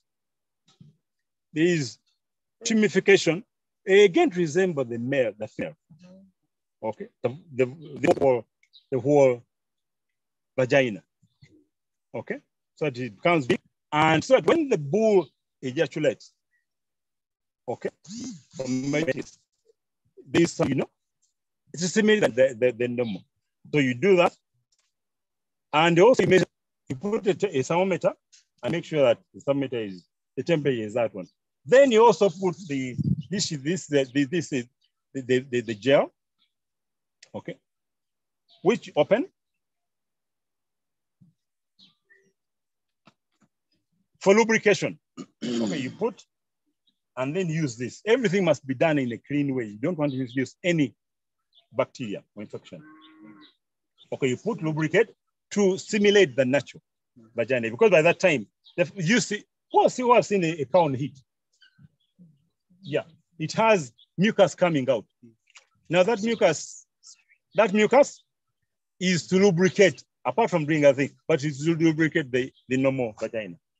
Normally the vagina is not that smooth, but the mucus does help. But of course, the mucus also shows you that now the cervix is quite open. But of course, what you've got to remember, members, is that you must know the anatomy of the female reproductive tract.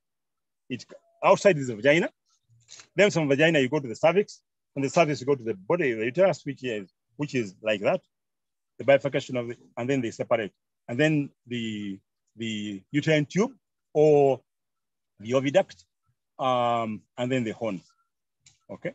Now, once the bull mates, the semen, but when the bull mates, the semen goes into the, where? Where does the bull put its semen? Naturally. Where? Uterus. Okay,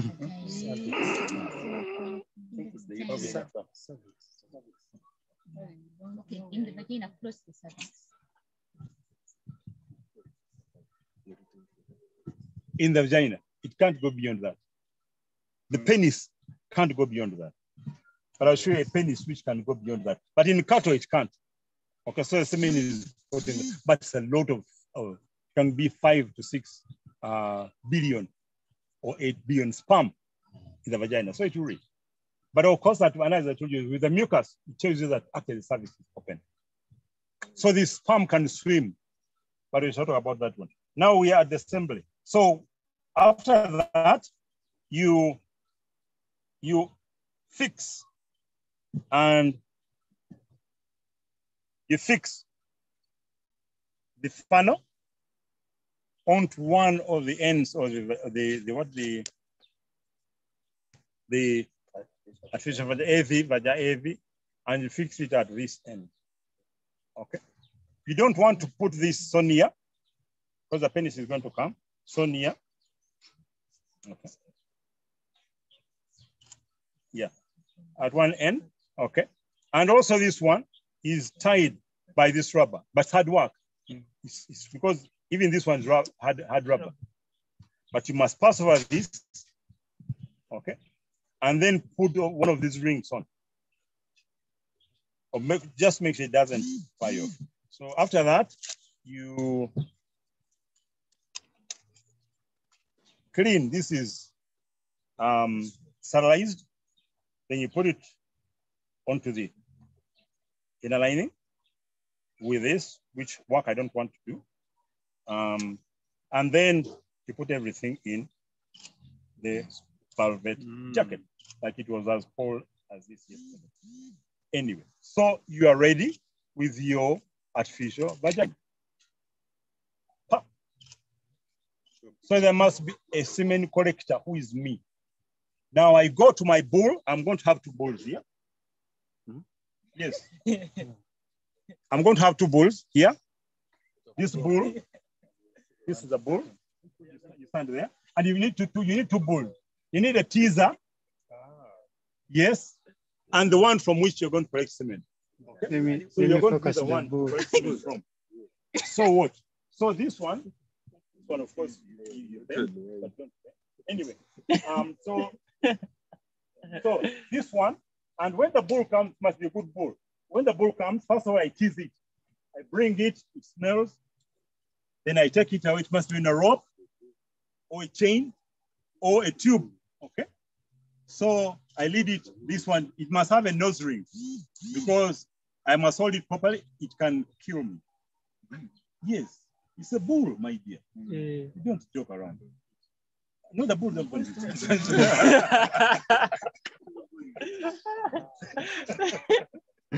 So the bull is ready. You tease it, you're exciting it.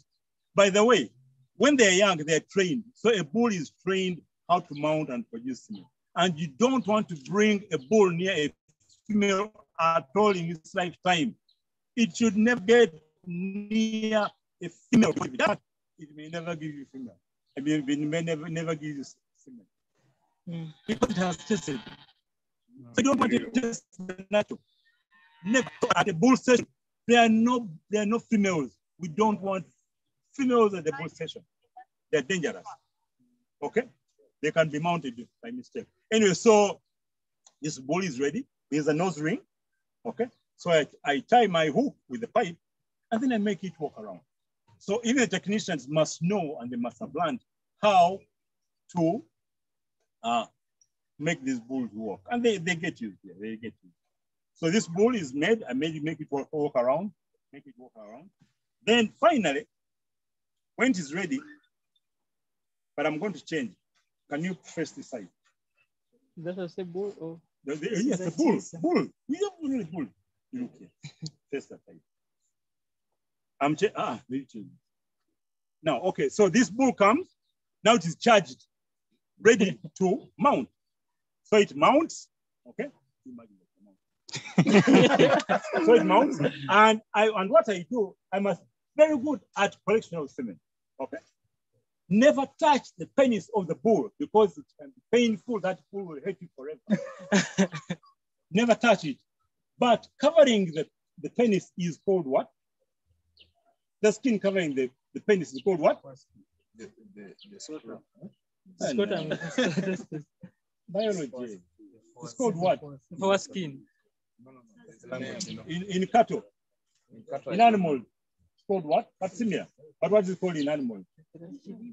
It's called the prepuce. Prepuce. So what you do when you're going to make semen, you must get used to holding on to the prepuce, but not the penis. Because the penis comes out, don't touch it because it's so painful and the bull will hate you forever. And it will recognize who you are. But anyway, so in case it's mounting, so it comes and very fast, as you've seen it. Now you must be ready to get hold of this prepuce and guide, get the prepuce and guide the penis to the opening of the what? Of the vagina, because it does it very fast. So when it jumps into, it just wakes into the what? Into the artificial vagina. Okay? So you must be very, very, very fast. Yes, technology, you must be very good. And I am good. That one I know. And I've trained many. So you must be good. You read very fast. You must be attentive. Because by the way, I put on this bull is because there's a metal piece here. If a bull jumps on you, yeah, the foot can crack because they're heavy animals. So you need to be properly dressed from foot to onward. So really that is it. So I've got my semen tank very much full. So you get out, you take the bulls back, you remove your, so we are finished with this. You remove your, and when you remove, you do two types of examination. You do a macroscopic examination and a microscopic examination. Macroscopic examination is one used with your what? Naked eye. Naked eye. And then you measure. First of all, you do the measurement, but you also look at the color of the sample that you've collected. Bulls normally produce about 5, 6, 7, rarely 10 Sometimes it depends. The younger, the more, but also the younger, the more dilute the semen is. Okay. And the normal color is a creamy white, like sort of this or creamy. Okay, that's a good sample. And also, so you microscopic, you look at the color. If it is red, then the penis has been injured. That is because of what? Red because of what? Blood, yes. It may be green because of feces, or it may be some yellow, some sort, but not the creamy what? Because of infection or urine. But infection. So you those or brown because of what? Brown because of dirty. So those ones just discard right away. Yeah, just throw away. Yeah. And then you go to the next one. Of course, you just have to be clean next time. So, but the clean one is about creamy white. That's look. Yes. We have a hand here. I don't know whether you can take it. Okay, I can take it. Quickly. Okay, Gabby, your hand is up. Talk to us. Does she have rights? Yes, Gabby. Okay, she has dropped. I think we can okay, Gabby, you can come back again anytime. We shall keep watching. Thank you very much. And so the macroscopic is that one. And then if you look very carefully, you actually see the movement. Very movement, but massive movement of the semen. You see it. Okay. Then you cover it quickly because you don't want light semen to be exposed to light, because if it does, then there's a chemical reaction of hydrogen peroxide, which can kill the sperm. You don't want it. And also you don't want the temperature to go down. So you quickly see, and then remove. You leave the things where you've been collecting, and you quickly run into the lab. In the lab, you do the microscopic, where you look at the magnification of about 10, then you look about 100. You look at the mass motility. You look at the mass motility. That's the major one. Then when you climb to about 100 times magnification, then you look at the individual sperm. You look at the movement, must be forward movement, but then you look at also the abnormalities. You may have some with coiled tails. You may have some with no tails at all. You may have some with the head is knocked off. You know how the sperm looks like. Who has ever seen a sperm? She has ever. Okay. Yeah, make sure you've seen the sperm before. You mean that the microscopic? Yes. Yeah, I've seen. You look at it. Go to hospitals and look at ours. Because it's quite important that you know how it is. The genetic material is inside there for the male. Okay. Okay, so you quickly go and do that. You look at the abnormalities, you look at the movement, what movement, you look at the concentration, and the concentration can be made out of calculated from the microscope. And these are their equipment which gives them the concentration right away under the microscope. Okay. But they are advanced. Seems very important to do this away from sunlight. Yeah, well, you can. But in Uganda, in those countries, they actually do it in room. When you go there, they don't allow you to get near. You are dangerous. You may be carrying diseases from Africa. They don't know. You are just up there, and then you watch what happens. But in Uganda, you want a clean environment. Here in Entebbe, we just do it in the shade like this. And we've got the methods. You are right. When we started doing AI in Uganda, in the 1960s, it was under shade. But as we moved on, because the guys who broke were the white ones, we realized that it cannot be done from outside. And maybe it's even better outside. But the shade is nice. But yes, something for the body is for you. That you. And you're right. So you examine your semen quickly, and then examine it. Process it. You know how much extended your extended is what has got the antibiotics, some sugars, glucose, and some other additives, and then some for it to expand from one dose of 5 meals here. If it's about 5 or 6 or 7, 8 billion, really what we're doing in Entebbe, we want to get and pack. First of all, we got 2 types of straws where we pack. Where we pack the cement.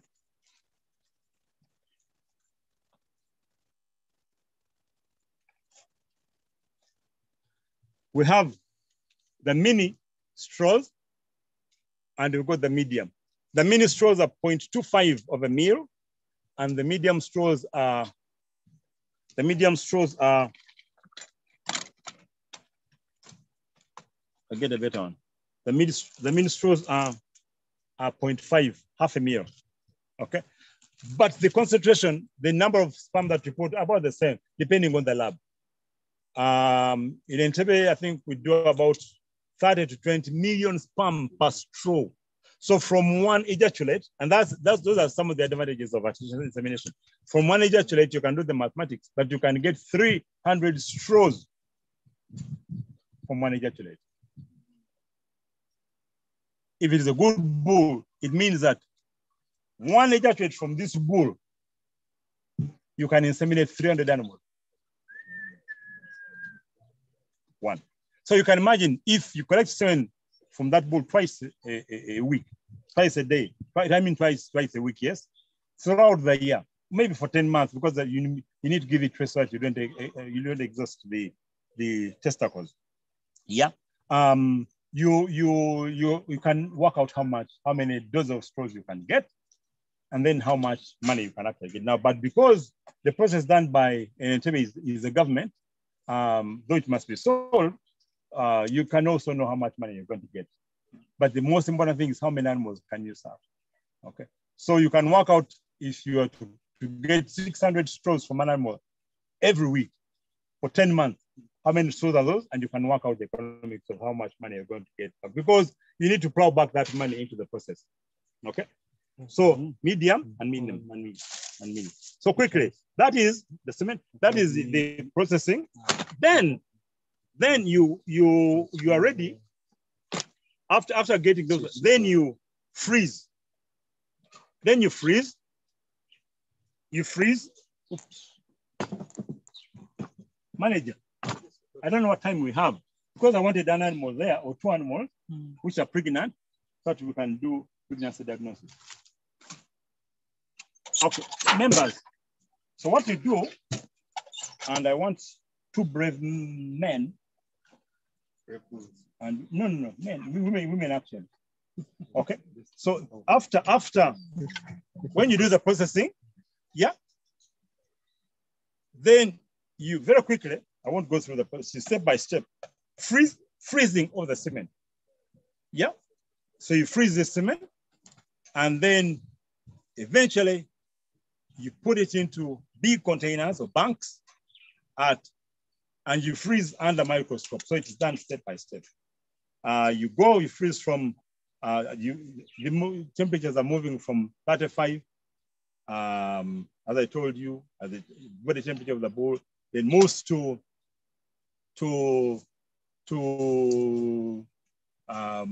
less the room temperature for some time. Then it moves to room temp to 4 degrees. That's whatever. Like in the fridge, keep there for some time. Then move to eventually moves to minus 196 degrees Celsius under liquid nitrogen. We don't have time. I would have talked about the process of making liquid nitrogen, but really quickly, because it's good to sort of know, and then you can go and search. You're really moving. How much nitrogen is in the air? 78. So it is that 78 which you are liquefying. At what temperatures does nitrogen become a liquid? It is below room temperature. I don't know the exact. It's critical temperature is below room temperature. So that's an answer, but it's not very clear. But you say it's below fridge temperature, water temperature. Then what, but really what we are saying, 186. Okay, 186 is one answer. Negative. Really, what we need to know, I think this is it chemistry? What is it? What are the freezing temperatures for the different gases? I mean, yes, so when does water become zero? When does oxygen become a liquid? And when does it become a solid? If it does. I think the way it's the freezing temperature. When does it become a liquid? When does the rare gases, when do they become liquid? We call them critical temperature. Fine. And then when does nitrogen become liquid? What I know it is below room -196. Martha says negative -196, and she's on the spot. Ray, that's what it is. So Ray, that is it. But, and then when does it, at what temperature does it become a gas? Just above that. Just above that. Then You are on the spot. Once it gets higher than -196, it becomes a gas. And can we look at this gas? There is a gas. That's what. The gas. Which one is that? We talked about it. Yes. Okay. That is it. Now, what you can touch, and it's quite cold. It can burn. No, but you're scared that it burns. Yeah, if you stay long. Okay. So that is okay. And now, what I want to do quickly is to show you how to measure. This is my thing. Is how to measure. There was a. There was a. Yeah, there was a. There was a.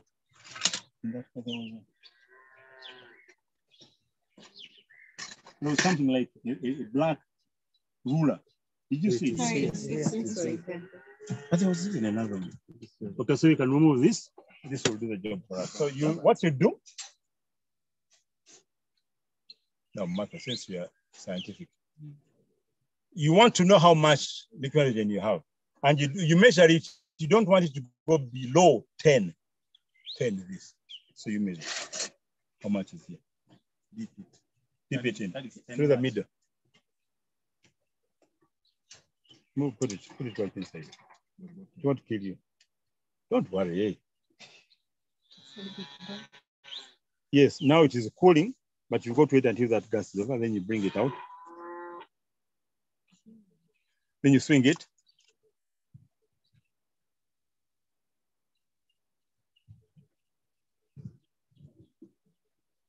Ten centimeters. 1, 2, 3.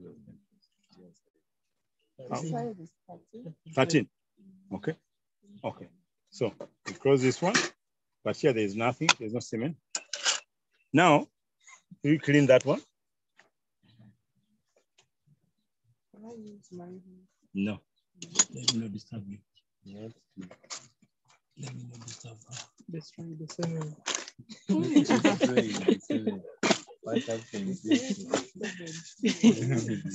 That is where chemistry is, by the way. Our semen matters. Critical temperature of gases. Just clean it. Critical temperature of gases. Liquefaction. So clean it. Now we are going to measure the level in here. But always, whenever you move this cup, please put it back like the get there, because once you keep it open, the nitrogen evaporates and you lose it. I mean, you've lost it. Yeah. Is it properly? Swing it and see if it doesn't pull. Okay, now you do the same. You don't want it to go below 10. So it's good that you've got 2 containers. Is it in the middle? Must be right in the middle. Keep it for some time.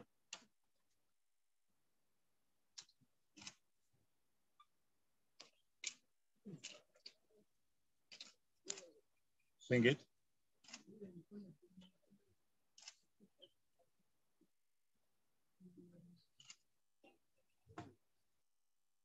Okay,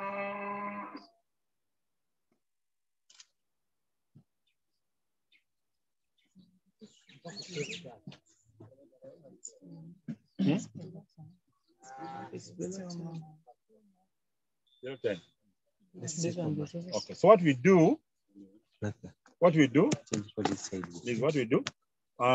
now we want to fill this. This is a container for 1 liter. So we want to fill it, and I fill this one almost once every week, but you cannot be containers. So can you? Okay, so what you do, you pour and pour in. So where do you buy it from? Entebbe. Liquid nitrogen. Entebbe. We've got a machine that makes it. So you measure it. That is fractional distillation of liquid air. You can see. Yeah, but got a machine which you bought about 5 years ago. It's a very good machine. Fractional distillation. So can you see the liquid? Okay. Pour. So that is the liquid nitrogen now. That's the air. What was the air? Now became liquid.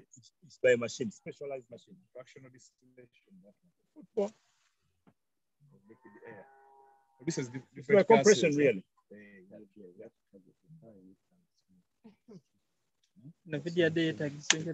Auntie, it is both compression and cooling. That liquefies both compression and cooling. Yes, exactly. But I never bother about them until those things are useless in the syrup. Yes, it is a plus. Outside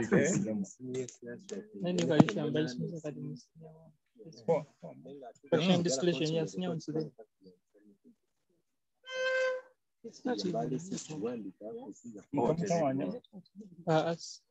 It's not. There's a recording.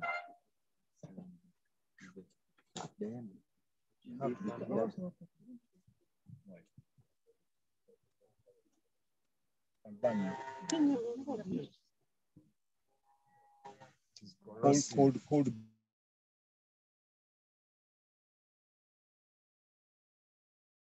Burning, it will just run off. But if you do this and burn,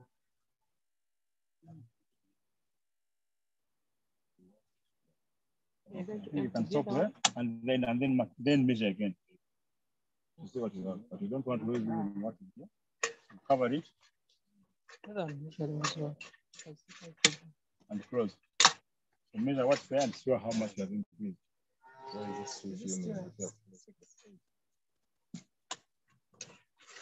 Because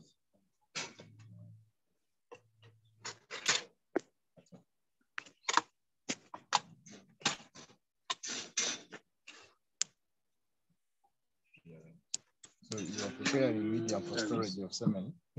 Look, I'll tell you. Okay, bring it out. You put it down there.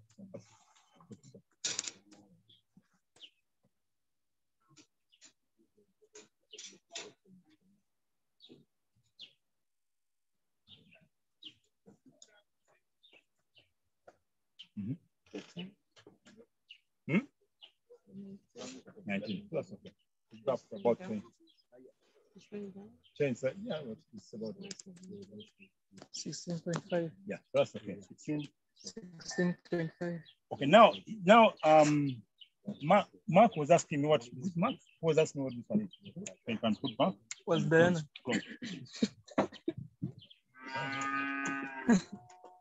I'm going to ask you a kidding question. Anyway, so these are called canisters. These are called canisters. Then you got what is called goblets, in which you put the what? The semen. Okay, I'll show you how the goblets look like. But it's a canister, and when you put, you actually they are numbered, so you have your record and know which bull is in canister number 1 up to 6, and then maybe how many goblets are there. Yeah, that's it. I show you the goblets. Whenever you open, close.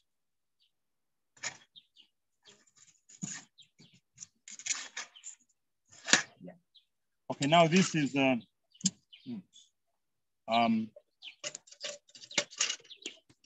there are 2 straws here.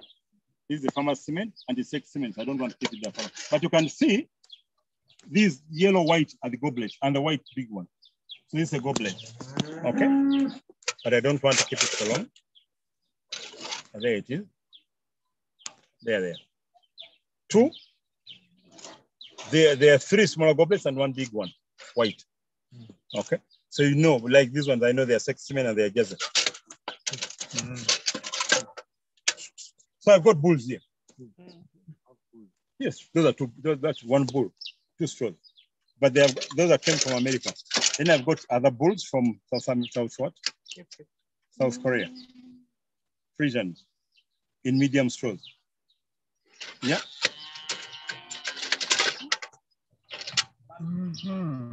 That's cancer number 2. Cancer number 2 also has two bulls in medium straws in yellow cancer. Okay, so now quickly you assemble. Now we are going to do a examination. Within the storage, you must have 2 containers. One is just in the bank, then one is just in the bank. This one, you keep it so that you can keep on topping up. And they're different sizes. But these are smallest, they're about 3 liters, this one, the container, and it's written on. Okay, so the cement, now this is the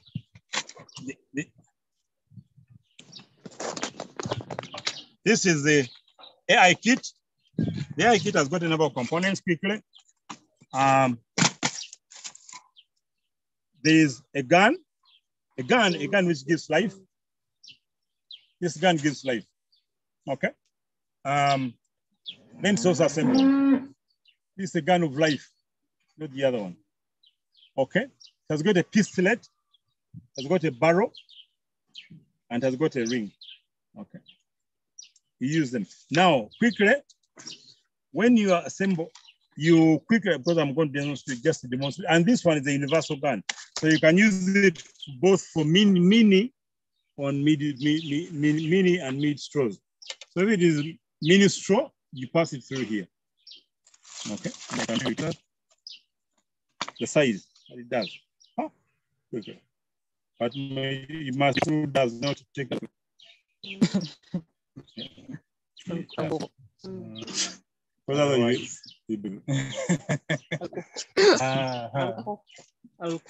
Yes. And then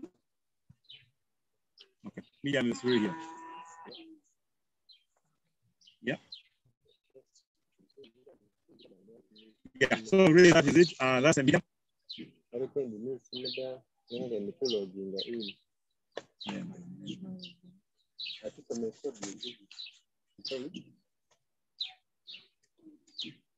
Okay, now the straws are passed 2 ways. It's got a laboratory end, and these are just empty.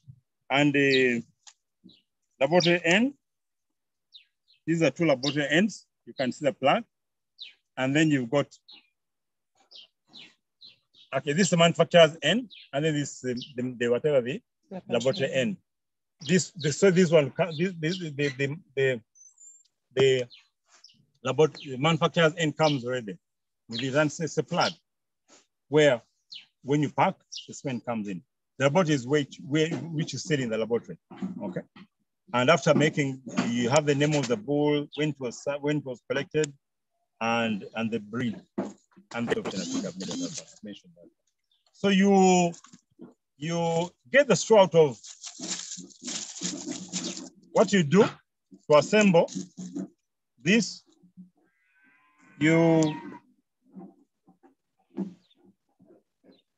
You get your straw, pick it from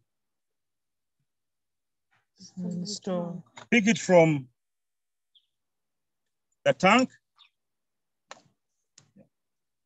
Pick it from the tank. Yeah. Pick it from the tank.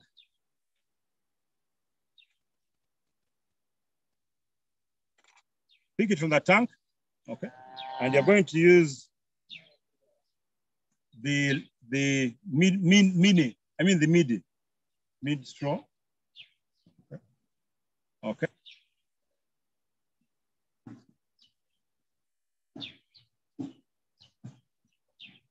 And then you get a straw cutter. So you can use this one. I've got a blade. Can you see a blade? I've got a blade. Or you can use a pair of scissors.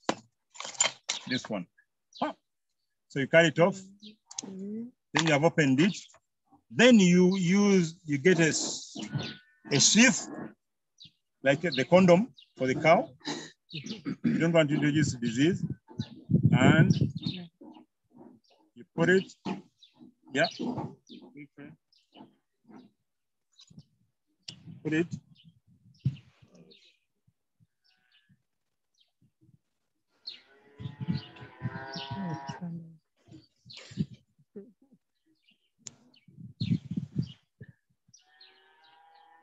So you put it, yes, quickly, and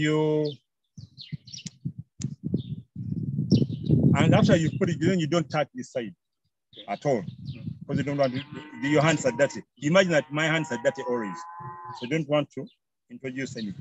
Then you push it. This sheath has got a split end. Put over here. Okay.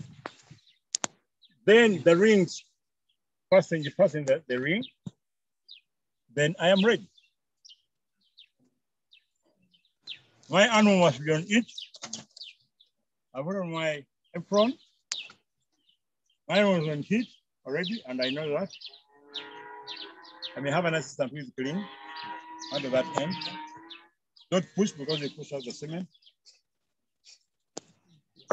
And that cement made about no.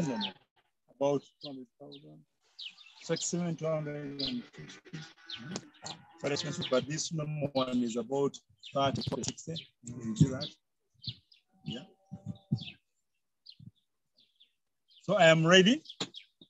I'm ready. So my cow is on heat. I get it. I do operation through the vulva. My hand is in the rectum. Yes, the rectum. Because it's the rectum that I keep it. The hand is in the vagina, the vulva, vagina, and you guide it. But you guide it from the rectum. You don't touch it. You can't touch it. Different openings. Okay. So you're guiding it, so it goes in at an angle 45. Because you don't want to end up on the wall. Down there, if you remember the anatomy, but the vagina is the urethra next to the urinary bladder. Okay, you don't want it to go in the bladder, open the urethra opening. So it goes in the cervix like that. Then it goes through and manipulate into the body of the uterus and then the horn. Then you push your semen. You push your semen into, you see me pushing, into the body of the uterus, and as I push it out. So the last semen, bit of semen can go into the cervix. Okay. Then semen can go into either of the horns, and ovulation has taken place. The egg is in one of the oviducts. So you want to be very sure. So my animal is served, and after that,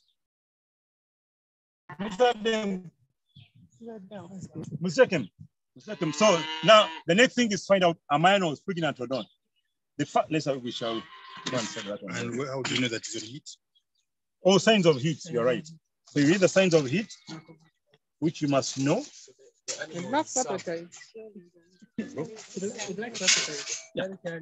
to know that the animal, it's a very good question, valid question. So you want to know that is the animal on heat. And now, now this, here you can study, come and see this one here.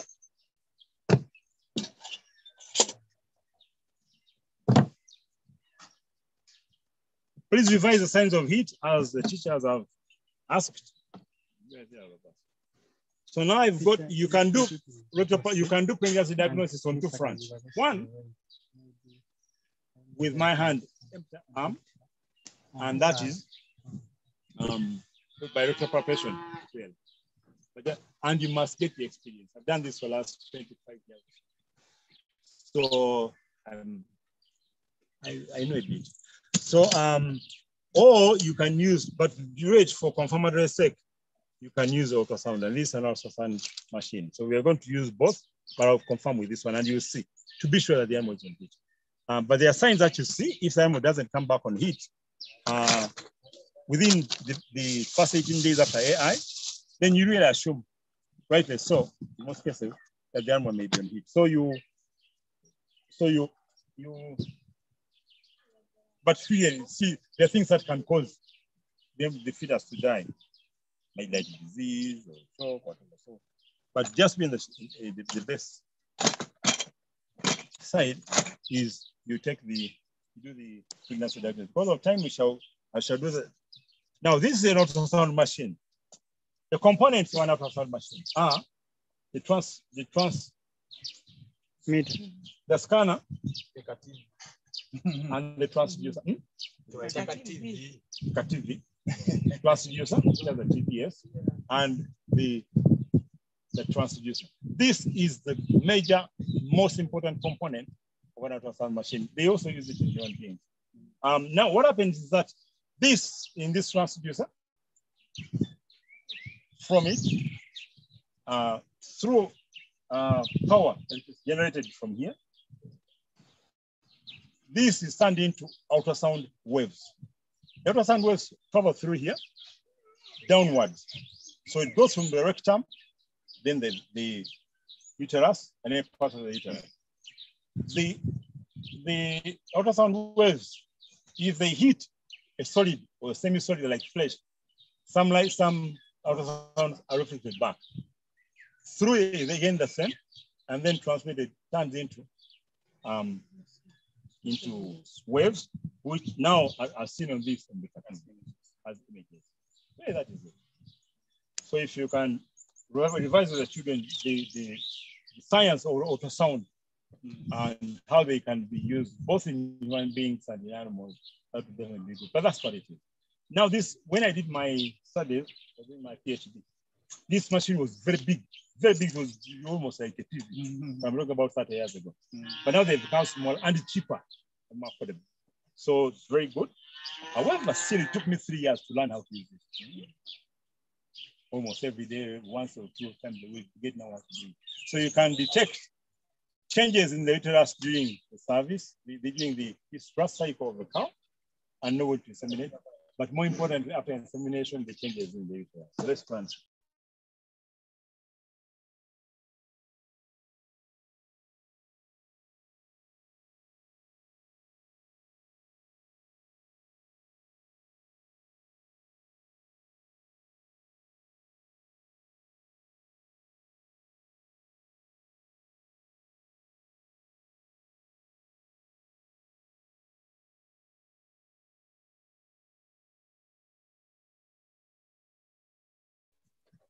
Can you give me some gloves? Those gloves, this one.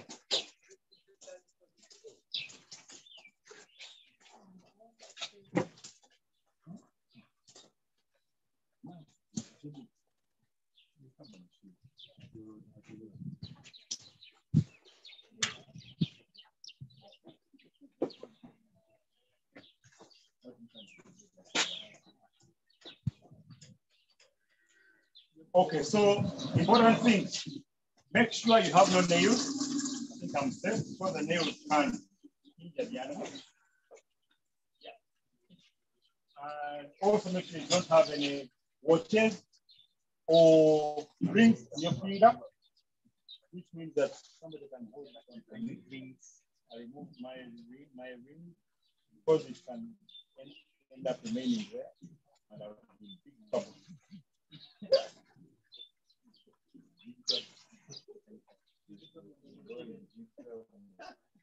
Trouble with the animal or my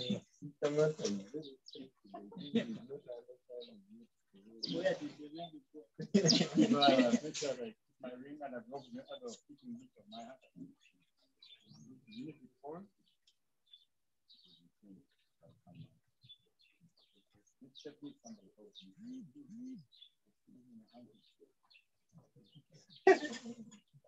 I remove the watch. Also, because there we are watch. And you just okay, so quickly. I put on my glove. I want some soap and water, not too much water.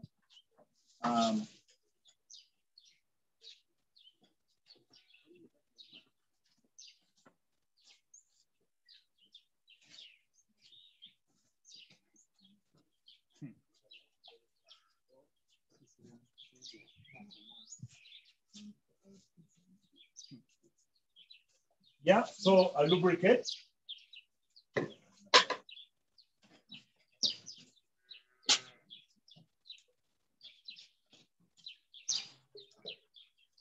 I lubricate.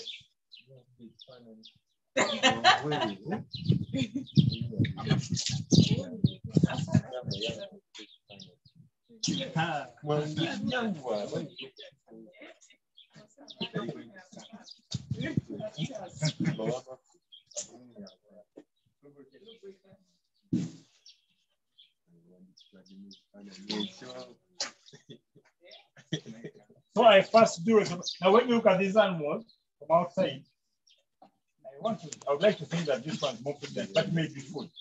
But we shall see. You never know, it may not be food now. I don't know what they've given us, but we shall see. So first of all, you do the preparation.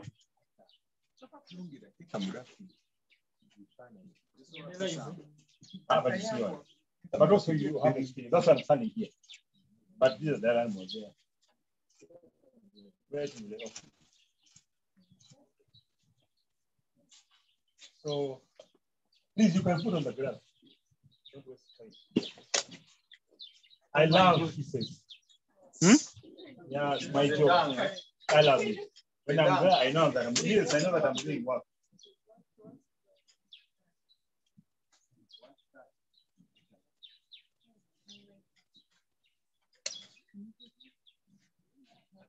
The animal just eat.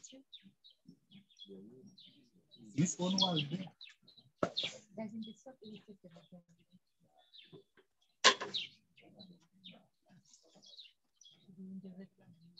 And the rectum now, yes.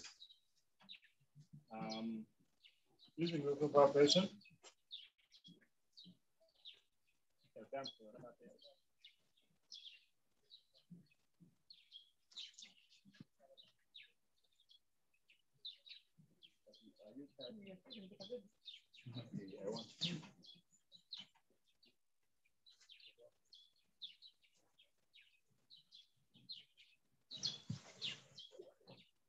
From what I can feel here, you go filling the cervix, fill the horns of the uterus. Now this uterus is somehow far. That's why you see my head almost disappearing.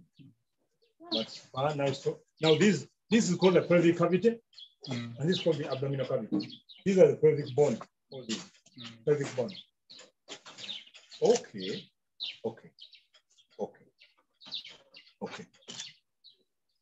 Do you want to see? Who wants to feel? Please, is there? Another one. Before you go to the other one, I want to feel. Me, I want to feel what? Put on your glove. I want to feel. On the glove?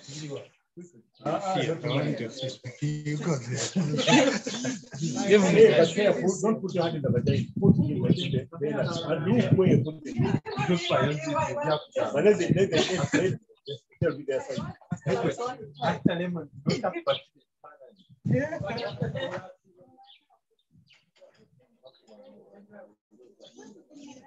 Put in quickly, put quickly. No rings, no nothing. Use the left hand. I know it depends on you. I mean, you know what you want. Me, I paid my arm to use the left. Lubricate.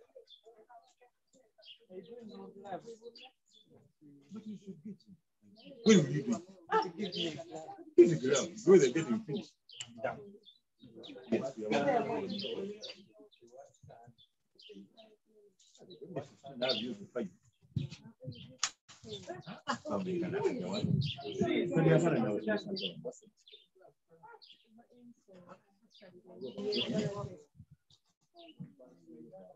But by the way, as you enter, make sure your arm is in the cone form. Don't go cone. No. When I'm checking. No, what is your choice? What is your plan?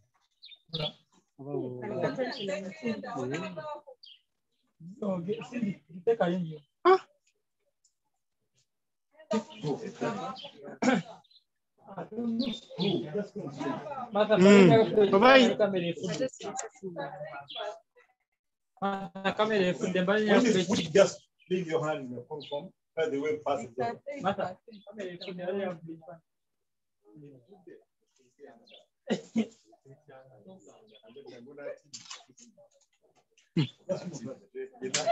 Push, push, push. Push. When I feel you must go right in. Make an angle 180. You have to hold here. Okay. Don't mind about your hair, you can watch it.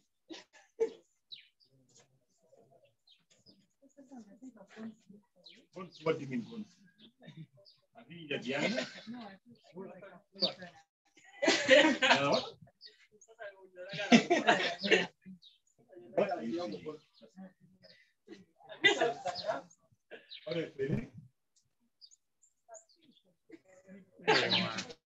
Don't try to touch anything.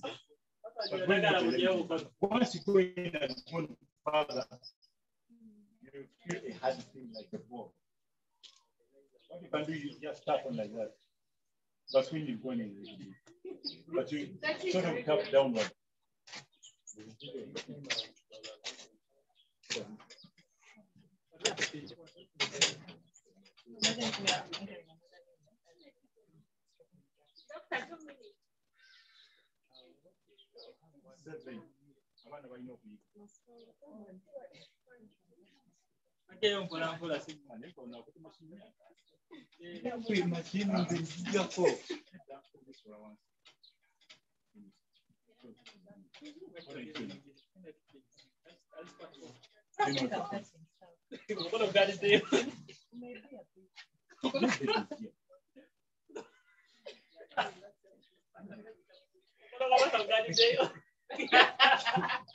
No, once you just come up slowly, not very slowly.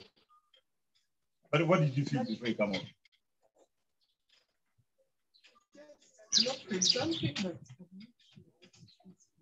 What did you feel? There's like a ring. You're not the matter. When the ring comes, you lift your hands.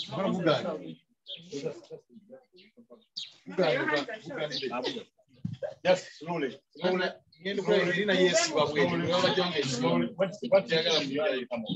Come.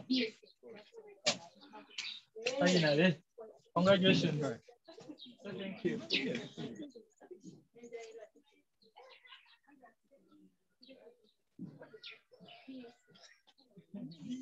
Okay, we've got 5 minutes now. Got and so that it does now eliminated.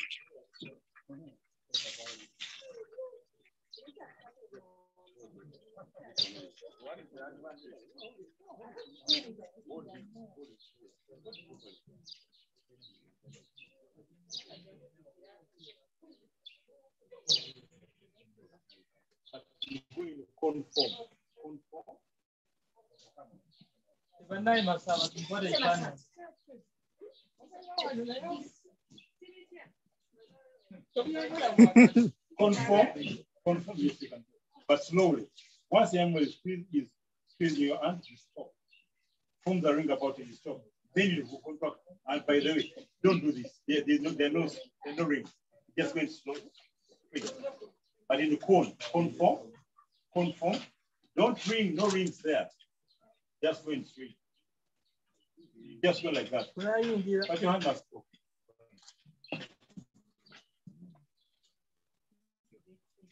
Yeah. Once you're squeezing, you stop. Once you're squeezing, you'll be aware of it. Just leave your hand like that and you pass over your hand.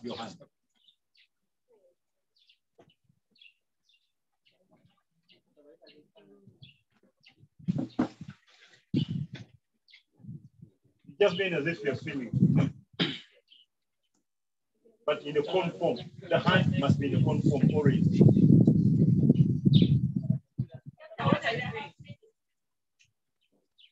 5 minutes, 3 minutes.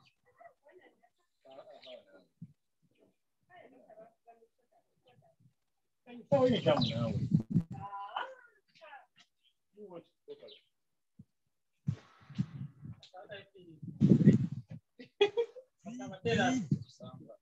No, leave him alone.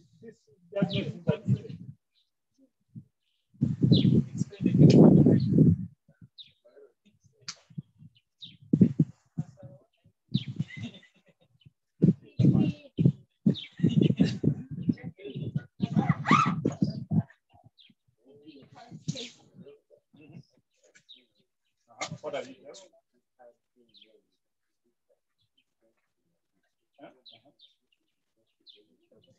What happened?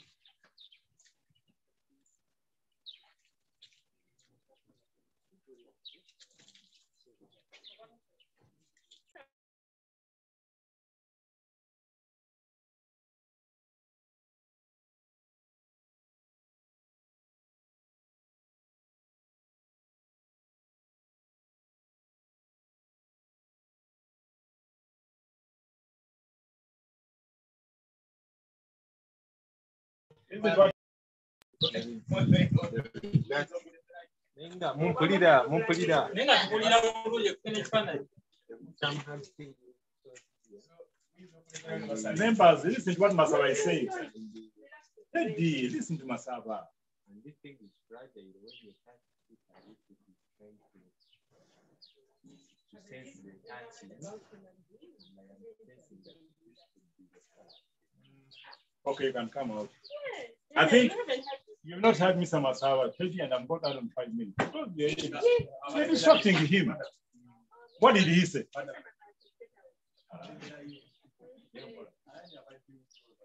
Okay, members, quickly come and see what I'm going to see. Well done, Masaba. Masaba, well done. Okay, now I am going to put this constitution. Okay.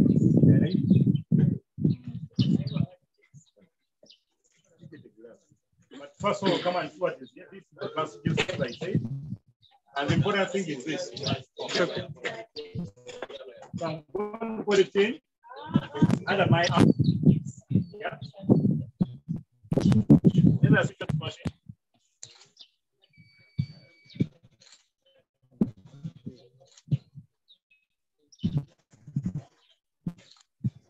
So you can come and see. Good enough, it's urinated. So why is that good enough? It's urinated. So you can see that's part of it, that dark part. Yeah. But Masaba says you touch something, but that's urinary bladder.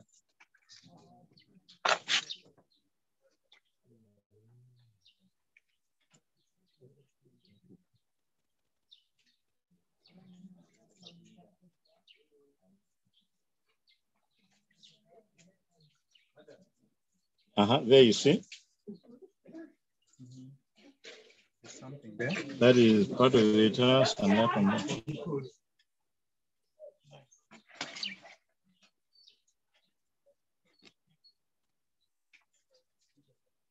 It's squeezing. I must go to stay there.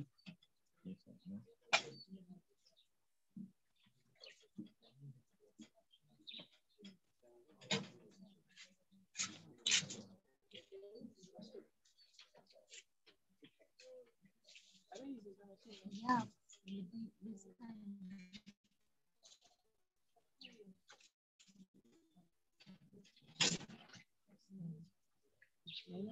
Now, that's what I was freezing. Now these are placentums, you see them, but the fetus is inside. Now you see these ones. These are placentums, okay? That's the main thing I can, so you see them? Yeah. Placentums, they are there. Okay. They are there. Come near. The placentums. I will not if you into the placentum. This one. Attachment between the fetus. Between the mother and the fetus wall. Okay. So you must go deep. So this must be above 5 months, 6 months coming up. Okay. Yeah. The call it ascension. You can see those are placentum. That one and that one. Father, you say authority for that reason, we are being pushed ahead. And to touch, to see whether you could see that head. It's inside there. Of course, now you can cross-check with the record. The record. Okay, but those are placentums. They're quite quick. That's all you can. Eh? You check it every month? Oh, you can check whenever you want. Oh, this ultrasound? Yeah, to No. check the Once it status. doesn't come on it. Now let me call this one.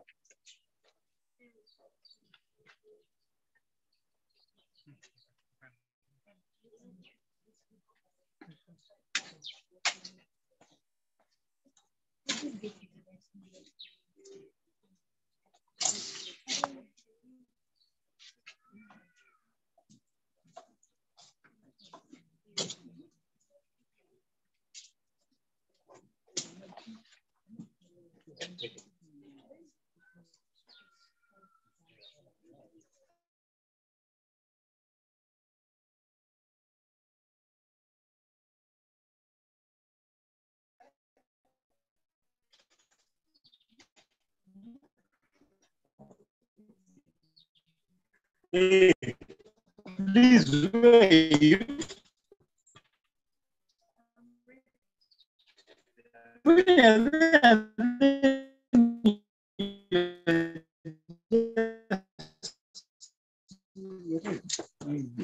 So, for what you didn't see, come and see what to say. So those are placentums, those are blood vessels.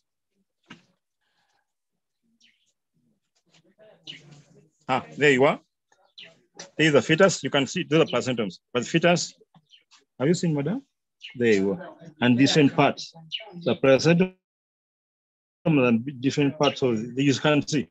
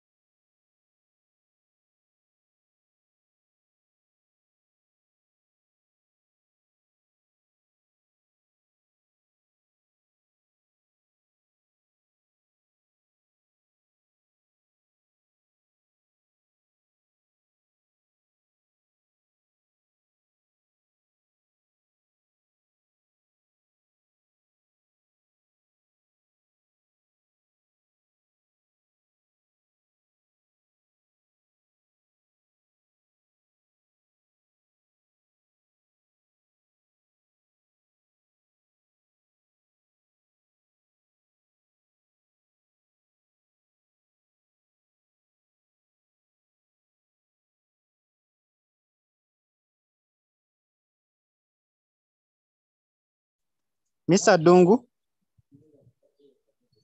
I don't know whether you can hear me. We are shifting from here to that side for the part of machinery. And I want us to transition to that, but I see as well, Mr. Kaziba's hand is up. Maybe he needs the horse rights, but teacher rest, I think, can do that.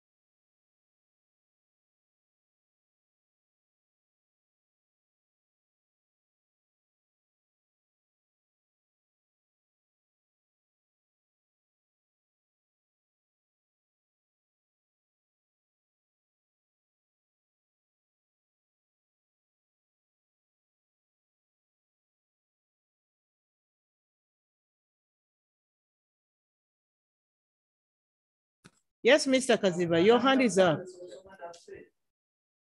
Mr. Kaziba. Yes, Mr. Kaziba. Hello, Mr. Kaziba. Oh, no, okay, Mr. Kaziba, you can unmute. Okay, okay. Teacher Esther, maybe you can give me co-host rights. Yes, I'm going to give you the co-host rights, Sebo. There you are, we go. Okay, thank you so much, Teacher Esther. Okay. Okay, dear students, we are taking you back. Teacher Jose, that was the first unit you looked at. It was the cattle. You have looked at how they do the artificial insemination. They have taken you through how you can conduct the artificial insemination. You have looked at how they make cow feeds, the feeds for the cows. You saw how the silage is made from the maize, from the elephant grass, and also from other kinds of grass. So that was the first session. And maybe let me ask quickly here. You raise up your hand and you answer a question. What are some of the types of cows that Dr. Semambo mentioned on the farm? What types of cows did he mention that they have on the farm?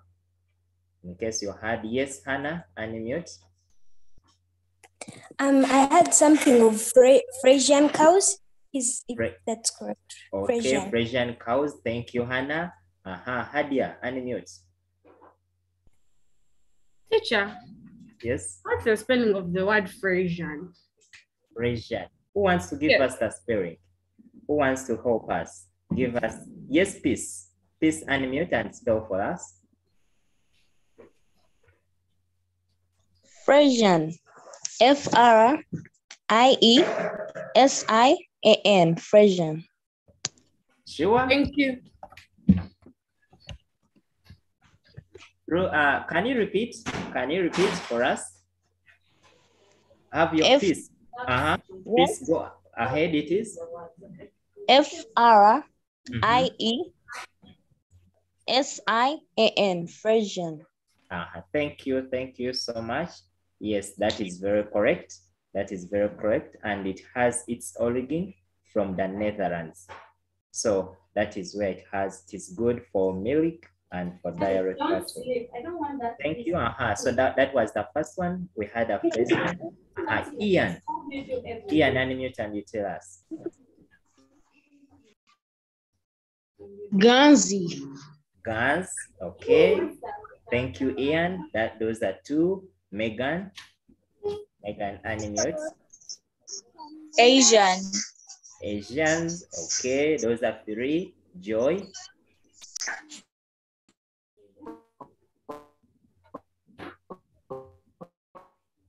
Joy, we are not getting you.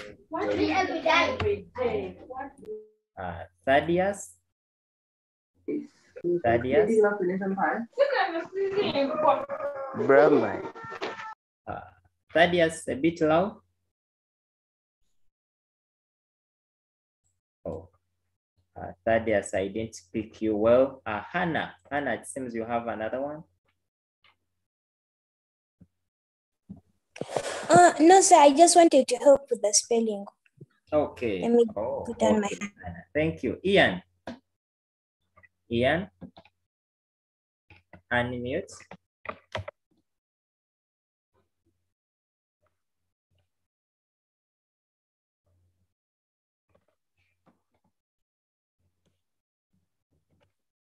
Ian, unmute. Jazzy. Yes? Jazzy. Jazzy. Okay, okay. That is a sign that you have been very attentive during the session. Good. Now, can we mention some of the equipment that they use in artificial insemination? Some of the equipment you saw that the Dr. Semambo showed the people. Yes, Hadia. A jacket to like maintain the temperature of the semen. Very good. The jacket. Yes, thank you. Let us go to Paige. Paige, unmute. Okay, Shan. I saw that. You saw? The funnel. Oh, Chanel, you are a bit low. You're a bit low. The funnel. Take the funnel. Yes? The funnel. I don't know that it's my fault that it's a bit low, but give me a minute and I see. Chanel, what are you saying? The funnel. Okay, the funnel, the funnel. Okay, that is good. Thank you. Joshua. Joshua, unmute. The thermometer. The thermometer. And what is the use of the thermometer, Joshua? To see if the temperatures are on, then to see if the average temperature is normal for the semen inside the tube.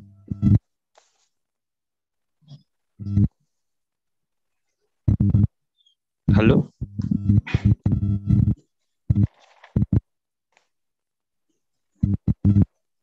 I was saying to maintain the temperature of the semen inside the tube.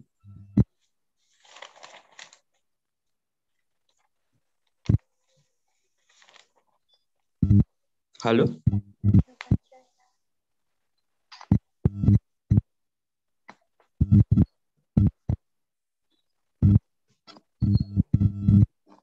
Hello?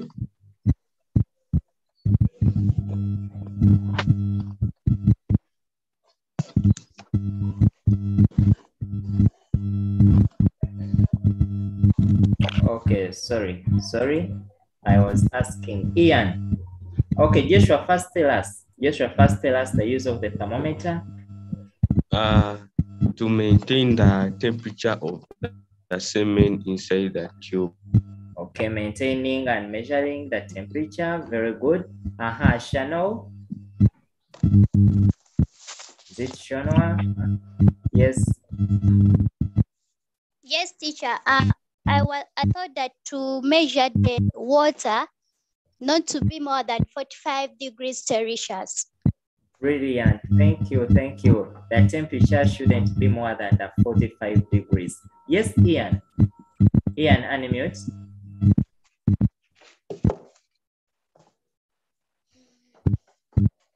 Ian, unmute.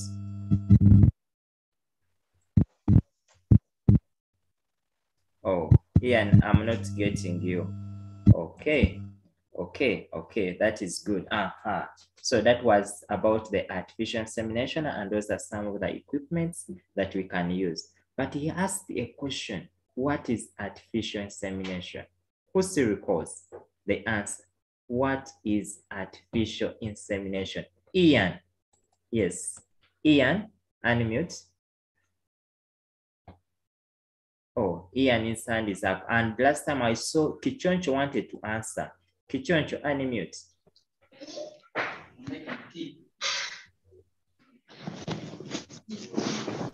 Artificial insemination is the introduction of semen into a female reproductive cow by instruments. Brilliant. Thank you, Chichoncha. I think that is the exact definition that Dr. Semhambo gave us, the introducing of the semens into the reproductive organ. That is very brilliant. Thank you.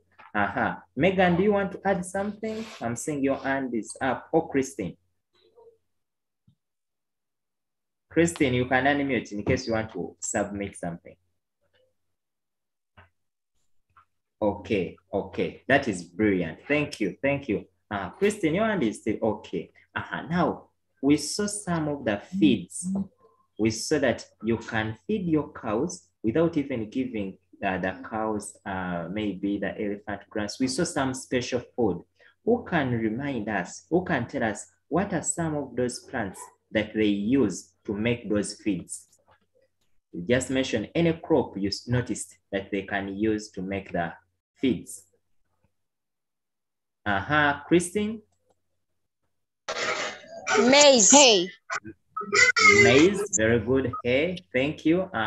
Ian? Oh. Yes. Elephant grass.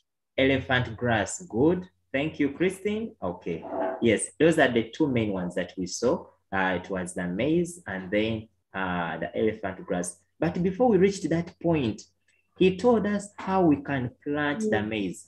And let me hope you looked at the beautiful garden. Did you look at the maize? Yes. How beautiful was it? Did you see that it was really very green, very colorful? But some of the, I think even you were not there yet. Let me even get for you a pic and you just have a look at how that maize was. Let me get you a pic and then you have a feel of how the maize was. And then we are going to go through how do you think they have been able to achieve the maize to get that green color. Are you seeing that green color on my screen? Let me allow you to unmute such that we can discuss. Are you seeing the green? Yes. Yes, teacher. Let me even.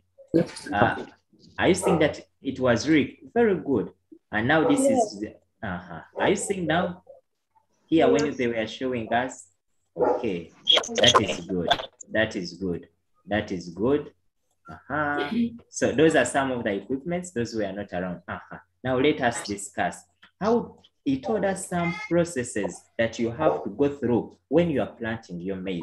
Who can tell us before we reach even? Can someone tell us what do you need to do in order for you to achieve that kind of maize? Ian, you are the first to share with us. We first clear the land. After clearing the land, when you have planted the maize, when it grows tall, at a minimal, you spray it in order for pests not to eat it. Okay, that is according to Ian. Let's hear from Joanita. Thank you, Ian. Let's hear from Joanita. You first clear the land. After clear the land, you plant your seeds. When they're growing up, I think you give them spaces in order to get, in order for them not to compete. So you have to uproot them so that you can give them gaps so that they can come out very well. Okay. We are coming. There's a question I'm going to pose. Hadia, can you also share with us? Hadia. Teacher, he said it's good to prepare the ground in a dry season. It's called dry planting before the first trends. It helps the maize to grow well, and it helps the roots to grow firm in the ground. Okay, thank you. I think everyone has shared. Now, I want you to look at I want to look at all the subjects that you are doing. Where do you think all what we have been looking at, which subject do you think that concept can be found? Look at all the subjects you are studying and identify which area can use what we have looked at today to teach the students the concept. Yes, let me start with Ian. You tell us the subject where you think a teacher can use that concept to teach you. Ian. Entrepreneurship. Entrepreneurship. Ian, can you add something on entrepreneurship? How can we use that knowledge?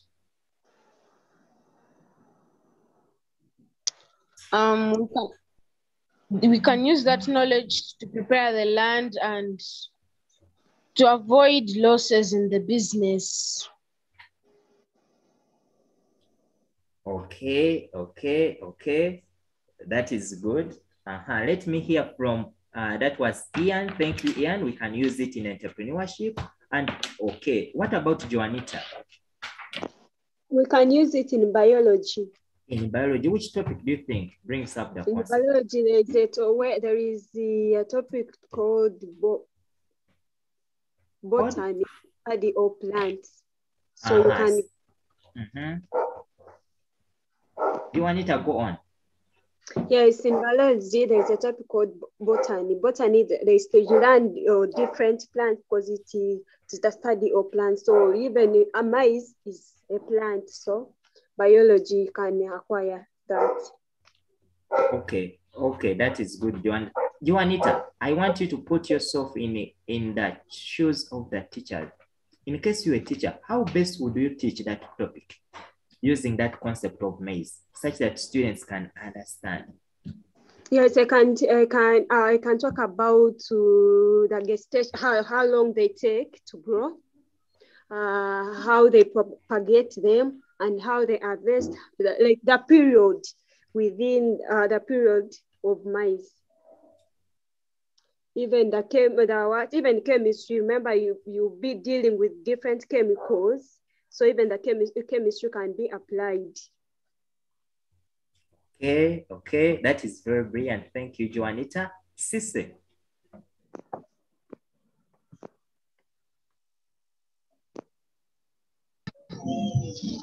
Agriculture.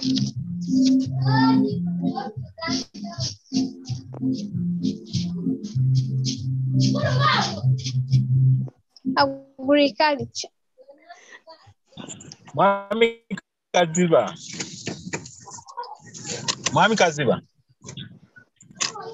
Hello.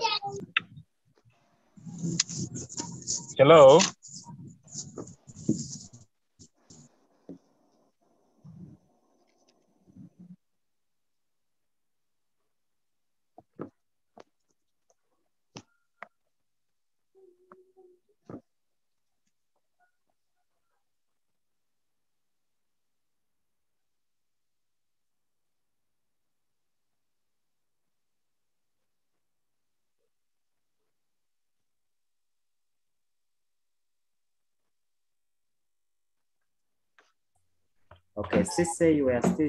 Oh, Mr. Brian, are we back? Okay, Sisse, unmute and you share. Sisse, unmute and you share. Mr. Brian, are you taking us? Agriculture. Yes, Sisse? Sisse, go on. Agriculture. Agriculture. In agriculture, which concept and which particular topic? Crop breeding. Crop breeding. Now, how do you think how best can you teach it in case maybe you're a teacher? I talk about the characteristics of each plant like maize. You can tell that maize, the characteristics of maize, I can even ask you that how is maize? Oba, why do people in Uganda plant maize other than other crops? Okay, Sise, we are going to continue our discussion from there. The media team, they are ready. So allow me to mute all of you now. Let me first mute you, and then I will unmute you at a later time. Let me first mute you such that, but the chat is going to be open for us. So the chat is going to be open for us. Let me first mute you. Mr. Brian,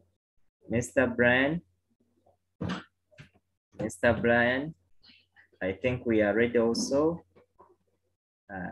Maria.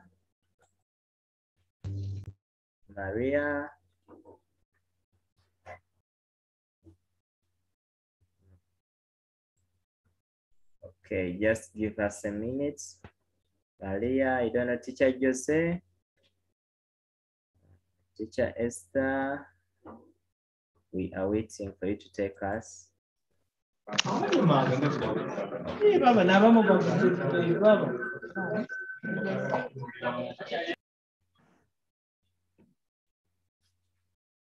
Maria?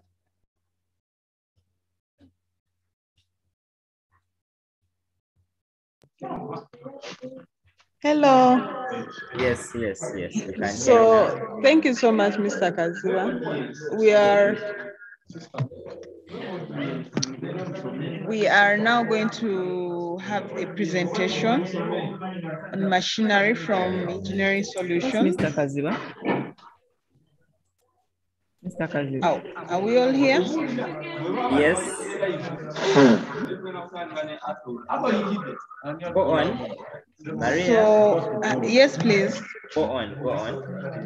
So we are going to have a presentation from Engineering Solutions on machinery. How? Who is? Please, No, but I'm the host. I'm the host. Be ready and receive the... Okay, you are spotted. It is okay. Sorry? Continue. I've spotted you. Oh, it's okay. I will actually remove, but we are going to put on another video from Engineering Solutions so that we learn about machinery in agriculture and every other, and the different fields that we are all studying: physics, biology, and mathematics. Yeah. So please be alert and be willing to learn. Enjoy the lesson. No.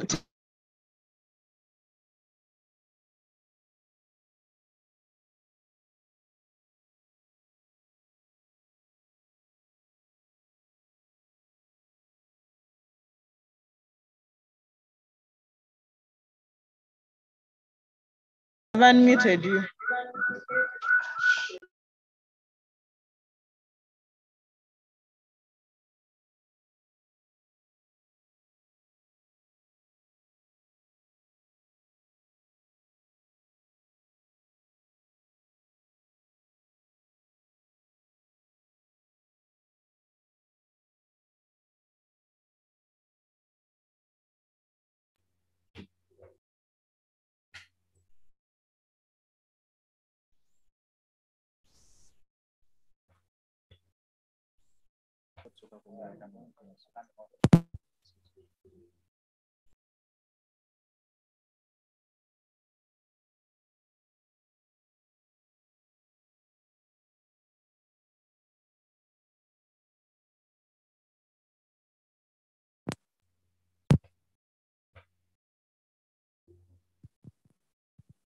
Okay, thank you very much.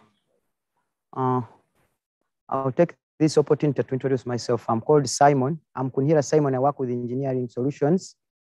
Engineering Solutions is an agro-based company. We deal in agricultural equipment ranging from tractors, planters, harrows, then post-harvest equipment. So apparently, we are here in Gayaza High School. We have some equipment that we were brought for exhibition that we're going to talk about. Among those, we have tractors in their different ranges, as in horsepowers.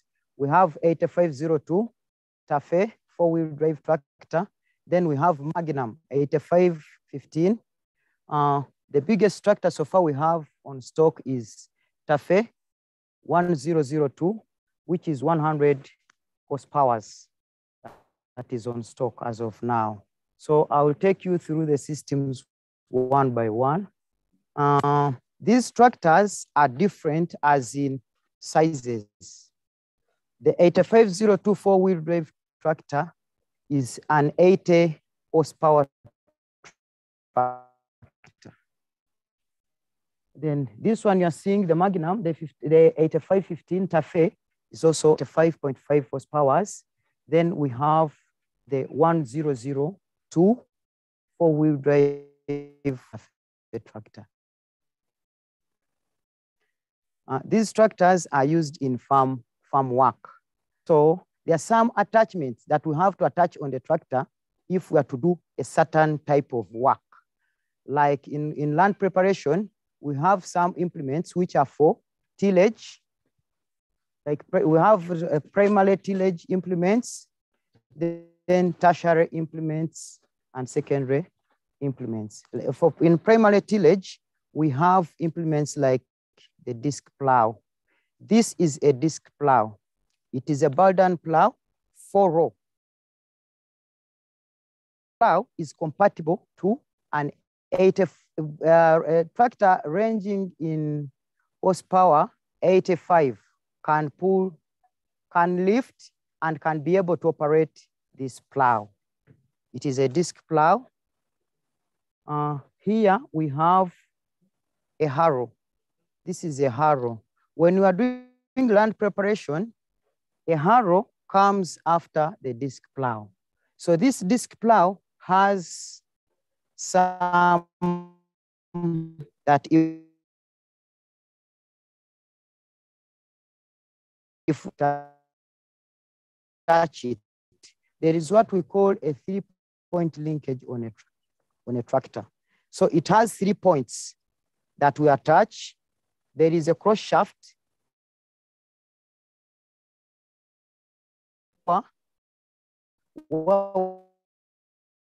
We connect on hydraulic system of a tractor.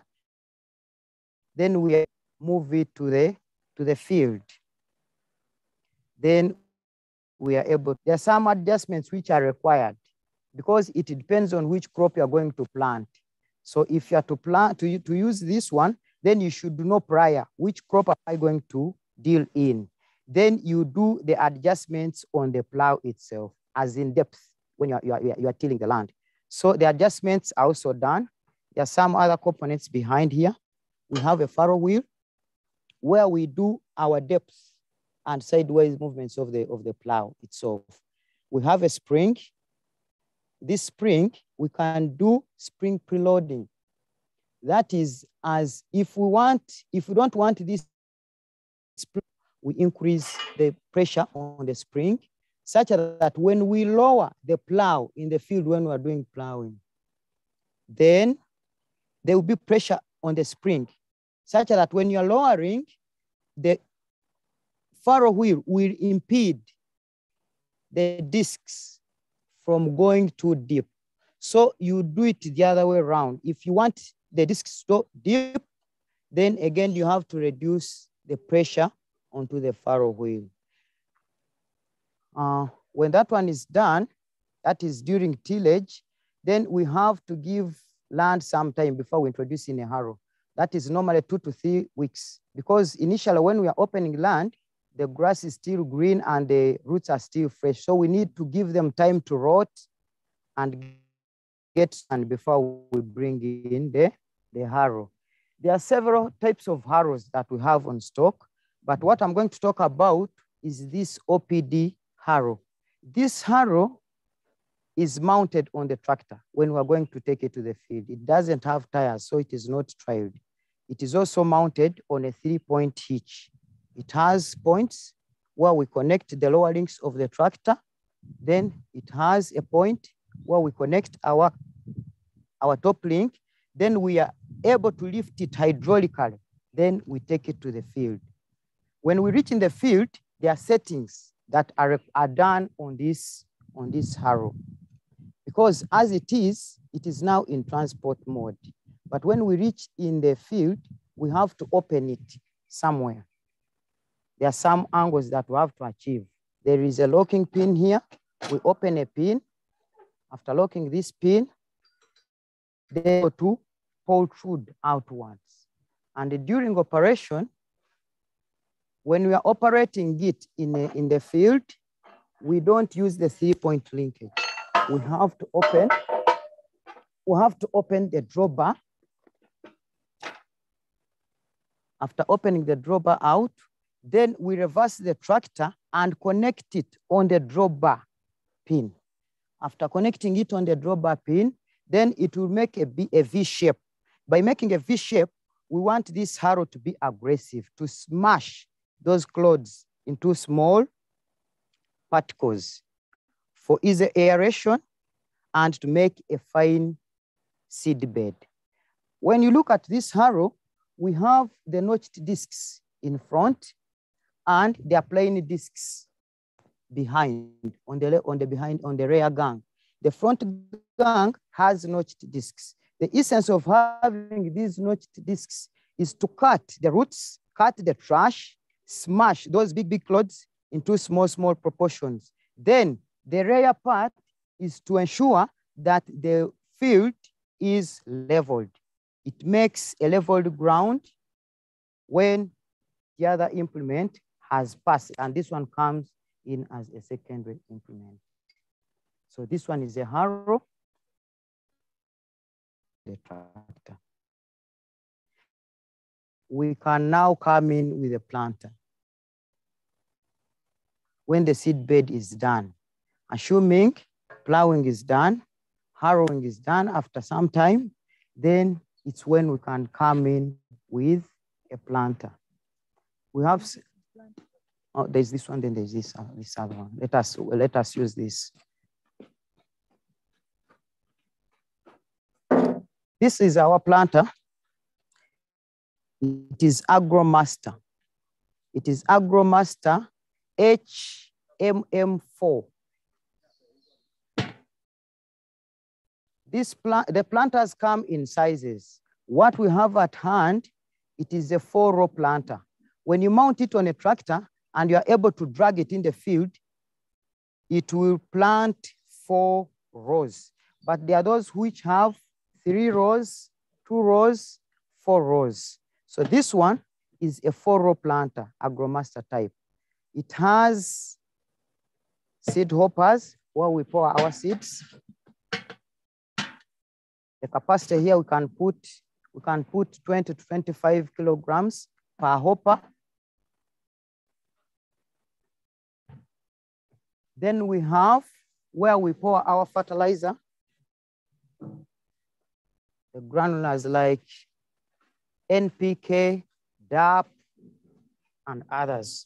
If you have intentions of planting using DAP or NPK, it is poured in the fertilizer hoppers. Then the seeds are put in the seed hoppers. This planter is mounted on the tractor using a 3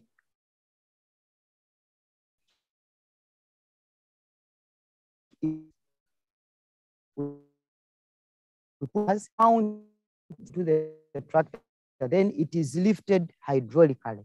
Then it is taken to the field. When you reach in the field, there are some settings you have to carry out, depending on which crop you intend to plant.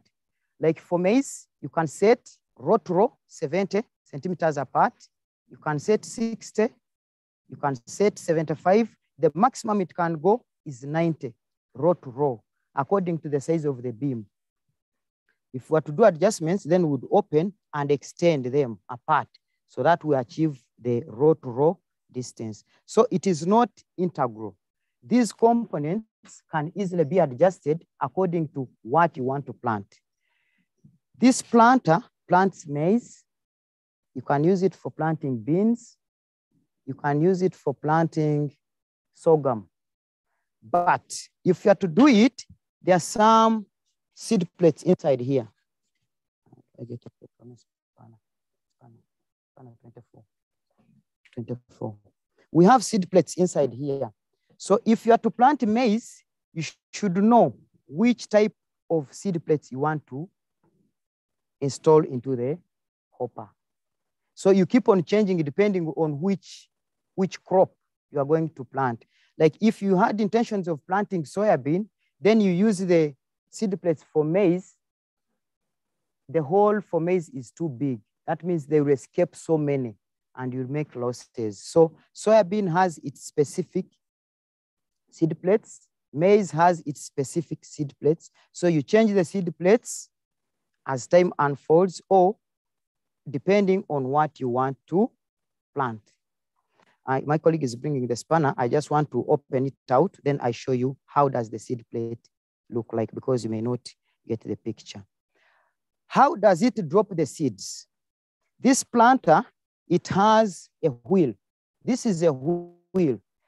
During transport, it is lifted hydraulically. But when you are in the field, you have to lower it down to ensure that these wheels are into contact with the ground.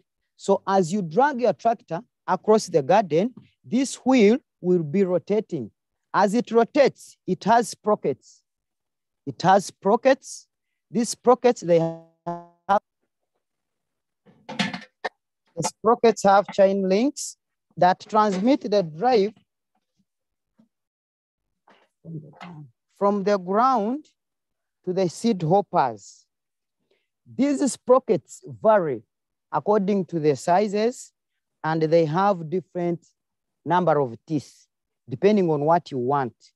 Like if you wanted to space your maize, say in 1 linear meter, if you want 5 seeds, then you have to have a table. There is a table. This planter normally comes with a table. It is supplied with the table whereby you check that if you drive the driven gear, if it has 20 teeth driving 22, what will you get? That is when you have intentions of spacing seed to seed, you have to vary the sprockets.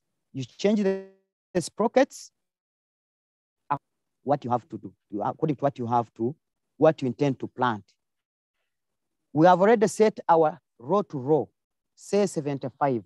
But again, you have to mind about seed to seed distance. These seeds should not be congested in one point. So you have to space them, give them equal spaces. That space is varied according to the sprockets. So when you interchange, the seed to seed distance also changes according to the sprocket arrangement. So that is how the seeds are delivered. Put the seeds in the hopper, mount the planter onto the tractor, go to the field, then put it down. And you have to ensure that when you are using this planter, the field should be flat. It should be fine. It should not be having it should not be rough. Because if it is rough, if this wheel does not touch the ground, then it may tend to move at a faster speed, hence dropping many seeds in one place that is not required. So you have to ensure that your field is properly prepared such that it is uniform. If you intend to set seed to seed distance, it should be uniform. But if the field is rough, then you either overspace or underspace the seeds. Fertilizers. The fertilizer can also be varied here. You put your fertilizer in the hopper, but you need to know how many grams do I need to distribute in a given area. So that one can also be varied here. There is a table. There is a table that shows that if this pointer is set in 50, you'll be able to distribute a certain amount of grams of fertilizers according to the calibration done here. But if you're not keen enough, then you'll end up either putting too much fertilizer or less. How does the fertilizer drop into the ground? There is also a wheel in the middle here. It is a drive wheel.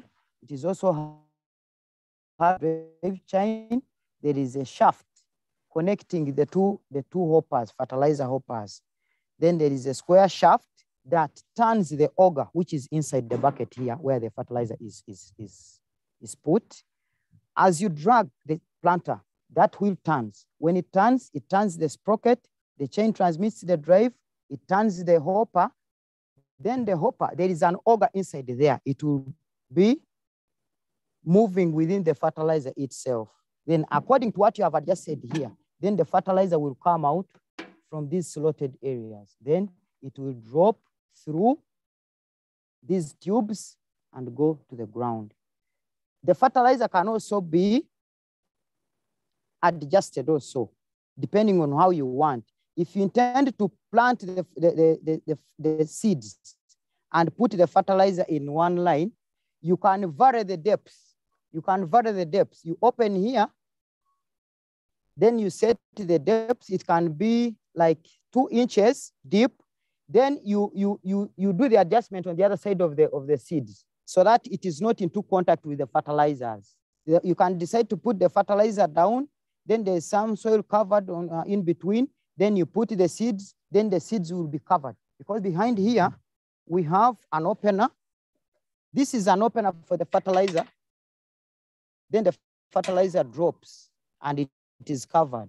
Then behind the line, the fertilizer line, there is an opener for the seeds. This one cuts the soil, makes an opening. The seed plates drop the seeds. It drops the seeds, then it is covered, and this wheel comes and compacts the soil. So the whole system is done. When we are using a planter, we have to ensure that our lines, row to row, is uniform. If you have set 70 line to line, it should be uniform, such that when you're coming on the second run, you should again follow. But how do we achieve that? We have the markers. We have the markers.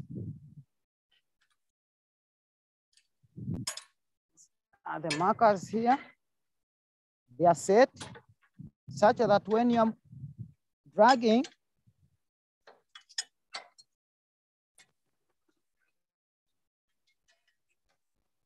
when you are planting, you make sure that your planters are spread and touching the ground.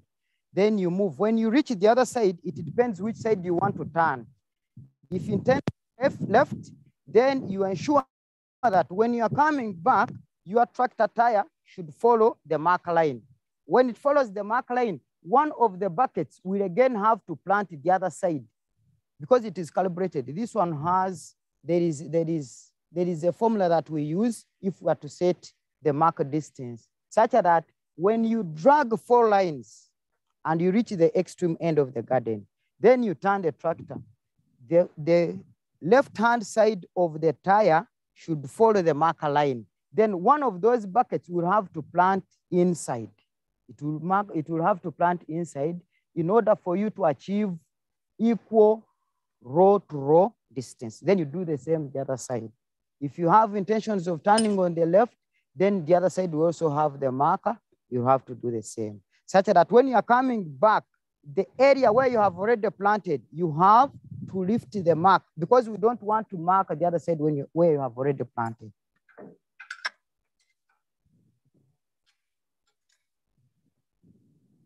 This is done. With this planter here, you can do planting of maize, soybean. You can do it small.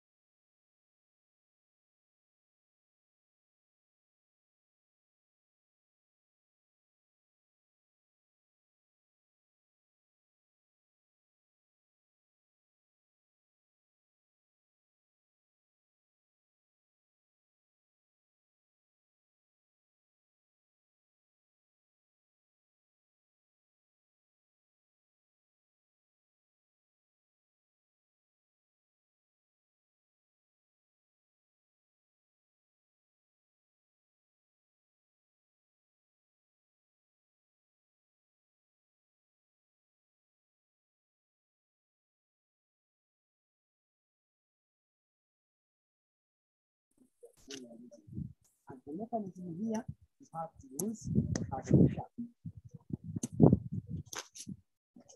This one is a cassava planter. This one is our cassava planter. Transport mode is also mounted on the point. We mount this one on a tractor using the 3-point each, then it is lifted. When we reach in the garden,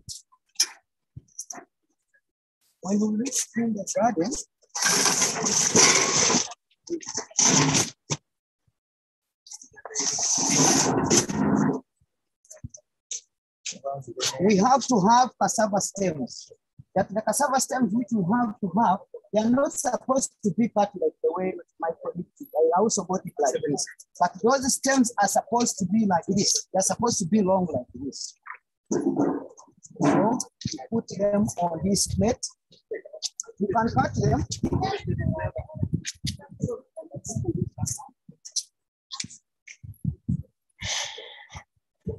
This is a 2-row.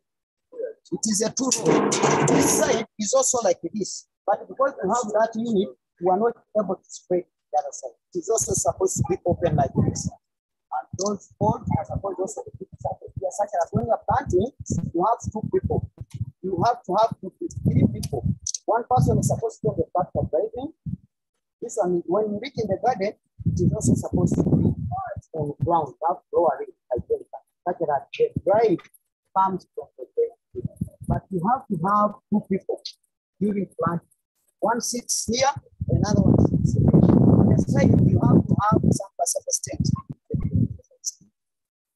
One sits here. Then you insert the stem.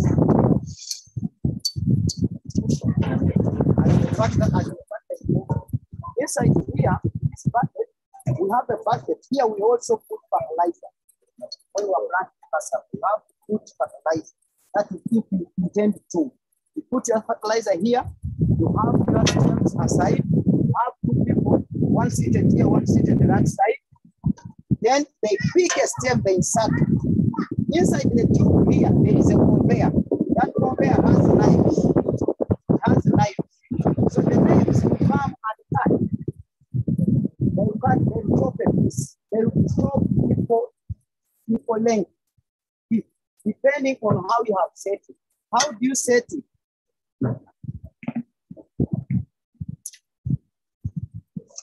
There are gears here.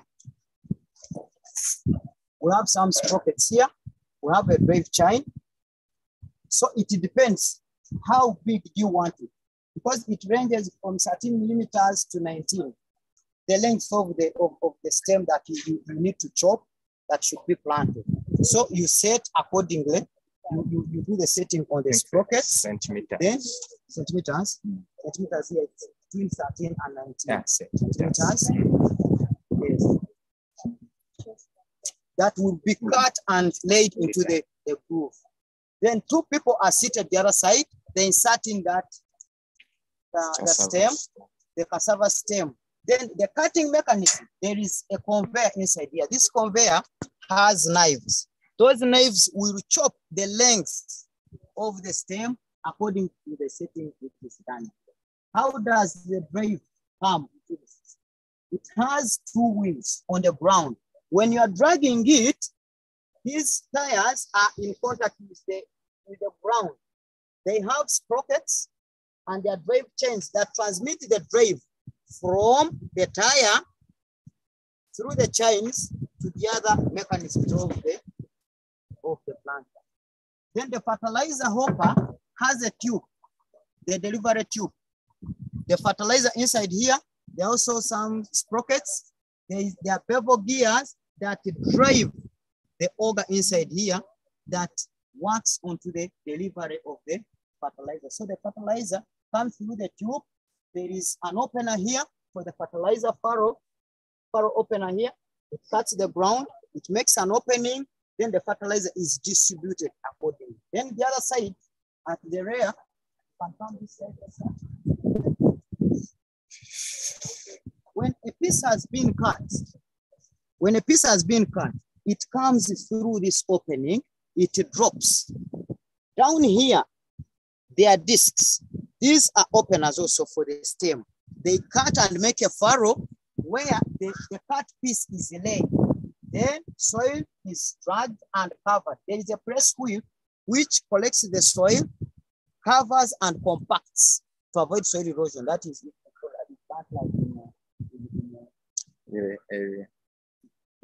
like when it is a rainy season.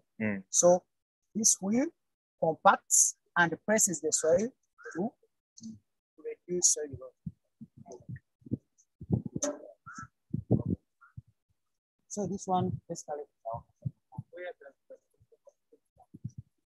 the cassava plant comes out here.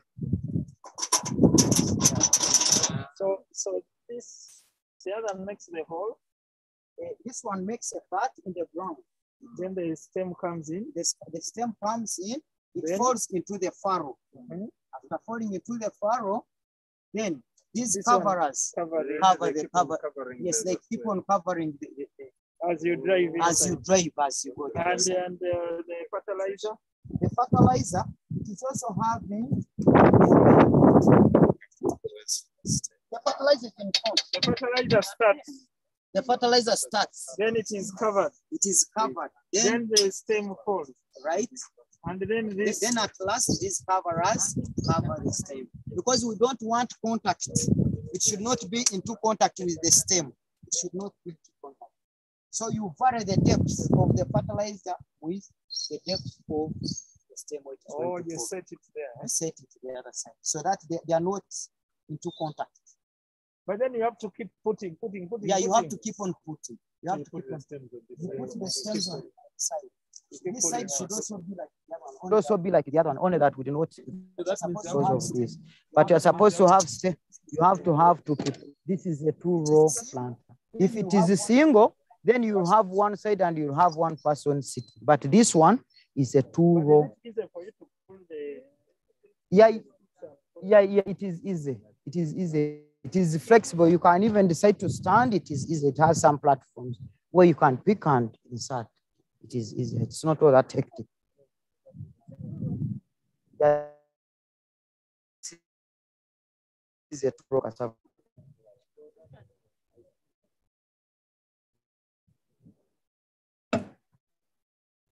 The fertilizer can also, you can adjust. The adjustment of the fertilizer is also done according to which type of fertilizer you have and how grams do you take in which area. The quantity of fertilizer using these sprockets as in grams. Calibration can also be done. How do you calibrate it? Put your fertilizer into the hopper. After putting the fertilizer in the hopper, then change, keep on altering the sprockets, but you can tap it. You can tap the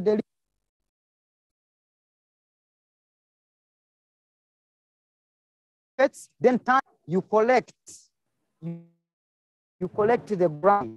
You can maybe turn it 20 times. Then you collect the grams and measure. That is if you don't have the table, until when you come with the grams that you intend to spread in a given area. So that table is also given onto the planter. Or if you don't want to use that method, then you can use a manual. In the manual, it is given that you can distribute such and such grams of fertilizers in a given area. So you can do it either way.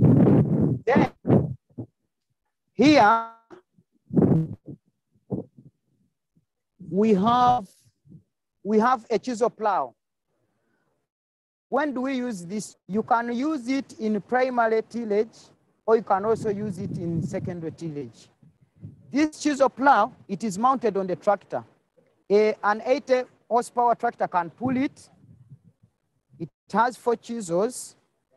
When do we use it?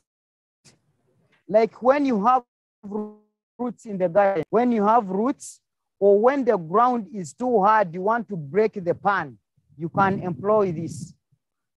Break the pan before you bring.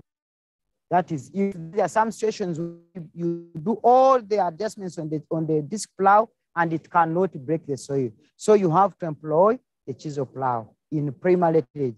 Then in secondary tillage, like if you have intentions of planting maize and you need water retention, you can also bring in the chisel plow. This chisel plow, at the rear part of it, it has what we call a crumble roller. This is called a crumble roller. It has these sharp points.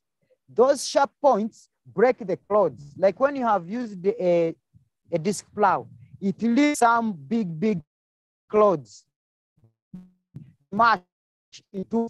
So here we have a crumble roller, and the work of the crumble roller is to those clods into small.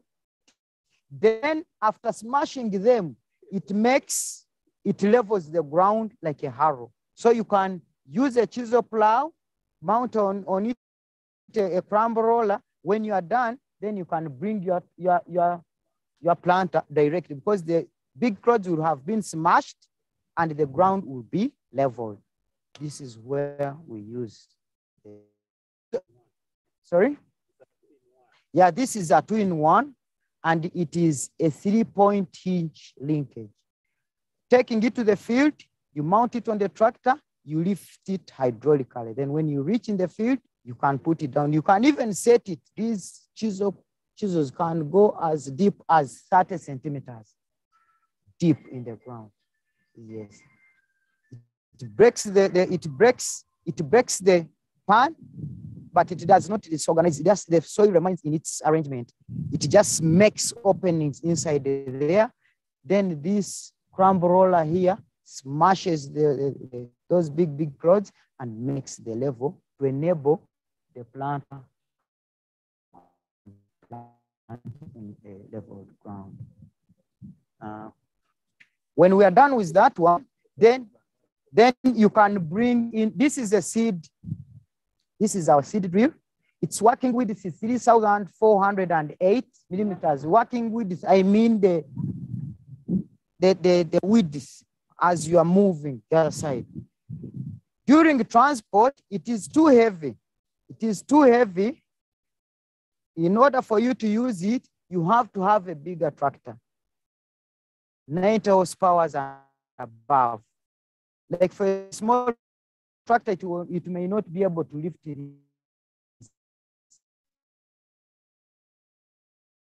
It is too 9502, we have 1002.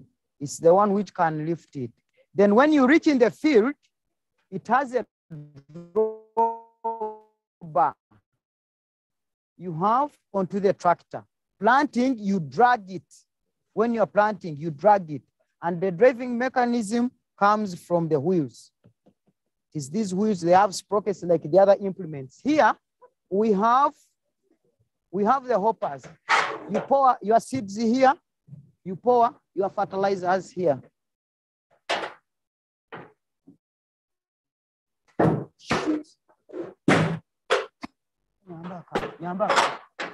Okay.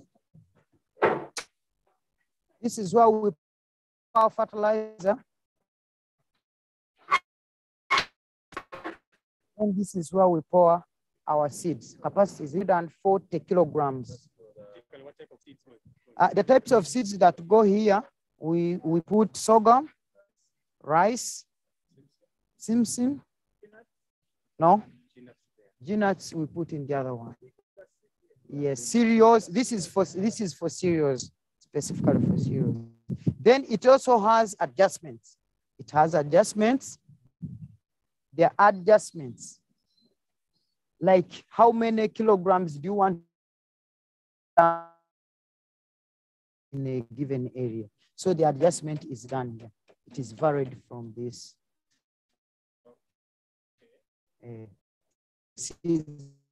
That you need to distribute in a given area.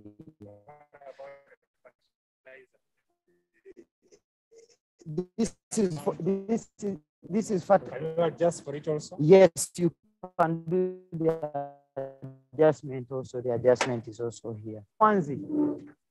Chankwanzi. They will have some farm in Chankwanzi. They are doing sorghum. They are doing sorghum. Then in Namur, in northern Uganda, there are some farms. For the cassava, there is a guy called Basima in Fort Portal in Chenjojo. Chenjojo, he has both one, so that they are using it outside. Yes, I've already disputed one.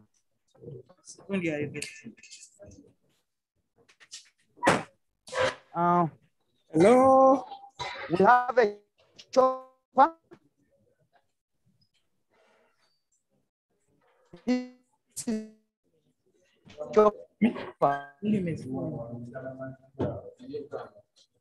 Are they still on?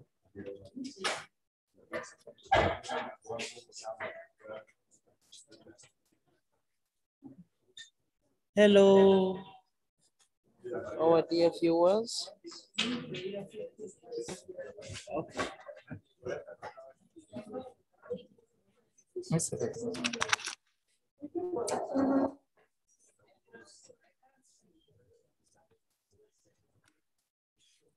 Mr. Kaziba, are you hearing me? Mr. Kaziba? Okay, dear participants, we would like to start concluding towards lunchtime. We have one more presentation before we go for lunch, and today we shall make sure our lunch is only 30 minutes because at 2 p.m. we need to get to the presentations in our classes like we did yesterday afternoon. Right now, we would like to visit some of the schools, some initiatives from schools so that we watch what has been happening in schools, because we would like that when schools open, you are the first people to initiate change in your schools.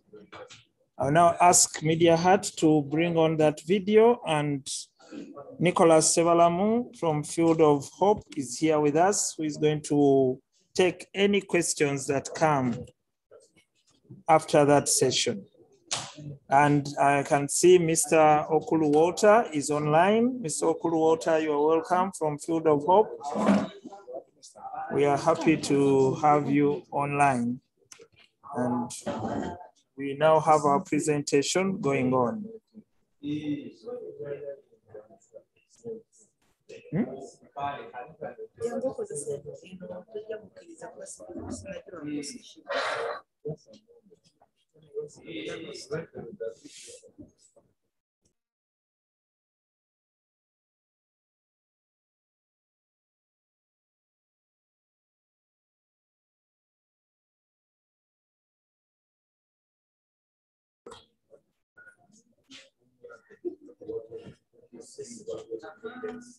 Maybe for now, if there is anybody with a question, raise your hand. If you have a question, raise your hand and we take that question. The chat is also open.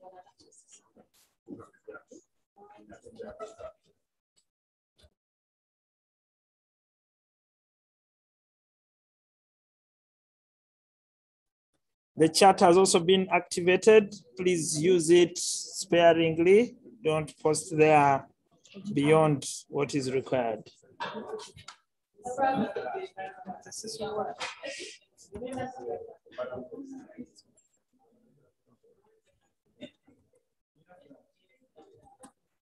Yes, Charity. Charity.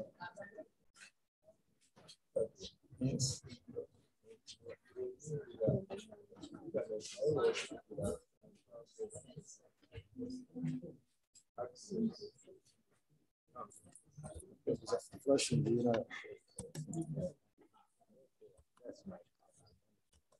Charity, can you unmute yourself and speak? Charity?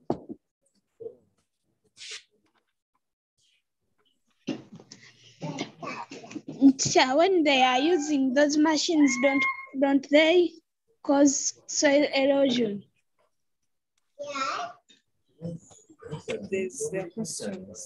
No, Charity, they do not cause soil erosion because the holes they dig are calculated. And when you look at the blades, They're well designed and inclined at certain angles such that they do what they're supposed to do and not to destroy. Okay, thank you. Any other question, friends? As we wait for the presentation, Field of Hope has supported some initiatives in schools and would like to support more training and more initiatives in schools, and we thank them for the work they've done. So this afternoon, before we go for lunch, we want to hear about their initiatives.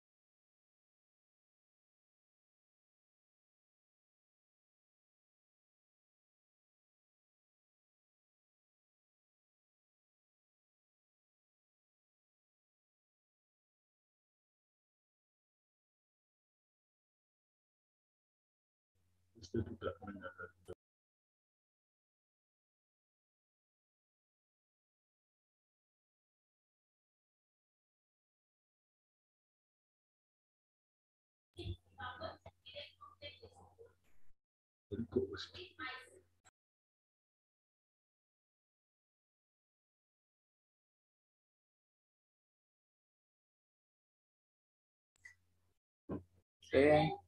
Now, I'm seeing some questions coming in the chat. So there are some questions coming in the chat, but let me first spotlight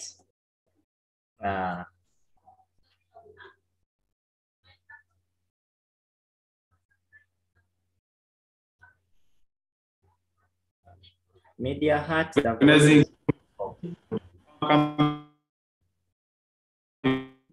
government partners, teachers, students, farmers, and the rest of the audience. I welcome you to this session. I am Okulu Walter, Field of Hope's Uganda Country Coordinator. I bring you greetings from Field of Hope board members and the Executive Director. I love to tell you that there's so much following this event, and so happy with this innovation spearheaded by Brian, Ronald, Ddungu, Matthias, and the rest of the members of the committee. So as an organization, we're so privileged to be a part of this event and also contribute to its success. For the current audience, please allow me to take you through an overview of what Field of Hope does. So,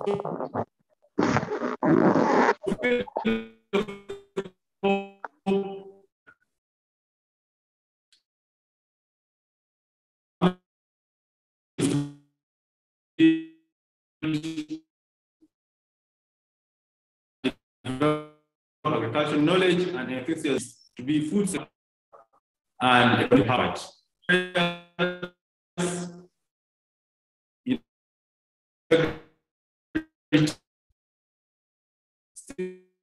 Stewardship and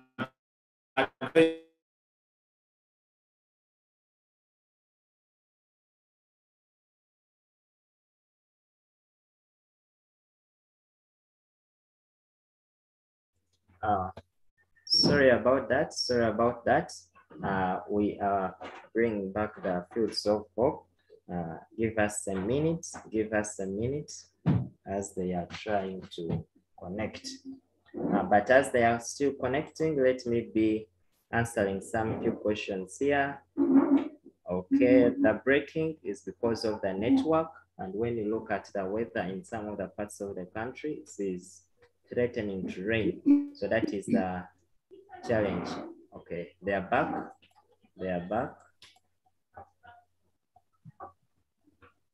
And yet, with this large impact, few youth are still interested in agriculture and related careers. And this was backed up by the report, sustain communities to be food secure and economically empowered. Has 6 core values, that is prayers, integrity, empowerment, partnership, stewardship, and adventure.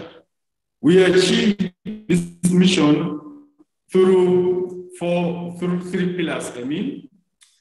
The first one is youth agriculture education pillar, which I'll be talking about today. The second one is the smallholder farmer advancement pillar that looks to develop the capacity of the smallholder farmers for increased production and productivity.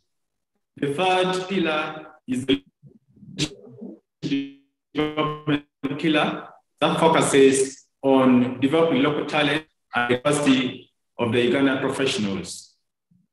So, field of hopes in the education and agriculture sectors.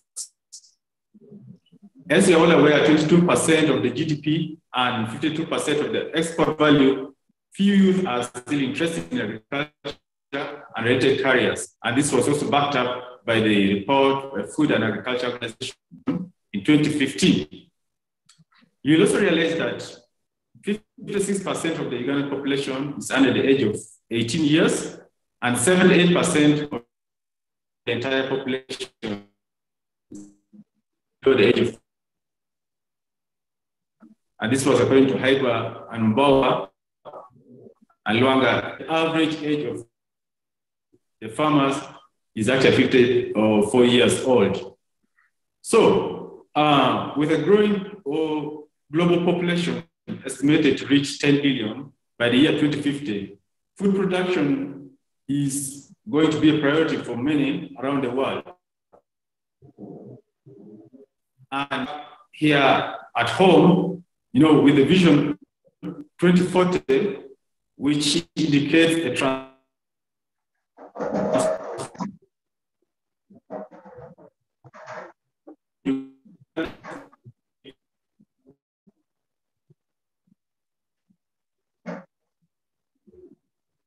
So, transforming subsistence farming to commercial agriculture requires that all sectors and development agencies get their priorities and models right, okay? So, with these statistics, youth, therefore, are the bedrock and centerpiece of this transformation. So, why has Field of Hope become more interested in agriculture education in particular? You're all aware that Ugandan education was primarily based on theory and placed on final. So, research has shown that supporting students with practical knowledge and supports application and self-sustainable upon leaving the schools, as opposed to other thinking. And the project really helps students to develop interpersonal communication skills, leadership skills, and problem-solving skills in real-life situations, as well as promoting higher-order thinking. So, such as lecturing and rote memorization may not encourage skills or that project-based learning skills in students, okay? And Field of Hope believes that project-based learning approach would perhaps attract more young people to furthering their education in agriculture. And yet, it's also interesting to note that most teachers within Uganda have no experience with this approach. So, additionally, false reports of 2009 indicates that typically agricultural education curriculum in developing countries is actually outdated, inadequate, and lack relevance to the rural context. And this means that teachers are typically unable to teach practically and lack also the updated content knowledge necessary to adequately educate their students. And yet these very teachers are very important, in the lives of the youth, and also have the potential to positively encourage, the future endeavors of these students.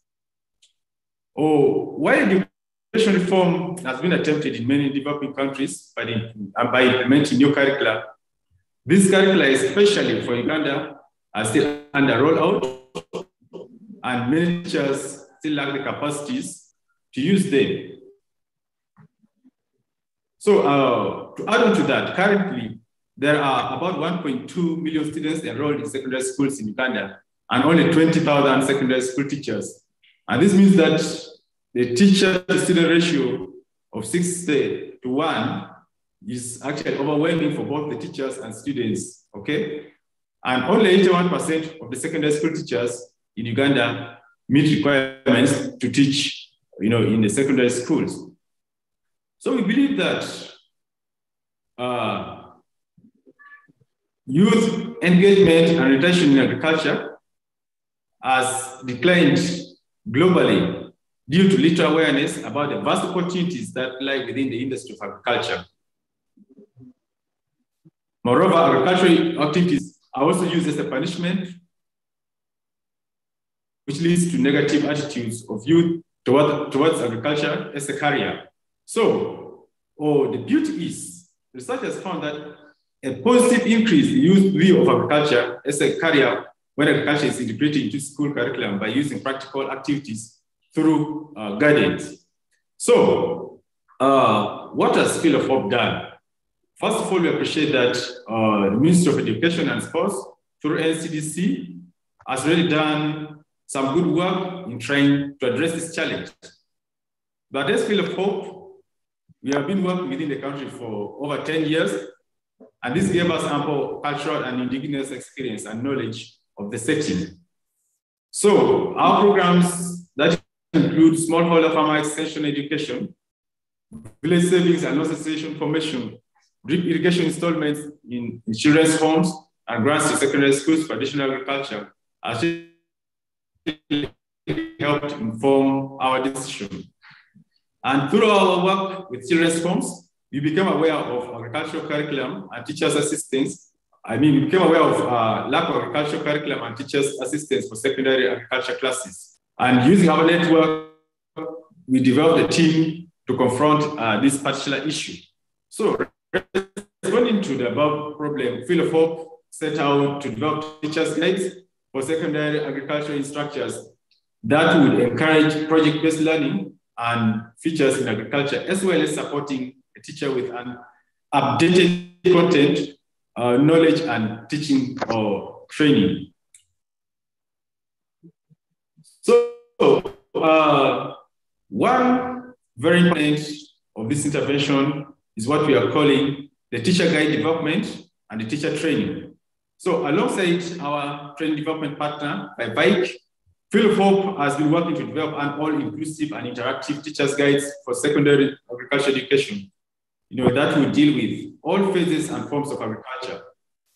As most practice in Uganda and other developing countries rely on rote memorization, our guides meet the country's standards and includes hands-on and project-based learning for these students that we teach.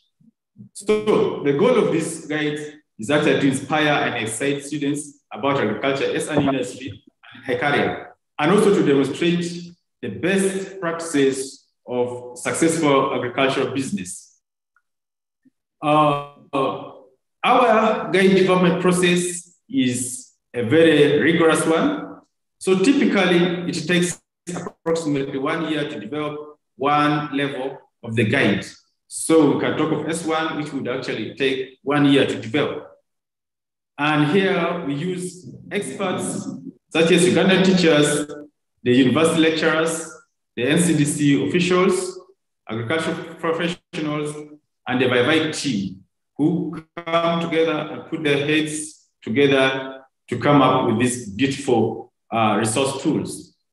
There are about 2 key stages that are involved in this development process of the resource tool.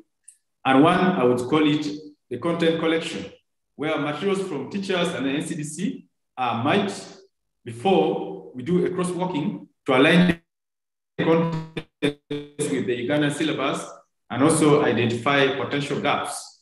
The other aspect that we undertake is essential knowledge packaging that exclusively looks at the nitty-gritties and the details of these contents. So here we are basically tackling what to teach, not how to teach. So once this is completed,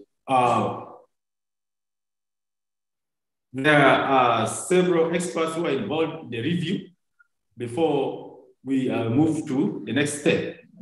So the second stage is what we call design and develop. So after handling the contents, we now identify how best this can be actually taught, and we identify a strategy. There's so many strategies, but the Vaivai team identifies a strategy that has to be used when it comes to teaching using this resource tool.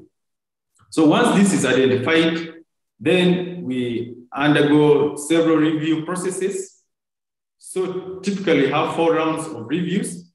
So 2 are always internal feedback by the Vaivai team. These are the people, the folks who are involved in the development of these tools. Then there's 1 round of feedback from the staff, Ugandan trainers and teachers. And this normally looks at the cultural relevancy and accuracy of the information. Then the other review is by the editor, for lesson plan, grammar, and consistency using the British English, I mean. So the other aspect, after these contents have been developed, we now undertake what we call the teacher training. So not only are we investing in students through this initiative, but we're also working to professionally and personally develop the teachers who teach the students, okay? So teachers receive these guides at no cost and are invited to 2 trainings each year that allow them to learn innovative teaching practices and also to practice these hands-on methods and grow their professional network.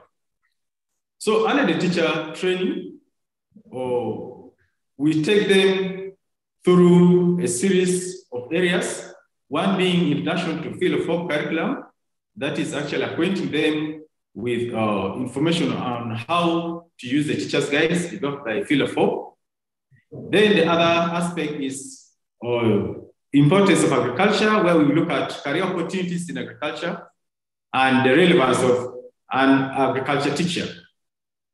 The other aspect under this is the practical approach of teaching, where we look at the interest approach, which is really a very prominent feature of Field of Hope's teacher's guide. We also go through how to use the 3 learning strategies in class. That's the auditory, visual, and kinesthetic. The other aspects that we also cover in our teacher training is the classroom management strategies, where we look at direction, wave, and pacing, behavior management, study skills and note-taking, and setting expectations.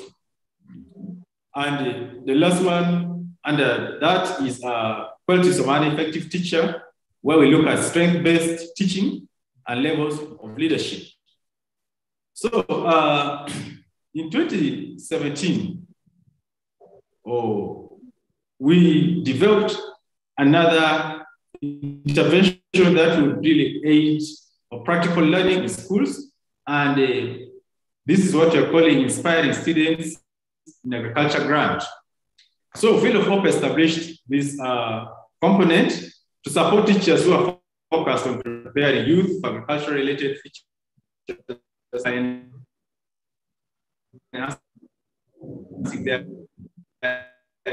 or learning experience through field trips. So these grants actually supplement our teachers' guides and guiding initiatives by growing students' familiarity with the entire industry inside and outside of their classrooms. So typically, grants of up to $1,000 are awarded each school, with up to schools supported per year. I mean, up to 10 schools supported or per school per year, I mean. So schools whose teachers have been trained by Philofop and who are also currently using Philofop's teachers' guides generate these project proposals to request for funds from Philofop for their school agriculture projects. And a budget and business plan is normally tagged along, indicating the operation modalities and the sustainability plan that the school has. So once these proposals are received, Philofop's board reviews and comes up with the final list of the beneficiaries. Thereafter, the funds are disbursed to the school's accounts after an MOU, which spells out all parties' obligations is signed, and the schools have also fulfilled their commitments. So other than those two that I talked about, Philofop is still involved in secondary schools in so many other ways. So other than those, we also do conduct teacher talks. So this is typically teachers who are mobilized and are trained by experts in various enterprises. This is to help build their capacity so that when they go back to classrooms, they're in position to transfer this information to the students. So Philofop facilitates the data or the data stipend that the teachers use for these virtual events, and also facilitates the subject matter experts who have been identified from the community or who facilitate this event. The other activities sponsoring agri-entrepreneurship inspiring events such as Farm Camp, which we are so happy to be a part of, students learning tours, and many others. And also teacher professional development opportunities. Example, Global Learning Agricultural Conference, and also the Association of International Agriculture Education and an extension or conference that were conducted early this year. Still, to support our mission, Philofop has established an urban farming technique facility where we conduct training to teachers, and we're happy to announce that this year around, we trained 30 agri teachers who are based in the north, and we still look to equip even the students when schools resume, where we shall be hosting them at our office space and taking them through the hands-on agricultural experiences when it comes to urban farming. So that's the other intervention that we are undertaking as Philofop. The other is provision of university scholarship opportunity to one excelling but underprivileged agriculture student per year. So this is to ensure that these passionate agriculturists have a future, in their agriculture career. So Philofop is dedicated to supporting at least one student per year.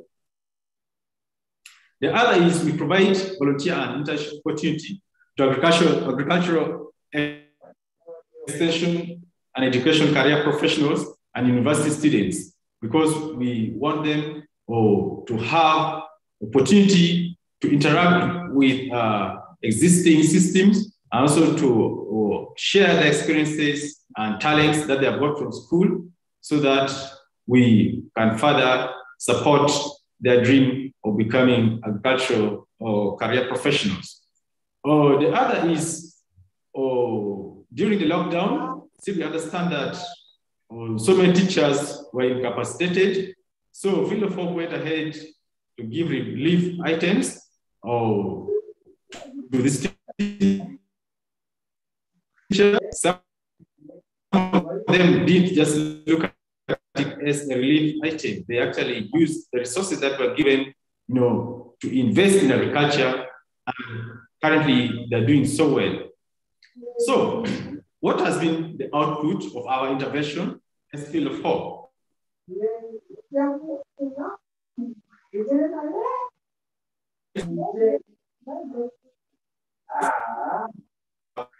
For the 4 years, sessions conducted, we have had over 207 teachers who received teacher professional development training and were awarded certificates. Over 240 schools have been recruited into the Field of Hope program. And we also managed to distribute over 600 copies of teachers' guides and 600 copies of teachers' supplement, which costed about $80,000 US. To date, 8 schools so far have been supported under the Inspiring Students in Agriculture grant program. Some of the schools, which are Iganga Girls, who set up poultry unit, Dokolo Progressive School, that when he took piggery or production, Skyland or Secondary School, that set up also a poultry unit, and Tinowa School that took their students on a great learning tour. So to date, also one student has been sponsored at the university. So additionally, as part of the outputs, we also realized that there has been increased education theory knowledge in the lines of experiential learning, project-based learning, and also service learning. We also realized that there's creativity in instruction. This is because of the methods and methodologies that are encouraged in our teachers' guides that these instructors use. We also got to realize that these instructors also now have updated content knowledge because we tend to employ the latest and trending or technologies, intervention, and information in this resource tool. The competencies of both students and instructors have also been enhanced as we also aligned our model with the 21st century skills of agronomic knowledge, critical thinking, creative thinking, entrepreneurial attitude, communication, leading and collaboration, and social skills. Moving forward, we also realized that there has been increased motivation for both teachers and students, to pursue agriculture as a career. And this is coupled with excitement and enthusiasm for both these teachers and students because we always tend to point out all the career opportunities at the end of each topic. So this has really helped them to make better career choices. There has been increased academic achievement for both the teachers and students, as indicated by the national exams or results for these schools that we are working with. And additionally, we also realized that there has been decreased youth unemployment, as many of these youth, after becoming exposed to these interventions, they go back and also replicate what they have learned. So an example is Kuja Jeremiah, who is a student of Dokolo Progressive School. So Dokolo Progressive School is one of the schools that we supported with the grant and also trained their teachers. So they were using these techniques and approaches that we are advocating for as Field of Hope, and they set up projects that would aid students' learning. So these students became so interested because they were fully involved, and they also saw the economics behind such productions. So during the lockdown, Mr. Kuja, who was an UNESCO student, went ahead to establish a small garden back at their home. So with one team of onion seeds, Mr. Kuja was in position to raise 800,000 that he used to pay his school fees for the subsequent terms, and also to support his other siblings, and invested more, or invested some of the money, in pig production, where he bought 4 pigs. So today, actually, he has scaled out and he has invested in other crops as well, because he has seen, the beauty of this approach. So, other than that, we also realized that there has been increased administrative support. So because we tend to engage the administrators a lot, so they have become, more supportive towards project-based learning, more especially for the schools that we work with and those ones whom we have supported with the grants, because it's also a requirement that school foods part of the costs that go into that project. From the feedback we got, we understood that teachers found it easy to work with these guys because they don't need to develop the scheme of work. These guys have all the features that really favor teachers' work, from lesson objectives to what the teacher is supposed to say, what time is allocated for each activity, when they're supposed to say, the materials they're supposed to use. So you find that all these eases the teachers' work, and subsequently, of course, helps in time management. So we have realized that with all this that we have talked about 140,000 students have been impacted by our intervention, and is still even growing. So what is our next step? We as Field of Hope still look to review and alter the guidelines from S1 to S4 to match the newly revised syllabus by the NCDC.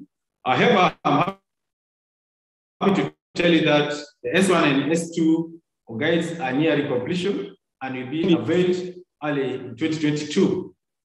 As an organization, we also still going to pursue the recruitment and professional development training of the new agri instructors. As you realize, the number is still low, but we still look to bring more teachers on board who have continuously shown interest in being part of what we do. Additionally, we also look to supply, of course, these new recruits with these resource materials once they have been recruited. So in line with inspiring students in agriculture grants, we still look to support more schools, okay, and also support other student agriculture related activities such as farm camp and study tours. That is one area that we shall be heavily focusing our efforts. The other is to develop the Ugandan trainers. So Field of Hope will want to shift the dependence from Field of Hope and US-based trainers, and developing the capacity among the previously identified Ugandan trainers, who mostly will, of course, be the teachers whom we work with, because they understand that context very well, and we also want them to bless others with what they have achieved from Field of Hope. The other area that we look to work on is establishing a research policy on student improvement within the agriculture. So we need to establish the yardsticks that we shall be using to measure the impact of what we are doing as Field of Hope. And that's one area that we shall also be addressing in future.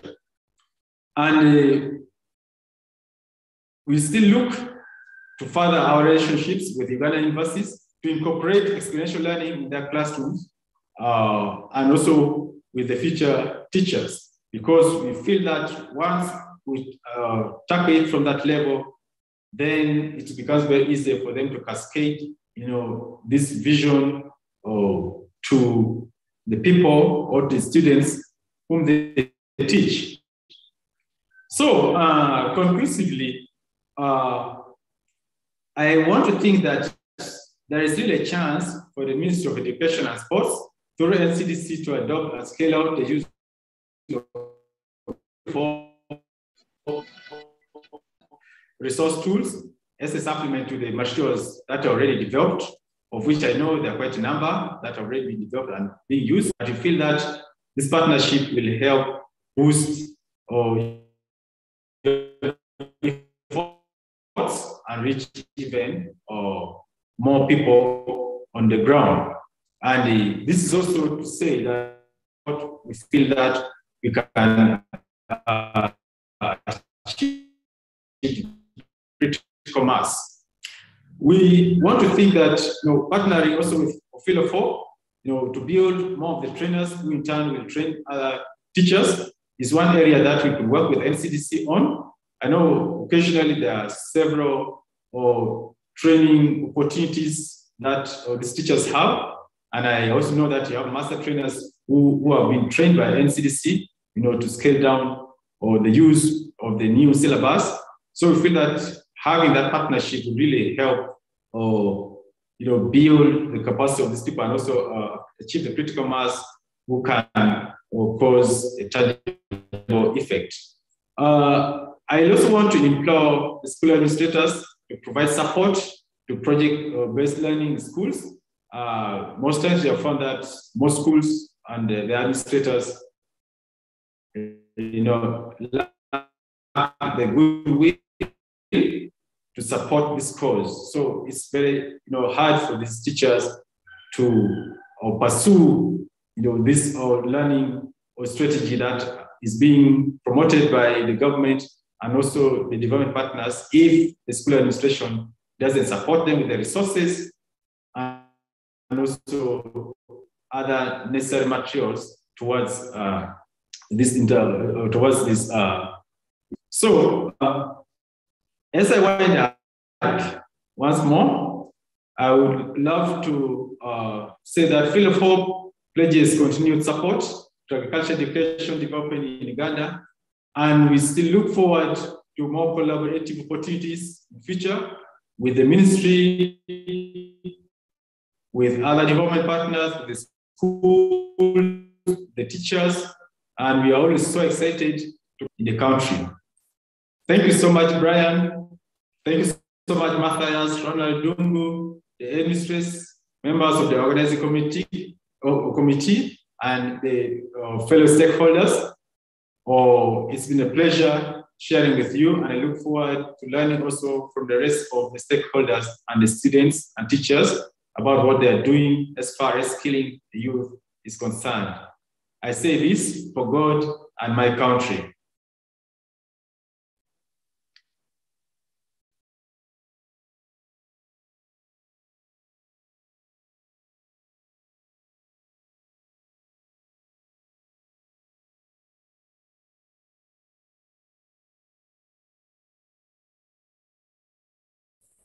Okay, thank you, Field of Hope. Are there any questions for Field of Hope? I hope Walter is online and Nicholas.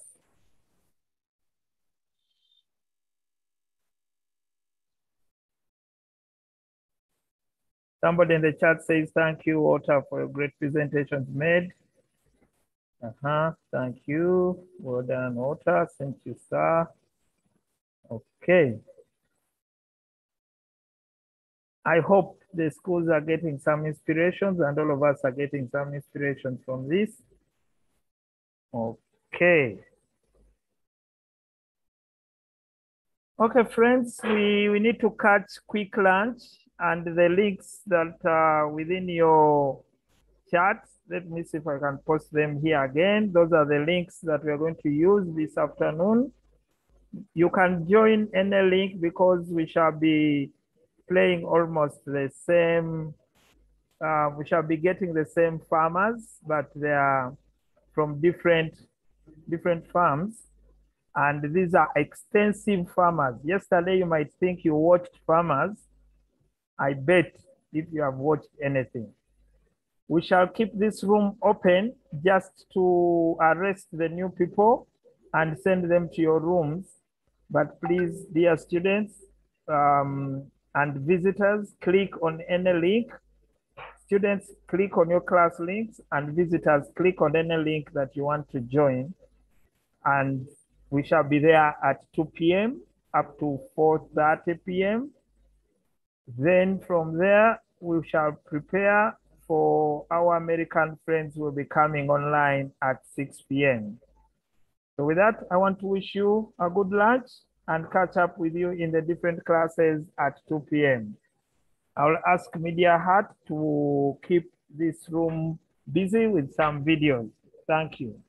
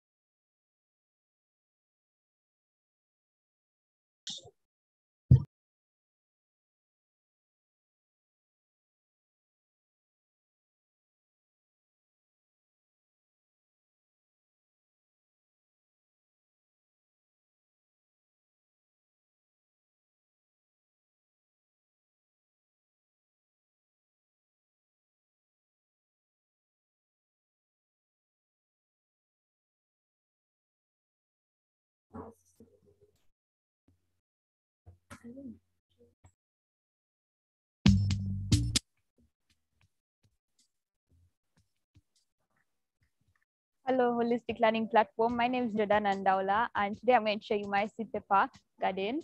My garden is located in Komamboga, Gayaza Road, and my plants are kept in a greenhouse. A greenhouse is a structure either made up of wood or metal. On the top, it is covered with plastic to allow to prevent rainwater from entering, and it also is transparent to allow sunlight to reach the plants. On every side of the greenhouse, we have net structures that help in proper air circulation of the greenhouse. Our main source of water to the greenhouse are these tanks. One of the tanks has is a reservoir where it just keeps extra water. And then the smaller one is where we put the water that is transported to the greenhouse and reaches the plants. So now I'm going to take you through the processes of the plant life and all the things that we do to manage the plants till harvesting period. Before we enter the greenhouse, there is a foot bath / disinfectant for the soles of your shoes. You simply dip the soles of your shoes inside. We do this to prevent the germs from outside from coming inside and risking the plants getting attacked by these disease-causing germs. So I'm going to take you through the processes of my nursery bed, and that's the first step in growing the pepper.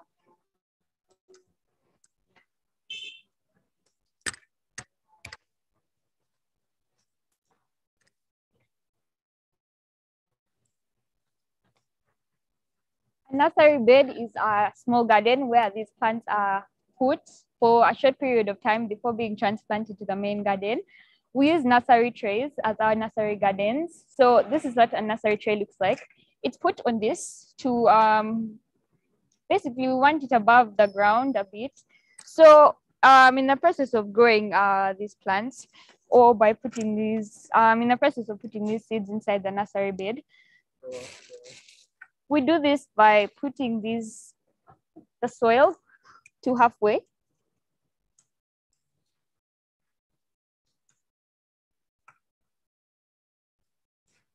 Then we get a seed. Place it in the middle and then fill the rest to the top. And then we put some water on top for the plant to grow. The process of these seeds growing takes 28 days. They take 28 days in this nursery bed. After 10 days, you start to notice that the germination takes place and you start to see the plant getting out of the soil. So yes, so after 28 days, it's time for transplanting. When we transplant, we put our fingers below the tray to push the plant up. These are after 28 days of caring for this plant, making sure to water the seeds daily and taking care of it. We push the, this is like a tube, so it has a hole at the bottom as well. So we push with our finger up and then this soil comes up, but it's all collected together because of course we've been taking care of it and it doesn't scatter around. So after that, we transplant, and this is an example of a bag, but these are some of the things that have been transplanted. This bag is here, although usually the bags are all set here. But since we've already done all this and we can't do that again, I'm going to show you an example. So when we're transplanting, you carry it with your fingers after pushing up, make a hole, and then put the plant and then cover with the soil, water, but things are going to be taking place here, which is where the garden is. So after transplanting and the nursery bed process, which is after 28 days, it's time for the management. So our management, we do this in order to grow the plants in a healthy state. So the management, some of the processes that take place. The first process that we management is spraying. We spray with pesticides using a knapsack sprayer. We spray everywhere, not just on the plants or the soil. We spray even on the ground to, of course, reduce the risk of pests and disease-causing germs attacking the plants. So by the use of a knapsack sprayer, we just spray around the greenhouse garden. So the next process that we like to do is applying fertilizers. Now this process takes place by the use of the tank that I showed you outside. So in that small tank, we dissolve both water and fertilizers. And then using a drip irrigation, we have these drip lines that they're passages for the water and fertilizers. So there are holes above every plant. So every single plant gets the water and fertilizers that they need during this process. All these processes take place not just once, we do them continuously during the life of the plant. So that's the next process. The next process that we do after applying these fertilizers through the drip irrigation method is supporting. So our plants have weak stems because they grow very tall. As you can see, they're still growing, but they grow 10 feet and even above. And also, pepper is heavy, so that adds to the weight. So we need to support our plants. We use strings, as you can see, we use strings to support the plants. The number of strings that we use depends on the number of branches. So, for example, this plant has 3 strings, because we have 3 branches on this plant. So when we are applying the strings, we apply to each and every branch on that plant to support it. The next process afterwards is pollination. Now pollination, we carry out pollination manually because this greenhouse garden closes out every single agent we have. But the only agent that can get in is wind. Although wind, through the nets, it gets in, but it's not enough for every single plant in this garden, since there's so many and then the wind is not that much since it's closed off. So what we do to carry out our pollination is by tapping on the strings. We tap on these strings gently for the pollen grains to fall off the flowers. But we only do this after we start to see flowering taking place, which means the flowers are starting to develop. So by tapping on these strings gently, the pollen grains fall off the flowers automatically, but make sure to do it gently. And this process should be taking place in the afternoon when the pollen grains are loose on the flowers. The next process is pruning, but this only takes place after the plant has started fruiting. So fruiting, you start to notice that your plant has developed a fruit. It's usually the first fruit that develops is near the ground. So for example, we have this this is green, but it's going to become red and or yellow when it's ripe and ready for harvest, although this is it maturing. So this is fruiting. So when you start to see the fruit, it's time to prune. So pruning is the removal of extra parts of a plant.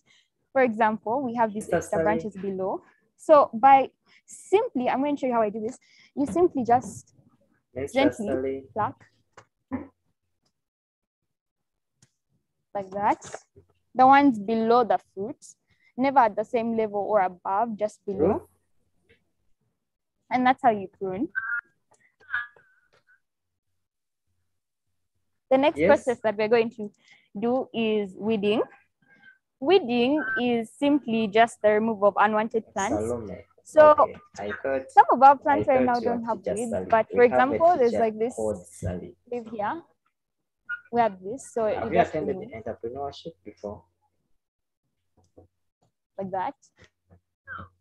Okay. And it's in management, so yeah. Another thing I want to say and talk about is the period of time that these plants take to mature fully and are ready for harvest. So from the time you planted the seeds inside the nursery bed, time and you start to notice that they are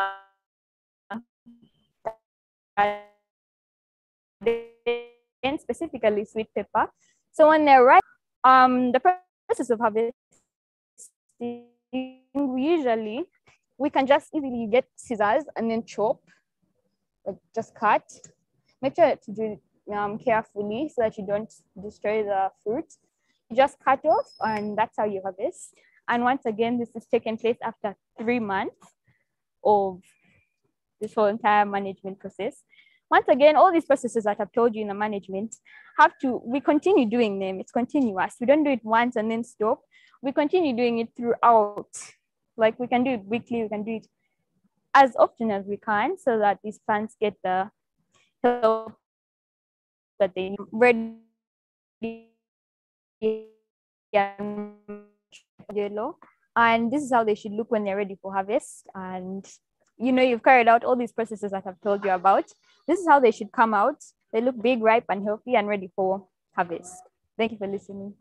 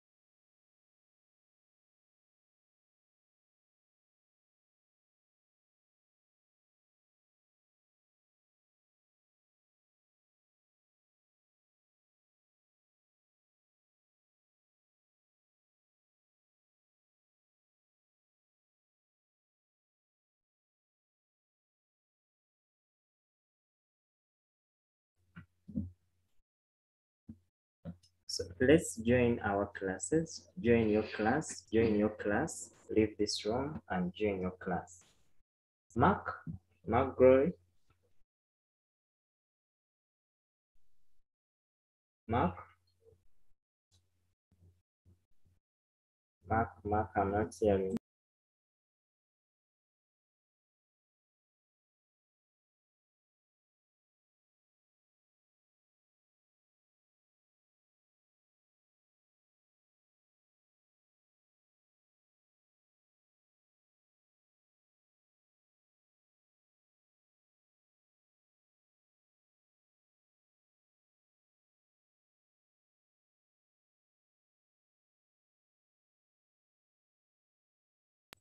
Leave this room and join your class. Leave the room and join your class. In case you don't know where you are supposed to be, please look in the chat, and then join your class. Join the class. We are using the same IDs we have been using. So use the ID you have been using to join your class at this time.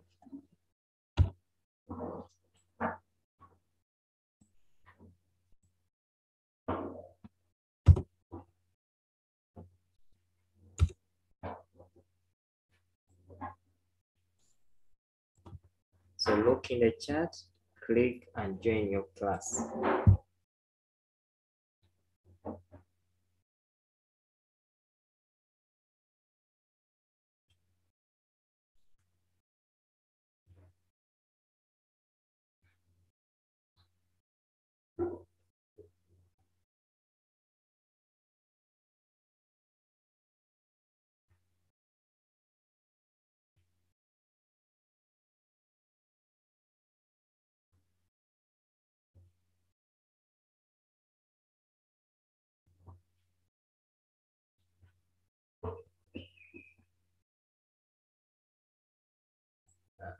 Some people are still stuck here. Please join your class,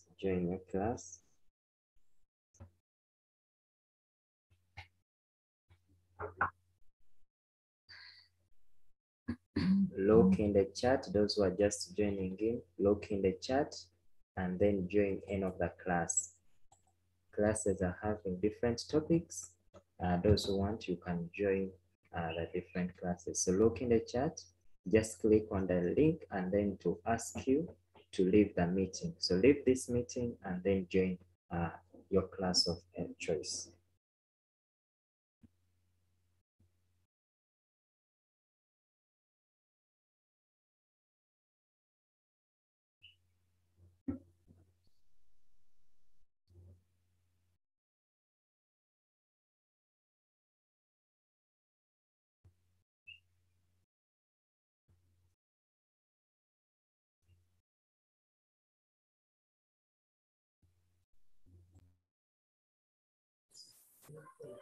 People are not English.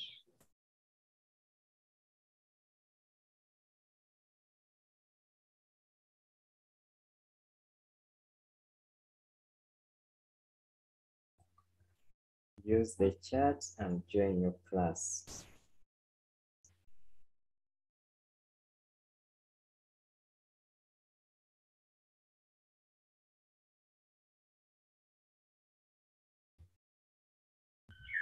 People ain't in class.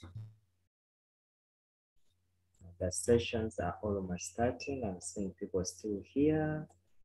Please, Agnes, Anguma, look at what is being shared on the screen and then join that class. Join that particular class. Leave this room.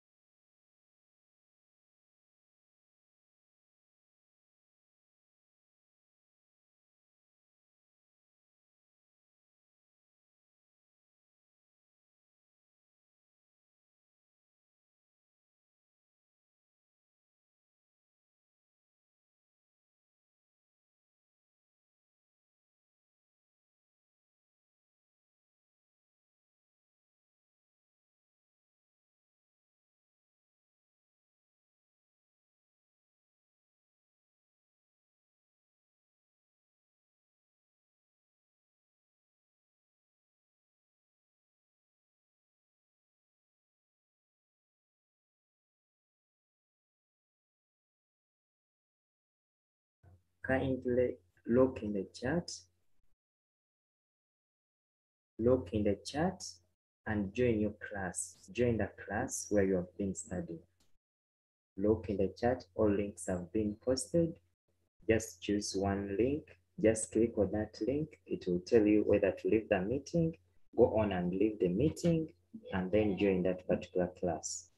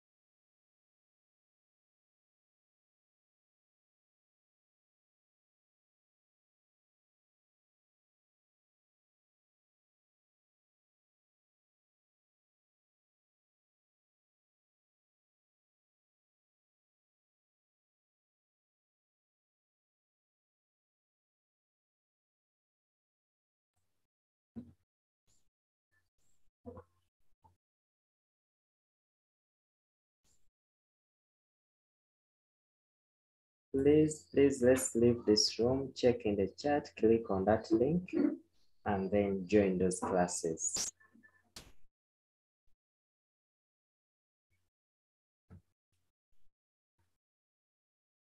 Leave the room and join those different classes. We are not going to have a session here.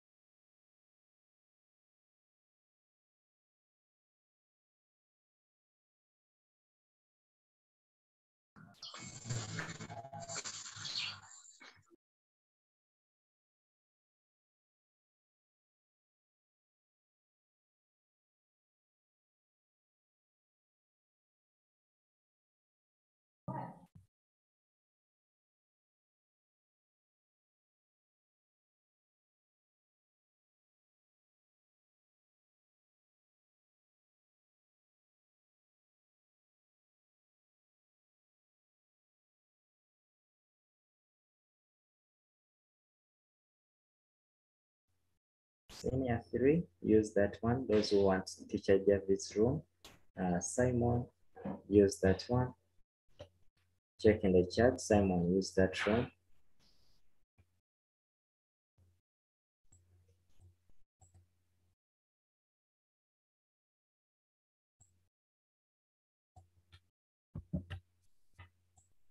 And then senior 2, use that room. John, use that one for senior 2, and then join that class. So we are not having any session here. Please leave the room and go join your class. Scorpia, Tony, Omia, leave the room. Shema,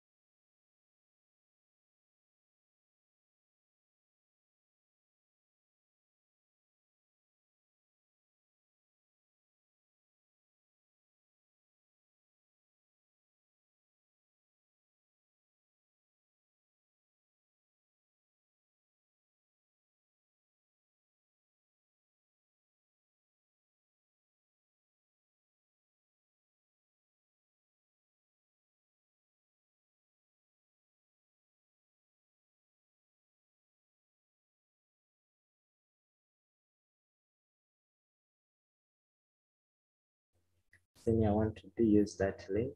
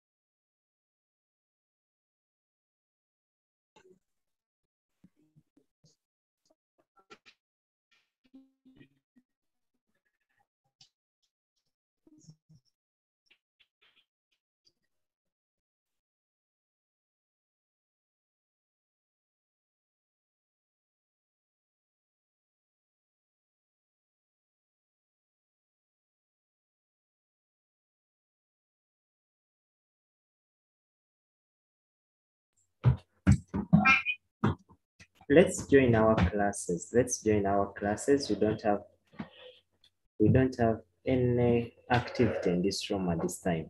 We are going to come back here in the evening hours. That is after 5. So we don't have, so just join your class where you have been attending.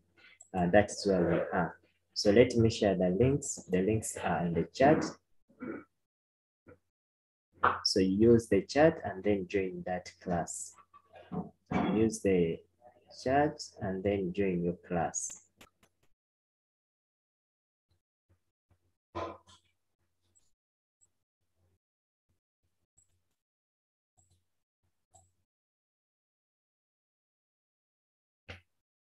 Join your class. Look in the chat. There are links for your respective class. Click on it and then join that class.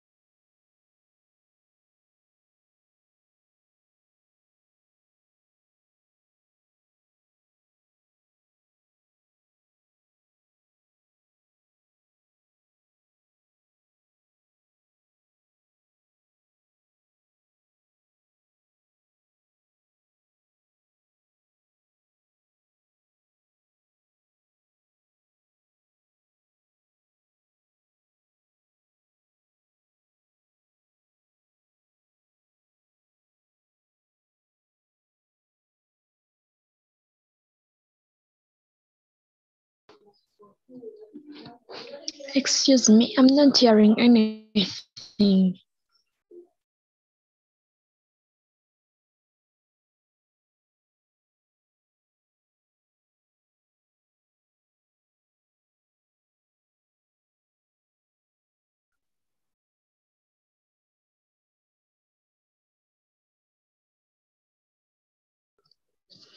I would like to know what's taking place.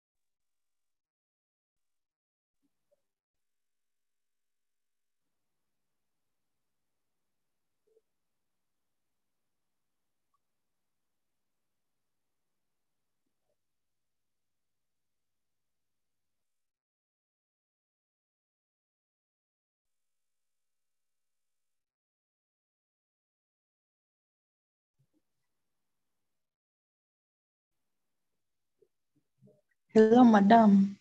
My son is not hearing anything. Yes, please. Hello. Hello. Yes, please. Yes, madam. Hello. Yes. Hello. Yes, I can hear you. Hello. The network is not going on well. There's nothing really going on here. Can you choose a class? I've sent links. Which class is your son?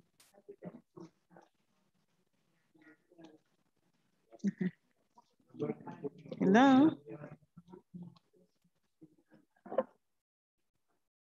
Hello?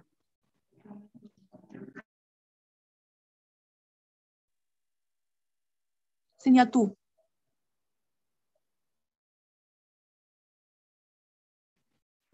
I have sent the links.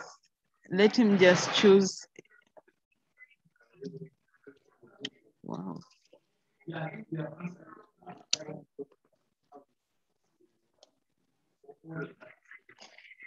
Is it senior 5 to be? Yes.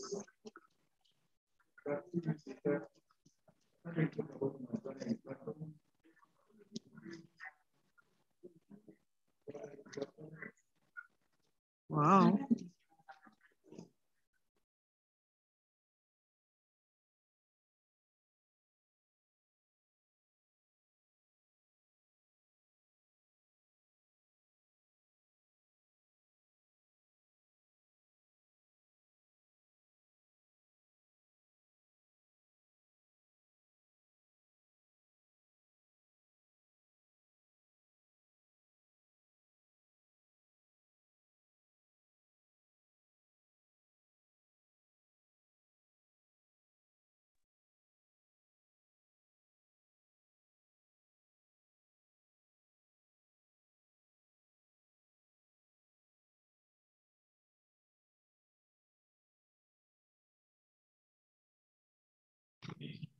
Desire, Ronald. UG, Megan, and St. Maria Goretti Girls School. I'm sending you all into the waiting room, and I'm going to put the links so that you decide, because we want this room empty. So please decide where you want to go. I'm sending you all in the waiting room because you have taken a while in this room and it's not benefiting you all.